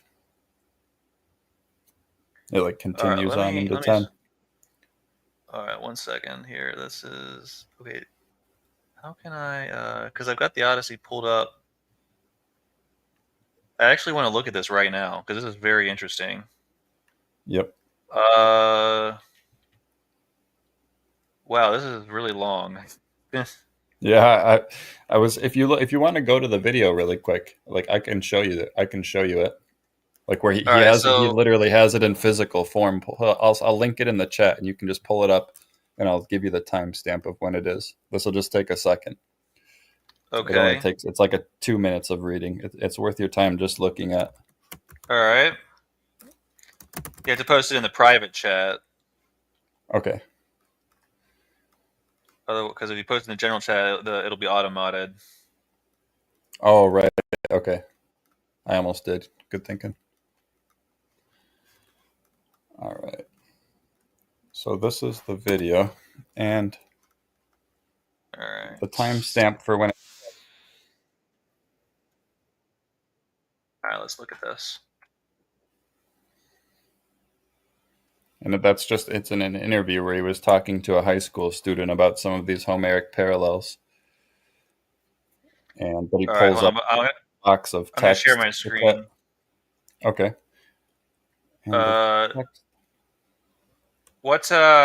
So what was the timestamp exactly?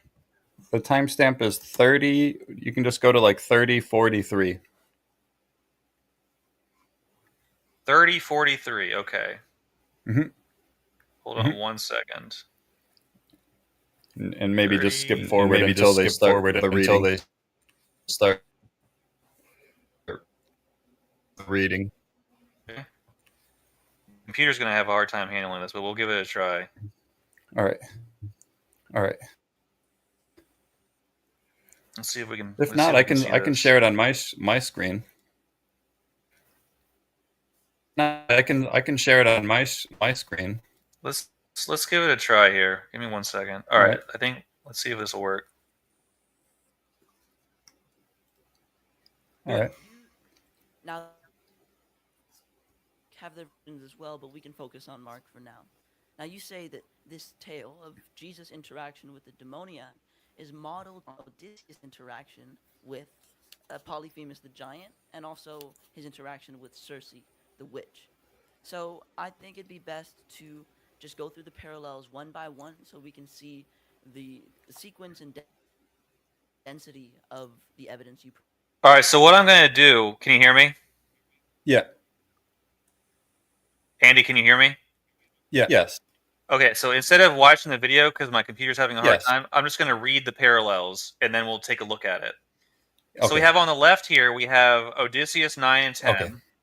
And on the right, we have Mark 5, 1 to 20. So first parallel is this. Odysseus and his crew sailed to the land of Cyclopes and of Circe, a Cyclops. And then Jesus and his disciples sailed to the region of Gerasenes. Okay, so people sailing to different places is not exactly uncommon. All right, so that's probably it's the fact that all these details are in the same order. It's the fact that all these details are in the same order, though, that makes it significant. All right, so on the mountains of Cyclops, innumerable goats graze. Circe turned soldiers into swine. Okay, on the mountain, a large herd of swine grazed. Okay. Parallel number 3. Odysseus and crew of 12 chosen men disembarked. Jesus and his crew disembarked. Okay, again, that doesn't seem too remarkable. I mean, I guess 12 chosen men is kind of interesting. Yeah. Parallel number 4. They encountered a savage, lawless giant who lived in a cave. That was a Cyclops. They encountered in Mark. They encountered a savage, lawless demoniac who lived among caves. Okay. Polyphemus, usually. Okay, so that was his name of the giant. Yeah. Polyphemus usually was depicted as nude. The demoniac was nude, so he was just depicted as nude. So I wonder if he was nude in the actual Odysseus narrative. Demoniac was nude, okay? Circe recognized Odysseus and asked him not to harm her. Odysseus, swear me an oath not to plan another plot to hurt me. The giant asked if Odysseus intended to harm him. The demoniac recognized Jesus and asked him not to harm him. I adjure you by God, do not torment me. The giant asked Odysseus his name. Jesus asked the demoniac his name. Okay. Let's see if we can skip forward and see if there are any more. Yeah, it continues. Hold on. Yeah, it continues.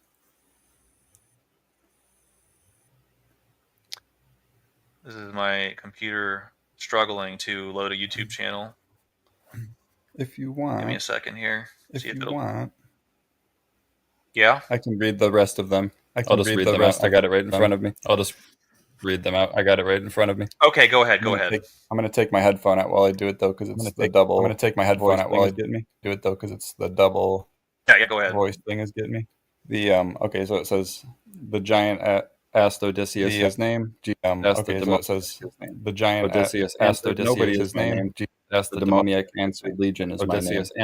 Odysseus subdued the giant with violence. The demoniac answered, my name. Circe's magic turned Odysseus subdued the giant with violence and trickery. Jesus subdued about 2,000 demons with divine power and sent them into the swine and drove them into the lake. Polyphemus the shepherd called out to his neighbors. And the swineherds called on their neighbors. Called out to his neighbors. The Cyclopes came to the site asking about Polyphemus' stolen sheep. The Gerasenes came to the site asking about their stolen sheep. Odysseus and his crew embarked to find out about Jesus and his disciples. Odysseus and his crew embarked. Odysseus told the giant to proclaim that he had blinded him. Odysseus told the giant to proclaim that he had blinded him. God had done for him. Jesus told the healed demoniac to proclaim what God had done for him. The ship the giant asked Odysseus now asked Jesus now aboard the ship if he could be with him. The demoniac asked Jesus now aboard the ship if he could be with him. Order in the so those are all the parallels that are in Polyphemus in the Odysseus Polyphemus story. That's actually not the most striking parallel, but I don't remember. That's actually not the most striking parallel, but I don't remember the other one.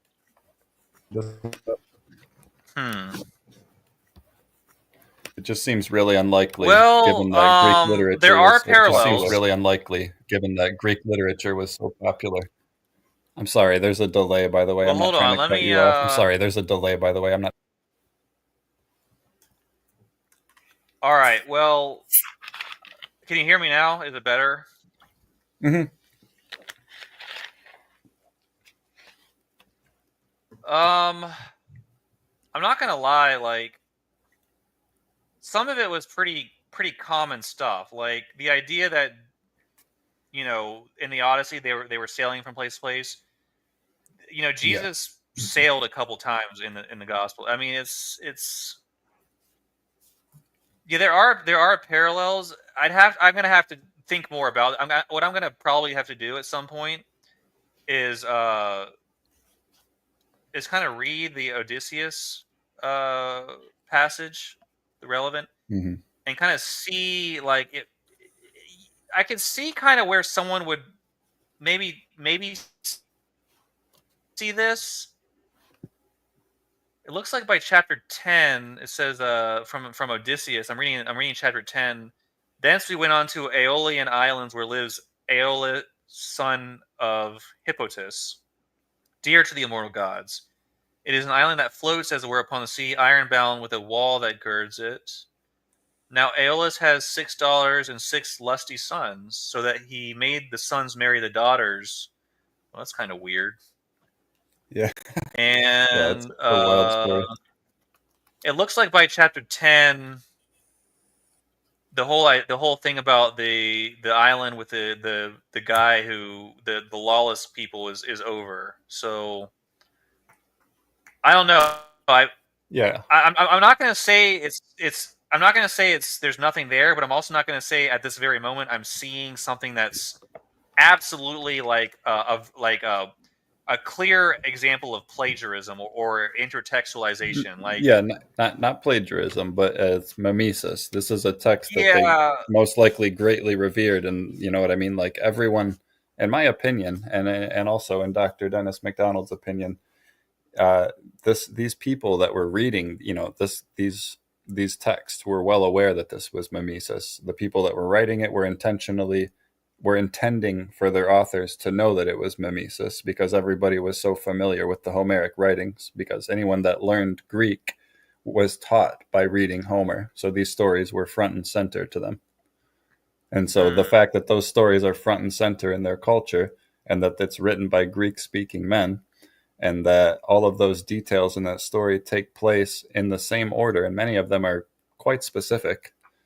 If the fact that she, you know, the Circes turned the goat or the swine into, turn the soldiers into swine, and Jesus put the demons into the swine, and you know, all of the asking the name and sailing there, and then you know, the living among the caves and being depicted as nude in both stories. It just seems too unlikely, given all of those variables, and considering that the Homeric writings were so popular to Greek-speaking Jews.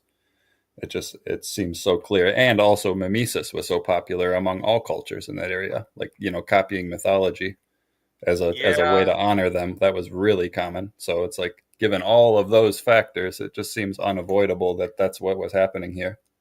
And when you look at Dr. Dennis MacDonald's parallels, he says that in Mark there are like 83 individual instances, like stories or whatever, and he says that more than half of them are copying from the Homeric texts in this way.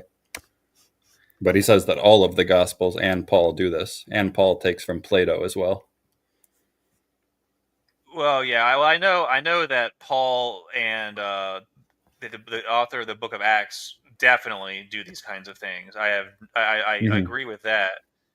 Luke too. I don't know about so much about maybe. I mean, me. Again, this would be something I'd be willing to sit down. Like this one right here. I'm just focusing on this one right here. Now, Mark is not a very long book. It's only 16 chapters.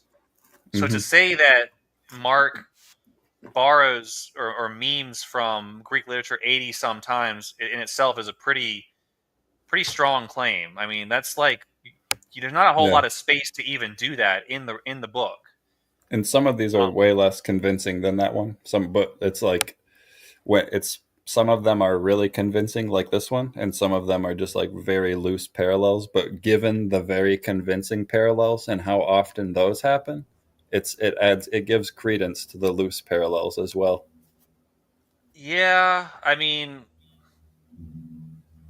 maybe this is my bias, but I'm personally right now I'm not seeing it. But so when you say it's an undeniable conclusion, essentially, Yeah. I'm not saying you're definitely wrong. I'm just saying based on what I'm observing right now, the case is not solid. I'd have to like look at I'm familiar with Dennis MacDonald. I remember originally he was focused more on the Book of Acts and Luke, who he, as you said, believes are written by the same person. Yeah. Something I noted very personally, based because of my own beliefs, is that when he's drawing parallels between Greek works and the Book of Acts and Luke's, most of the parallels are in the Book of Acts, and there are only a Yeah. couple in the Gospel of Luke, which tells me why is there this disproportionate amount of copying? I'm just going to use the word copying, even though it's not exactly what it is. Why is there a disproportionate amount of mimesis in the Book of Acts?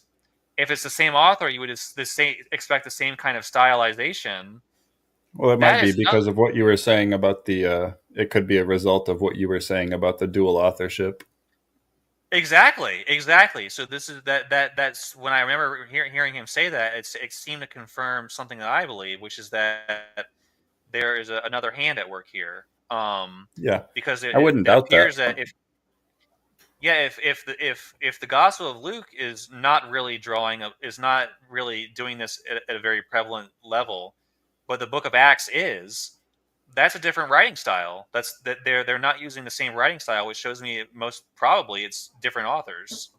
That might be the case even in his opinion, that the Acts had two authors. I'm not sure. I've only just recently dived into his work. Yeah. But I will tell you what, this is interesting enough to like where, okay, he's making the claim, he's making the argument. It's, you can't just dismiss it because these things are possible, but at the same time, he's making a claim, so he has to substantiate it. Is there a case here? I mean, I'll give you this. I'll think about it. So Yeah.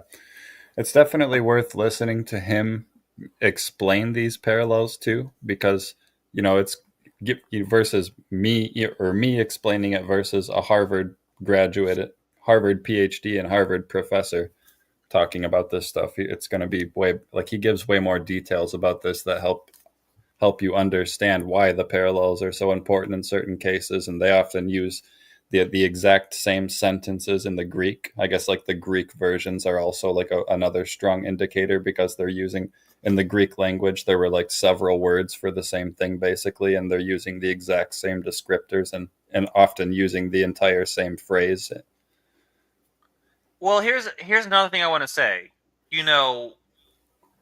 There are many classic works of Greek play, theater, these long epics. The Odyssey, Homer. What's the other one that he wrote? The Odyssey and The Iliad. The Iliad, exactly. Sorry, thank you for doing that. But Virgil's poems and things like that. Aeneid. So here's the thing I would say: if you look through all of that, that would basically cover the events that take place in all of those works could basically cover the entire human experience. You have people sailing, you have rulers, kings, prophets, oracles, all kinds of things. What I'm trying to say is, it's the specific order though. Like it's not just the fact like anyone can go sailing, anyone can go, anyone can be nude, anyone can have, but it's all of these things occurring in the same exact order. I think it's not possible for it to coincidentally happen. And not only does it just happen this one time, it happens dozens of times, and it happens across all of the Gospels, and it seems to be a theme among their whole culture, not even in the Bible, but just among Greek and Romans in general. Well, it's been excuse me. It's been a little while since I've looked at Dennis MacDonald. I remember originally when I first started hearing about him, he was talking mostly about Acts and Luke. Yeah, he's actually. I noticed you said that he's done extensive work on Paul, Matthew, Mark, Luke, and John, and Acts now, and he draws some of the most amazing parallels are between John, the book of John, and Euripides, the Bacchae. That's where some of the clearest parallels are actually. But he goes into parallels about Mark, Matthew, Luke, John, Acts, Paul, and they are strong, especially in John and Mark, because Matthew mostly takes from Acts 2, I think, or I mean Luke 2. I'm sorry, not Acts, Luke 2, but Matthew not so much, because most of what Matthew says is just him rephrasing exactly what Mark said. Well, I know that in the book of Acts, when Paul has his Damascus Road vision, you have Jesus saying, "Why dost thou kick against the pricks?" Which many scholars have wondered what on earth is Jesus even saying here, and apparently that is a quote from the Bacchae of Euripides. So we have the goads kicking against the goads. Yeah, kick against. So we have Jesus quoting an ancient Greek poet, which is very strange. Yeah. It is. But I'm not too concerned about the Book of Acts. Obviously, these things, there is some basis to some of it, but I think, I'm just going to be honest, I think Dennis McDonald is doing his own version of pareidolia, or whatever it's called, where you see one thing and then you start seeing it everywhere because you think that parallel mania. Yeah, parallel mania, exactly. Yeah, he thinks that his response to that is that you have parallel phobia. Oh, he's already. That's what he says. Okay, so there are critics who have already brought that against him, and he has his own response to them, which is that they are basically. He's actually debated them. Okay, interesting. He debated them one time live in a debate about 4 years ago, and then he also debated a fellow colleague and really strong critic of his, John Dominic Crossan, maybe was his name. I can't remember his name. I want to say that's what it was. And they had a long discussion about it as well. And I don't think either of them walked away changing their minds. Well, that rarely happens. I think anytime you have a debate, you never suspect you're going to change the other person's mind. It's more about the audience, because the idea is the audience is the ones who are trying to seek, what they're trying to believe. You have two people who believe what they believe, and then you have everyone else trying to trying to figure out who got the better case. Yeah. To me, though, hearing all the arguments that I've heard, and I've heard them all, his are the most striking that I've ever heard by far. Yeah, like I said, I'll take a look at it. It's been a while since I've looked into Dennis McDonald. When I was looking into him, it was more during the time he was specifically talking about Acts and Luke. But it seems that since then he has expanded his research and the kind of things he discussed. So I'll have to revisit that perhaps. Mm-hmm. But I'll take a look at it. I mean, if it's true, it's true. So, but at the same time, I just say I'll see. We'll see. Because it's a lot. It's a lot to take in, especially for a Christian, I could imagine. So, and I'm not trying to hurt your feelings or anything by showing you this, but as somebody that's looking for the truth, like, I figured you would definitely want to see this. Well, absolutely, and if anything, like I was talking about, there's the guy who wrote Joseph Atwill, who wrote Caesar's Messiah. Mm-hmm. I think it's the most ludicrous theory that I've heard about Christian origins that I've ever heard. But I started encountering people who believed it. Like, I literally met people who thought Caesar's Messiah made sense. So then I realized, well, at the very least, I have to know what the claims are and what the arguments are. So at the very least, I should know what his arguments are, because he's a scholar. He probably is teaching he's one of the world's leading scholars. He graduated from Harvard in like 1980 or something, and he taught at like several different colleges as a professor, including at Harvard. His credentials are quite amazing, actually. And he graduated from Bob Jones University as well before going to Harvard. Oh, that's quite interesting. But But I guess the point is, if this is something that scholars are claiming, then to defend the faith, at the very least, it's good to know what they're claiming so that a response, and I'm sure other people have responded, but I should know as well, because I feel like if I was more prepared, maybe I had better response to what you're saying. But or I should just try to accept, research on its own merit as well, because it could be true. Just keep an open mind. Maybe I try to do the same thing, and he said some things that I'm skeptical of as well. It's not like he's my Bible or something, but when he draws these parallels, like I showed you, and he shows the examples side by side in the same order, or he gives detailed, thorough explanations of why he feels the way that he does, it kind of transcends just taking his word for it. Like he just got very clear evidence for what he's claiming. Right. All right. Well, Andy, that's interesting. We gotta shut down the stream, but no problem. That's interesting. So, all right. Do you have a closing statement? One or a couple minutes? You want to say anything, or are you good? No, that's all. It was an awesome stream. I learned. I lived. It was awesome. Yeah. I look forward to these conversations. I check every day for you. All right. Well, awesome, Manny. Thank you. And until next time. Yep. Take care. Yep. All right. Okay. So we're going to shut down the stream. This was a long one, but I feel like we went in a lot of different directions. And with a stream title like Whose Beliefs Are Closest to Ultimate Truth, that's kind of what I expected. Sometimes it's better to have a focused conversation, but at the same time, sometimes I just put these out there as an opportunity for people to engage and just kind of see where things go. And that's kind of what happened tonight. It wasn't really a focused thing. It was more just like, all right, let's just kind of toss some ideas around and see if we get anywhere. And there's room for that too. But I think in the future, maybe I'll try to make it more specific, because we had skeptics on the panel tonight. We had Christians on the panel tonight.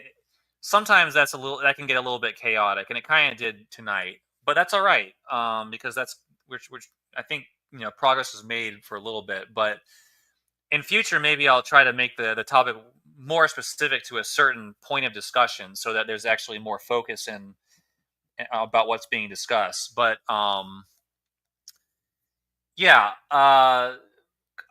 encourage people to continue to analyze these things, especially when it comes to Christians and where Christianity is today. I'm going to continue to try to take us back to what I think the original Christianity was, which is very difficult because most Christians today don't even realize that they've put their faith in something that was constructed and evolved over a long period of time, and now it's called Christianity.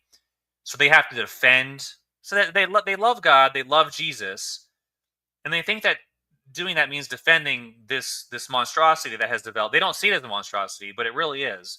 They think they need to defend this. They need to put their faith in it. They think that questioning it is basically opposition to God. But I'm just saying, and when it comes to the ultimate truth, what is the ultimate truth of Christianity? And when you go back to the origin, when you go back to the real fundamental essence of Christianity, modern Christianity is not doing it. It's actually the opposite. And I've explained this many times before. Modern Christianity, at the end of the day, teaches satanic doctrine. Okay? And you can take satanic as a literal being or a figurative being, whatever. The idea is Satan was the one who taught people to disobey God. That was Satan's ultimate goal. And what that means is Christianity today teaches that you don't have to obey God for salvation. That's very dangerous. It's dangerous on a temporal level for our lives, for our world, for our societies. But it's obviously worse when it comes to the idea of our soul. We have souls. If you are living in a position where you think you don't have to obey God because your sins have been paid for, I just think you're in a really dangerous spot. Really dangerous spot. And that's not what Christ taught. Christ taught the truth. Christ taught, as far as we can tell from the record we have to obey God for salvation. If you don't like it, you don't have to be a Christian. You'll be judged, and you will have lived your life comfortably. short little life on this earth, and then you have eternity to think about what you did. But yeah, as far as the other questions of the topics we discussed, a lot about infinite regress and God. I think those are important topics. So I think that we need to establish that God exists from an apologetic standpoint. We establish that God exists. We establish that God is rational. We establish that it's most rational that God be the source of creation and life. And then we try to build the religious perspective or the faith from that. So we need to establish why the logic of God works. We need to be able to answer questions like the infinite regress. We need to understand things like evolution. We need to understand topics like materialism, why materialism doesn't explain free will or the operation of the brain or what's observed well. These are all things that we can have in our tool chest. So these are all things that were discussed tonight, and I think that was all very important. In the future, I plan on doing more streams about Christianity and the problems I'm seeing. More streams, hopefully, as I have time, about evolution. I have a Substack that's linked on my YouTube channel. Go check that out. I have tons of channels. Not just, if you look on the live tab, the videos tab only have two videos. But if you go into the playlists, I have playlists of my conversations with Matt Slick, all kinds of content. So all kinds of stuff. So anyways, look for more content. I'm going to do more discourses. I'm going to do more solo. And then these open discussions are times people can come challenge me. All those big shots out there who say I'm the enemy of the faith. A lot of them I don't. Some of them I see, some of them I don't. So what's up with that? But there are people who've challenged me to debates. I said, okay, let's debate. Let's have a debate. They never show up. Some of them do, but a lot of them don't. So some of these people are frauds. Anyways, hope you learned something. God bless, and until next time, thank you.